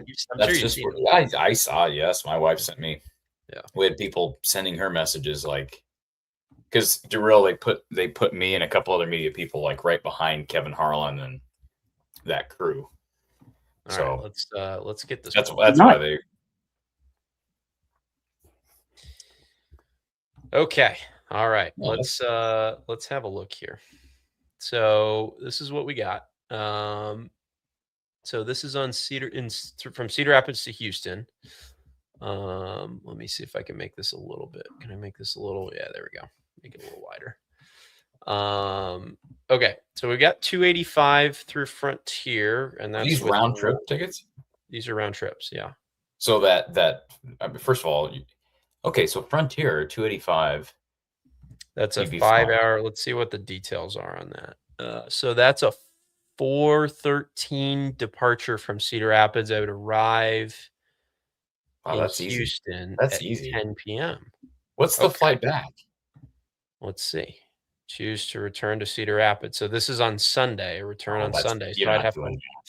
No. Yeah. See, why even offer that? You're not doing a 16 and a half hour flight with a layover. I'd rather freaking drive, dude. That's what I'm saying. What's the point of 16 hours? I mean, you might as well just drive. Yeah. If I'm going to spend 16 hours, because it's going to be freaking 22 by the time you go through. Go to your next. So let's look at Moline, because that's probably the next closest to me. So glad we have this show. Don't need to be okay. There we go. No Frontier. Okay. No, 5:40. That's not happening. Now the other thing I need to do too is I need to mess with the days. If you're enjoying this content, by the way, please hit the like button. We're at 596 likes. And if you're not enjoying the content, still hit the like button. You guys know if you hit the like button now, it turns into a basketball. YouTube has automated the like button to turn into certain shapes based on the title of the video. Hey, did anybody bring this up tonight? That tonight we this is funny. What's that? Did anybody bring up the fact that tonight we surpassed 13,000 subs? Yes, good stuff. 13,000. This is funny because this is a departure. I say I'm going to leave on Friday. Friday is today. Friday is today. So this is a 6:13 departure from Moline. So I would literally have to go home and pack my bag and leave right now. Right now. So right now, here's one. That's a 3 p.m. Departure. I get there by tonight, I guess, quote unquote. And then my returning flights. So there's $429 from Moline to Houston, and that's not ridiculous. I would get back to Moline at midnight, or 10. Yeah, I could do that. I could do that one. So, why is that so? Oh, that's midday. Sorry, that's midday. I'm stupid. It's midday, so I get back here at midday, or I could delay it and get back. I probably would do that one for safety. I'd do the 305. Also, if anybody's noticing, you can tell I'm married because my cursor here is a Baby Yoda with a lightsaber. So that's I was gonna say something about that when I was doing the show the other day. Yeah, that's Margot's idea. So yeah, there you go. Is that from The Mandalorian? I know they got it. Okay. Yeah, it is. Yep, she's a huge Star Wars. Real quick, let's bring in Lammansky to our show. Lammansky, you got anything good to say? Corey, can you hear me? Yes. Yes. Okay, my sister lives in Chicago, suburb of Bartlett. It's the western side. You get your ass to Chicago. No, I'm not joking, because I like to see my sister. You Uber to that suburb. We'll jump in. I've got a Lincoln NKX. We'll get on the road. I'll get you anywhere you want to go in Iowa, because I always wanted to meet you. I am 100% serious. One hawk to another. It's called culture, man. It's called culture. Lammansky and I spent 30 minutes talking about culture at about midnight on a Friday night, Thursday night, Friday night. Lammansky, what's your what suburb is that? I'm just curious. Well, there's Elgin is really a western suburb. It's one suburb in from Elgin. Okay. I was just in Chicago last 2 weeks ago for the last week. Last week, I can't keep track. 2 weeks ago. 2 weeks ago. I don't know what Uber would cost, but her residence is easy hop on the interstate, the interstate. It's easy, and then we fly, man. I love my sister. You're not putting me out. Well, there's another option. You've got my that one, right? Lammansky. That one didn't appear on Google whenever I looked for it. Streamwood. Well, Elgin's the same as Bartlett. They're just adjacent. Elgin has to be on Google. Corey? Do we let the viewers make the decision? The ones that have stuck around. Yeah, that's probably safer than my option. My give them like A, B, C, D, and let them pick. No, do 1, 2, 3, 4. That's the way it's always done. 1, 2, 3, 4. Corey, you have my phone number, don't you? I got a cell. Lammansky is being legitimately serious here. Yeah, he's been working on this for a good 15 minutes. Corey, I've seen. You're talking to the guy that got in a car when he went to college and drove with 3 crazy Iowa students to the Rose Bowl. Okay, in a car. And we had to drive back, and I bought this Mickey Mouse stuffed animal for my niece. And we were drinking, coming back home, and he threw the Mickey Mouse out the window for entertainment. And you don't want to know the rest of the story. Well, I will say, The earliest flight. I just was curious. You may be able to get like a super early morning or red eye flight to Chicago. That's more of a possibility. I got to tell you one other option. Minneapolis is interstate all the way for me. Yeah. Chicago and Minneapolis both work. Minneapolis is a not a far drive from Ames, as you know, Lammansky. Yeah, Chicago's a lot further from Ames than Corey, Minneapolis. I don't know where Ames is.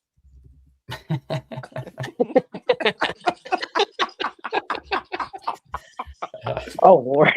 Oh my goodness. It is 12:38 and this is the conversation we're having. This is the conversation we're having, yeah. Hey, there's 328 people still watching, so the retention rate on this video. Hey, DeReal knows I'm a lunatic. You have to be a lunatic to be talking about this stuff at 12 or 1 in the morning. I mean, Hey, DeReal, I'm a Hawkeye fan, not a Kentucky Wildcat fan. hey, it's okay. We're both in the Sweet 16 this year. We're just representing the women. You guys are representing the men. So Are the women in the Sweet 16, Daryl? yeah, we play Texas at 3 p.m. So Nice. yeah, we're 16-point underdogs. So Wow. yeah. $334 one way to Houston to Minneapolis on Sunday, Corey. It's one stop. Let's see. So you actually go to Chicago Midway. Stop in Chicago. Yeah, just stop in Chicago. Okay, well let's look at Chicago then. Chicago's hell I've done it. Minneapolis is you won't lose your mind in Minneapolis. You might lose your mind in Chicago. I've had trouble in Chicago, but if you get on the ground, that's 5 o'clock in the morning. Like this, I'm thinking this through now with the TSA stuff. That's truly insane. Like a 5 o'clock departure is truly nuts. Like there's nonstop to Chicago on Spirit. You want to fly Spirit for $255, Corey? I have flown Spirit. Other flights. I have flown Spirit. Connections. Like even a 9:25 flight, like you're gonna have to get to the airport at like 5 a.m. to feel secure, I think. Yeah. That's what I was trying to tell the gal on American Airlines. Like so we had like a 20-minute conversation, and then at the end, she's like, this is literally what happened. She's like, well, sir, I could get you on a flight at 2, it leaves at 2:11 on Saturday. Does that help? And I said, that's the flight I already have scheduled. Yeah. And she's like, oh, okay. I'm like, what are we doing here? What are we doing here? She's related to me. She's related. Well, Lammansky, I do appreciate that. Doug says tickets are down to $50. Yeah, they have plummeted in the last hour or two because Houston and Illinois or Houston, Nebraska fans they're the most popular fans down there, so they're trying to sell all their tickets. Yeah, Nebraska was huge in the first round. They had the highest decibel reading ever at the Thunder State Arena. Yeah, I did see that. That's crazy though that if there are tickets that are that cheap. But yeah, this happens. I have the cheapest ticket in the house at $35, including fees. Wow. And I've got several for 43, 55, 56, 55, 43, 64. And the lower bowl is now down. You can get in the lower bowl for under $200, including fees. That's cheaper than like when Iowa football plays like North Dakota State, correct? Yeah, it's not dissimilar. That's kind of here is the other part is okay. So there's somebody in the chat said, look at Houston to Des Moines. This is Houston to Des Moines. So, I mean, I think the biggest thing right now is like it's those TSA lines. Yeah, I would like to know. Hobby, like what are Hobby? I don't know. Are they having TSA issues as well? Do we know? Oh gosh, yeah. I'm sure everybody in the country's having TSA issues right now. Well, not Cedar Rapids. Houston's Bush Airport has some of the worst TSA wait times. Here's why. Yeah, but that's not Hobby. Yeah, I want to know about Hobby. Why can't we? William P. Hobby Airport. So this is the airport I normally fly into when I've flown to Houston. But why can't I find? How do you book out of a website? I guess I can just do that on Google, can't I? Yeah. So yeah, if you're the best way to fly to Houston usually would be William P. Hobby Airport. But look at the prices right now. Yeah. There's It's that one last second tax. That's what it is. Well, that's not horrible. That one's not horrible, but it's 2 stops. Southwest 2 stops. 3 stops. All of these are 2 stops. Look at these. All these. I wouldn't risk 2 stops. I wouldn't risk 2 stops. Why wouldn't you do that? Shit happens when you've got to make connections. I've been through hell on that. I fly direct almost without exception. But don't you take my advice. Minneapolis. There's some 4-hour 1 stops. I mean, yeah, you're gonna have 1 stop probably. That one right there. That one is all like this is that Minneapolis one. Like this,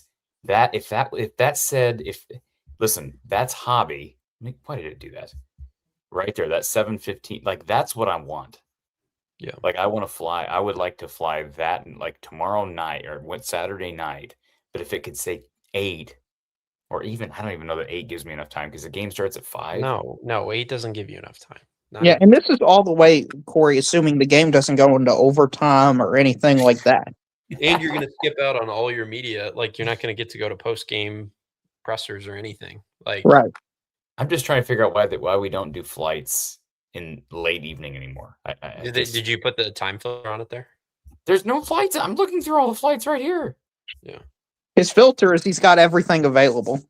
Yeah, look, 8:20, and I want to spend. I mean, I just yeah. I'm guessing this is a byproduct of COVID because stores used to be 24 hours, but now they're not anymore. I'll tell you what it is, Darryl. It's the gas price thing because the gas prices have a huge impact. I read something that said that if I'm trying to think exactly what the number was. It was something like if gas prices had been 29 cents higher, it was like 2 or 3 years ago when American Airlines released their budget for the year. And it was like if American Airlines had to pay fuel prices that were like 29 cents a gallon higher for the entire year, it would have wiped out their entire bottom line for the year. So they see this stuff and they freak out. So what we need is to find a new leader for Iran, is what you're saying. Should we turn this into a geopolitics show, Corey? Please don't. Look at this. If I want to fly Hobby back to Cedar Rapids on Sunday, look at the cheapest flights. This is avoiding Houston International. I'm gonna need a few more super chats. Oh, please. What about Monday? What does Monday look like? Hobby to okay. That's so if you hang tight for a day. That's more reasonable, at least. Yeah, you could stay and get content from fans and stuff that are celebrating the win or devastated in the loss to Illinois. Yeah, that's at least, and that's avoiding Houston International. Yeah. 386. See, if they gave me my money back, if they like just fully gave me my money back, and then you pair that with the super chats and the donations, that is probably doable. Now, do I want to be here till Monday night? No. Yeah, my question too is like, if they would give you your money back, would you not just hop in a car and drive on Sunday instead of waiting until Monday? Because you're spending all day Saturday or all day Sunday and all day Monday in Houston, basically, because you're not flying out till 5 p.m. Yeah, but the day stuff doesn't really affect. I mean, that's not. By the way, Ryan Van Gilst, thank you for your donation. Yeah, the more donations we get, the easier this becomes. But do we need to set up a GoFundMe? That way YouTube doesn't take 40%. Well, thankfully, some of these donations have come in over Venmo, Darryl, but yeah, the ones that are on YouTube, yeah, they we need to have it like on like they do on Twitch, where they have like a bar that fills up gradually throughout the night. Yeah, like a goal, or have a timer count down.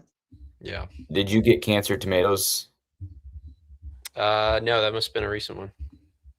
We appreciate that, cancer tomato. I don't think the creativity of people is just astonishing. Who in the world comes up with the idea of their username being Cancer Tomato? Well, do tomatoes cause cancer? I don't know. What about D. Ellison? Did you get this one? Why don't you get rid of them in the? Why don't you get rid of them in the? I tried to. I got rid of a bunch of them, dude. Okay, well, this is D. Ellison. Thank you. He says it's good to see me behind Kevin Harlan, and then Hawkeye Doug.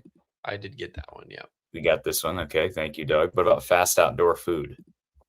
I don't believe I did. These are not starred in my column. So. Okay, well, fast outdoor food. We appreciate that. Don't put Kyle on the bench, for God's sakes. Can we get I want to put this comment up by Adam Larson after we get this one, but Andrew Roberts says Hawks were 13-0 and Fulgaris scores 13 plus tonight at 16, so make that 14-0. Good stuff. Adam Larson says great note on Stephen A. Said Nebraska would expose Iowa. Yeah, for 1/2. LOL.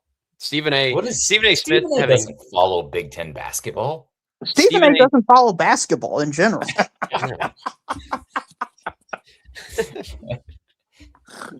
Stephen A. making any comment about Iowa, anything is just hilarious to me. That is hilarious. Or Nebraska. He's not following Nebraska basketball. He has not watched a single game of Iowa Nebraska hoops this year. So, how do you guys feel about Peyton Sandford losing? I'm just curious.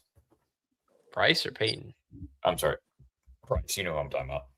Oh, I'm so glad that he's I wanted to shut him up so bad during that game, like because he was talking too. I'm sure you saw he was talking. I wasn't really paying that good of attention to that. He was yapping. He was running his mouth a little bit. So Kyle, that's one of the rats that jumped off the Titanic. Yep, that's one of the rats that jumped off the Titanic. He played pretty well, Kyle. 25 points. He had 25 points, but he got 8 his of L. 13. 6 of 10 from 3. 5 do you think that what happened tonight was Peyton Sandfort's ideal way for it to end?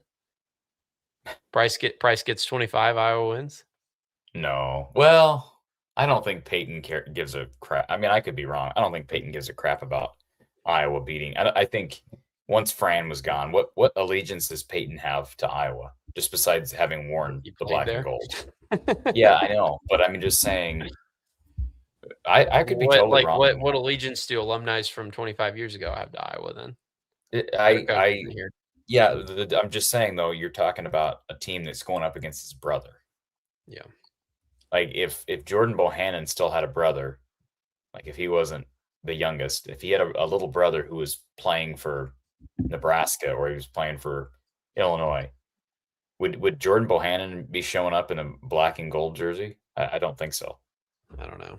Yeah, you could get one of those split jerseys. Good. Yeah, that's probably what he would do. Yeah. Probably. I mean, it sounds like Peyton and Price both kind of grew up. I don't know about Peyton. I know Price has talked about growing up an Iowa State fan. So, like Jordan Bohannon grew up a Hawkeye fan. I mean, yes, he did. Yeah. So, I mean, I think there's a little bit of a difference there. James H says he loves the fact that they knocked out Nebraska. You got to be so pissed if you're a Nebraska fan, aren't you, Corey? Like after all the years of trolling on football, like the last second field goals, the heartbreak, the like keeping them from bowl eligibility, and now this on top of all that. Yeah, I mean, you gotta hate us if you're a Nebraska fan. You gotta absolutely hate us. we gotta be like imprinted on the inside of your eyelids when you close your eyes and go to sleep. It's like Tiger Hawk. I will say, Nebraska had a heck of a season. Like they had a heck of a season. No, I know. I'm just saying, like Iowa has a heck of a season. I'm just saying, if I'm a Nebraska fan and I reflect back, this is the best season in Husker history. Like, isn't that crazy that they had zero? They have no NCAA tournament wins except for 1 year, and they got knocked out by Iowa. You love that, don't you? Yes, I do. Don't you? Absolutely love that. There's somebody Kyle knows personally, just based on the way he's talking about that. He's personally going to be trash talking tomorrow. Oh, I'm thinking of individuals in my head right now. Yeah, obviously, Lonnie officials were first straight. Rex wants to know if I flew out of Fort Dodge. I did not fly out of Fort Dodge. Christopher, what was it like sitting behind Harlan Hummel and Stan Van Gundy? Other than just being behind them, it's not like I was talking to him or. I tweeted a picture of Kevin Harlan having a conversation with Tony Petitti, Big Ten commissioner, who was there.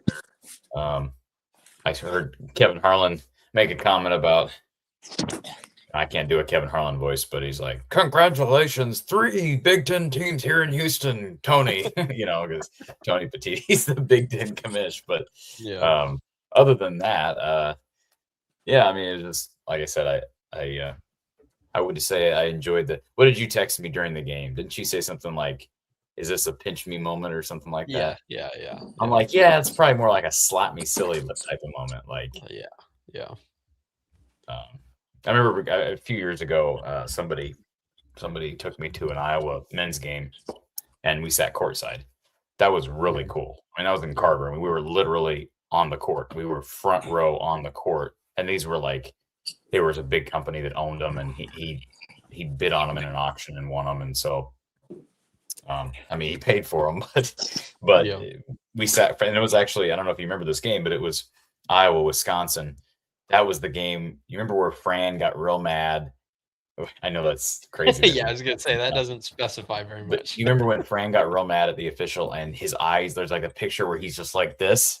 Do you remember that? Do you remember that? I think so. That was the game. And they went to overtime. Like Tony Perkins I think Tony Perkins kicked it out to Patrick, and Patrick hit a 3, and they sent it to overtime, and then they lost in overtime to Wisconsin. It was a heck of a game. But if you go back and watch the highlights, you'll see me literally on the court on the side. So that's the type of.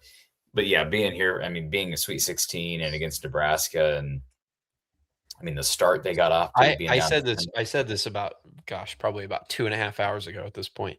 I said that this whole like last week or two has felt like a documentary playing out in slow motion, hasn't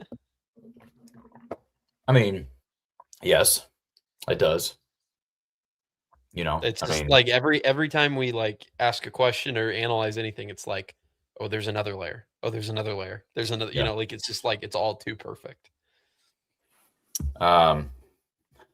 Yeah, Doug, 14.5-hour drive down from Ames. You're absolutely right. It sounds like based on Doug's commitment to me was that if the tickets got under $100, he would go down. So based on Doug's commitment, we'll see him in Houston. I don't think Doug's going to Houston. I really don't. Think Doug's driving? You don't think he's that Hawkeye crazy? Well, he might. Doug might come down if he's driving. If you think about it, it's if you're willing to make that drive. If you're willing to make that drive, you're willing to make that drive. Now, here's what could happen. If Doug was a real man, he would just say, sorry, Doug. Sorry to rip you, Doug. But I'll say it again. If Doug was a real man, here's what he would do. Here's what they do. Listen, somebody that an Iowa fan, this is my call. This would solve almost all of our problems, Kyle. I know what you're going to say. Yep. You drive down to Houston. And then when the game's over, if you have a second driver, I'll treat you like an Uber. I'll chip in on gas, and you'll drive back through the night right after the game's over, and I cannot worry about falling asleep at the wheel. And we drive back to Hey, Doug literally lives in Story County.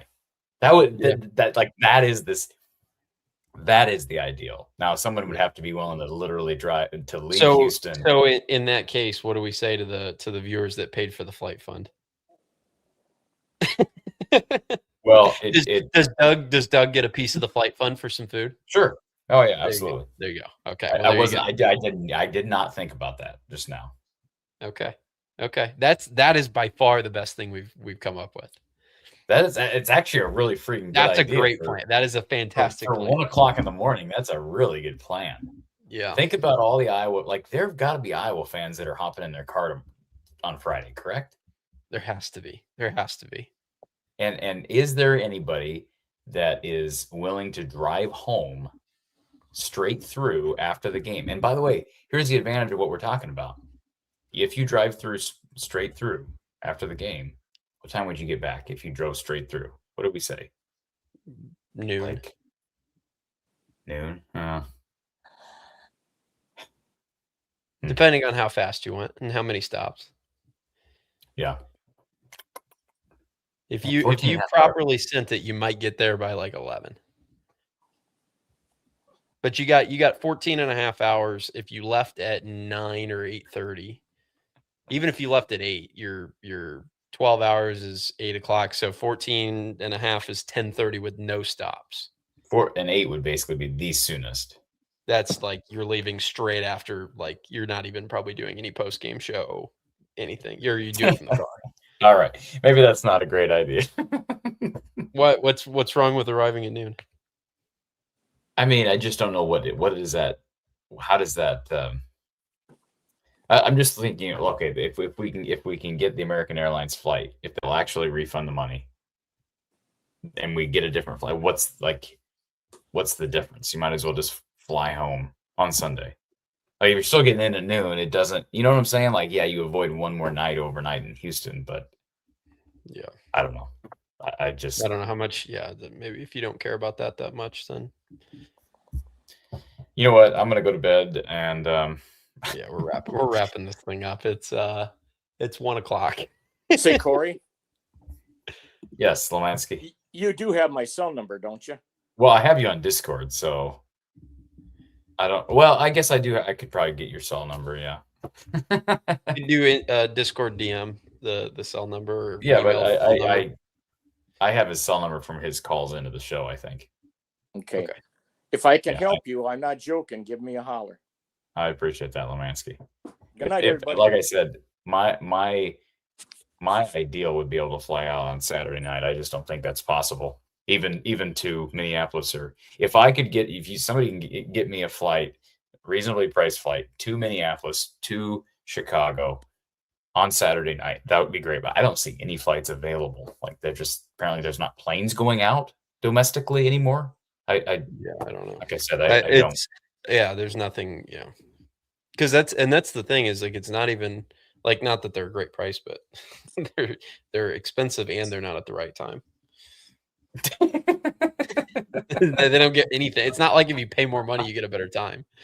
Yeah, there is no time. There's no amount. There's no dollar amount. So I'll tell you what.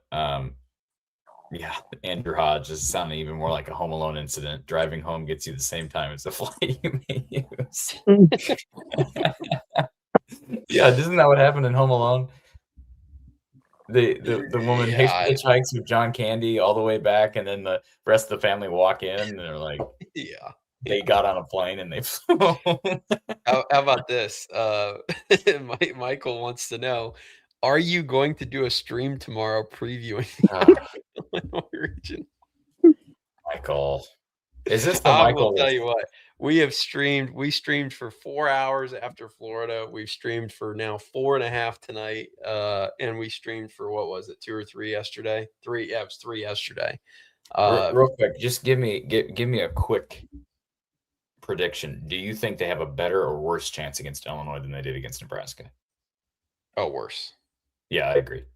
No doubt. But I put the Nebraska game at a 60-40 game, Nebraska. I put the Illinois game at a 70-30. Okay. I think I'm pretty close to that. And I was like 90-10 on Florida. Yes. Yeah. That's about where I was too. Yep. So it's Ken Palm, I think, had it as and the official line opened at 6.5 for Illinois. So official line is opened at 6.5. Isn't that hilarious that we've been on the air so long that we went all the way through the next game and waited long enough for the line to open, and we're still live. But hey, we keep on here at this rate. We'll get tomorrow's games on the TV. I know. So Illinois is plus 10 per 100 possessions. Doing quick math on the pace, adjusted tempo, projected 64 possessions in the game. So that's right at 6.5 points. So yeah, 6.5 point Ken Palm spread and 6.5 point betting spread. Well, they looked absolutely dominant tonight against Houston. I mean, It had to be an impressive. They went on a 18-0 run in the second half. Yeah, Houston wasn't able to even get into their offense to run anything. Yeah. Isn't it also unfortunate that 3 Big Ten teams were in this regional? Like these 3 Big Ten teams were in this regional. That is suffering from success, Corey, if I've ever heard it in a statement. Well, I don't know. I don't know if it is unfortunate, Corey, because I don't know if they would have gotten through a non-Big Ten foe tonight. But who? Iowa. They got through Nebraska. I don't know that they. You think? Well, I think they could have got through Arkansas. Wait. Didn't they just beat Florida a few days ago?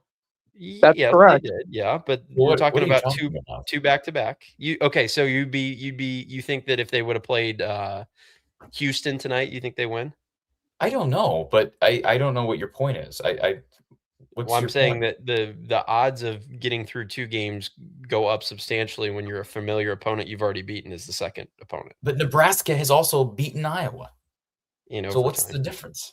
Yeah. What's the difference? I don't think that makes. I'm just saying. I think I would not have liked their odds as much if it was UConn. Why is that? Why is that advantage Iowa? How do you determine arbitrarily? Because they have the better coaching staff and they've seen the team before. But if they have the better coaching staff, they're better on a short prep and against a team they're not familiar with too. I mean, but they don't have as much. The better coaching staff doesn't have as much data to work with. I think Kyle's just rating Iowa lower than you are, Corey. I could argue that familiarity favors a worse coaching staff because you don't have to be as smart on a scout. I would love to know the historical data on that because that doesn't seem. Regardless, my point in bringing it up is 3 teams in the Sweet 16 in one section of the bracket. That's my point. And we saw Purdue knock out the Cinderella Texas today. Purdue is on to the Elite 8. Oh, barely too. Barely. Okay. Cinderella Texas. They got through, yeah. Cinderella, Texas. And so Iowa's the Cinderella now. No, you're not Cinderella. Your Power 4 schools are not Cinderellas. That's Corey, you know that we're the lowest seeded Big Ten team to make the Elite 8 of all time. Did you know that I just now saw the score of Arizona, Arkansas? That's literally I've not even. What did they score 110? It was 109 to 88. Okay, 109 to 88. They had 109 points on 5 made threes. So does Iowa beat Arizona tonight? Heck no. Shut up, Kyle. Heck no. Shut up, Kyle. Arizona's winning the whole thing. Shut up, Kyle. They don't. I don't think Iowa beats Arizona, Michigan, Iowa State, or Duke tonight. What about in the East region? If you all beat Illinois, who would you like to see out of Duke, St. John's, Michigan State, UConn? Like to see Michigan State because I think they have more flaws than definitely. Can I just say real quick? I'm not saying that Iowa will or would or wouldn't beat. No, say it. Say they will. No, I just want you to realize they knocked out a 1 seed. Yeah, they did. Yeah. So you can't sit here and say, "Well, they would have." Like you don't know because they've already. No, I don't know, but I know what the math tells me. Okay, and so you, again, just like me, a few days ago would have said there's no way they're beating Florida, which I think you did say, and they beat Florida. Yeah. So, yeah, I mean, yeah. It's like my only point is the odds of getting a 10% victory against Florida was 10%. The odds of getting another 10% victory bring it down to 1%. Right? Like when you add a second variable to the equation, it gets a lot tougher. Okay. Well, that's true for all the teams at this point in the tournament for the most part, because even the top team, because you're winning 4 or 5 games to get to this point. You are, but Arizona was a 99% favorite in round 1. They were probably an 80% favorite in round 2. I'm just curious. I am just curious because you make it sound like, this is also 4.5 hours into a post-game show, but you make it sound like Iowa didn't play that well tonight. No, they did. They did. Well, I'm just curious what you mean by that. Like you keep saying, I'm attributing part of them playing well to the familiarity. I'm not going to repeat the same thing I just said, but you do know the opponent they played a few days ago, correct? There was no familiarity there. Yes. And they played maybe their best game. You realize that betting on that happening twice. I'm not talking about betting. guessing, whatever. Kyle believes it's a statistical outlier that Iowa beat Florida. Yes, that's what I'm saying. If I go, okay, I'll put it this way. If I advance through the U.S. Open local qualifier, are you going to bet on me to win the U.S. Open? No. Sorry, man. No, and I wouldn't bet on me either because it's unlikely. That's my point. It's basically like betting on a number in roulette and then saying, well, that number hit once, therefore it's got to hit again. Correct. Thank you. That's exactly what it is. So here's what I'm trying to tell you. You hit 2 and you're gonna play 2 again. Yeah, because it's quote unquote hot. Yeah, exactly. Can we just address one more thing before I go to bed? Michigan State could potentially be in the Elite Eight. Yep. Right? Yes. Purdue already is. Iowa and Illinois both are, and Michigan could be. 5 of them. We could have 5 of the 8 teams, and honestly, and we could have a not surprising All Big Ten Final Four. And so honestly, like Michigan is favored to beat Bama. Yes. And they would be favored over Iowa State as well. Do we know UConn's favored over Michigan State? Barely. 1.5. Hey, that's still favored. But my point, just saying, my point is, we won't be shocked if Michigan State and Michigan both win. No. And if that happens, then we literally have 5. Has that ever happened before? Last year, the SEC had 4 out of 8. Did they really? Yeah, they had 4 out of 8, then 2 out of the 4 in the Final Four, and then they had 1 in the national championship game and won it all. Okay, I got to jump in. Iron sharpens iron, and in 2025-26, the Big Ten sharpens so much iron is why the Iowa underclassmen came to the party. So we don't need to talk about the SEC in 2026 yet. Hey, I'm just comparing. No, it was last year the SEC was viewed as the best conference of all time for one season. And now the Big Ten is having arguably a better postseason than that. I mean, it's very impressive what the Big Ten's doing. And I do think there is some legitimacy that the Big Ten in general was just underseeded because we didn't evaluate how strong their conference was.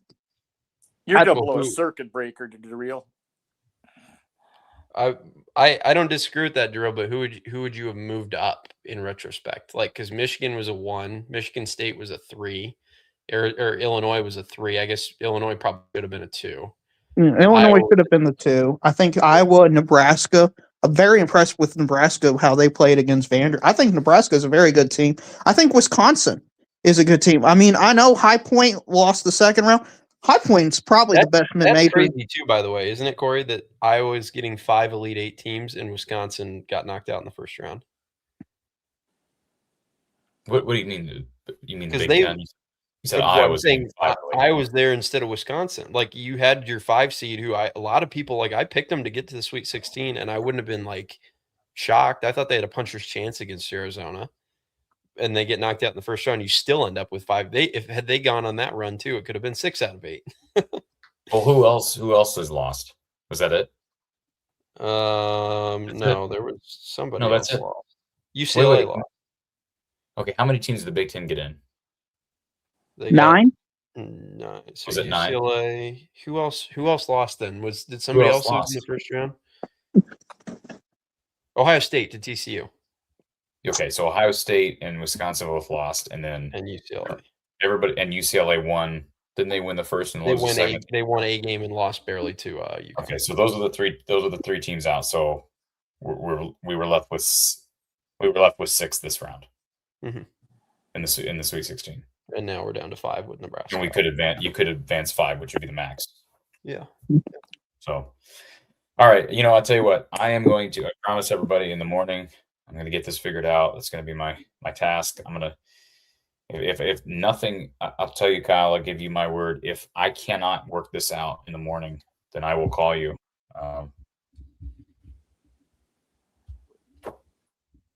See what we can do. Yeah. I just there's no way I'm accomplishing it at 1:15 in the morning. So yeah, I don't think I'm gonna wake up until about 9 or 10. So all right, folks. Been a lot. I'm gonna let Kyle sign off. Lammansky, thank you for your generosity, Drill. Thank you. You guys have a great night. Still out there. All right, gentlemen. It's about that time. I'm gonna let y'all go, and I will sign us out. Yeah, no problem. I would just recommend everybody to hit the like button. Appreciate these guys. Looking forward to the Final Four show, Kyle. And yes, this is what it's about. These memories are what it's about. And if everybody's here, enjoy it. These don't happen very often. No, they do not. No. These are once in a lifetime moments.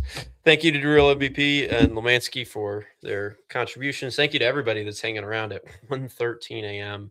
We are almost 5 hours into a post-game show. That is longer than any show I can ever remember, bar maybe signing day with football. I think we've been live for 5 hours on signing day, but absolutely insane. I still don't know what to make of it. Maybe I'll do this one more time. Let's hide this comment. Let me do this one more time because it's my mood right now. What are we doing? What's going on? How is this happening? All right, everybody.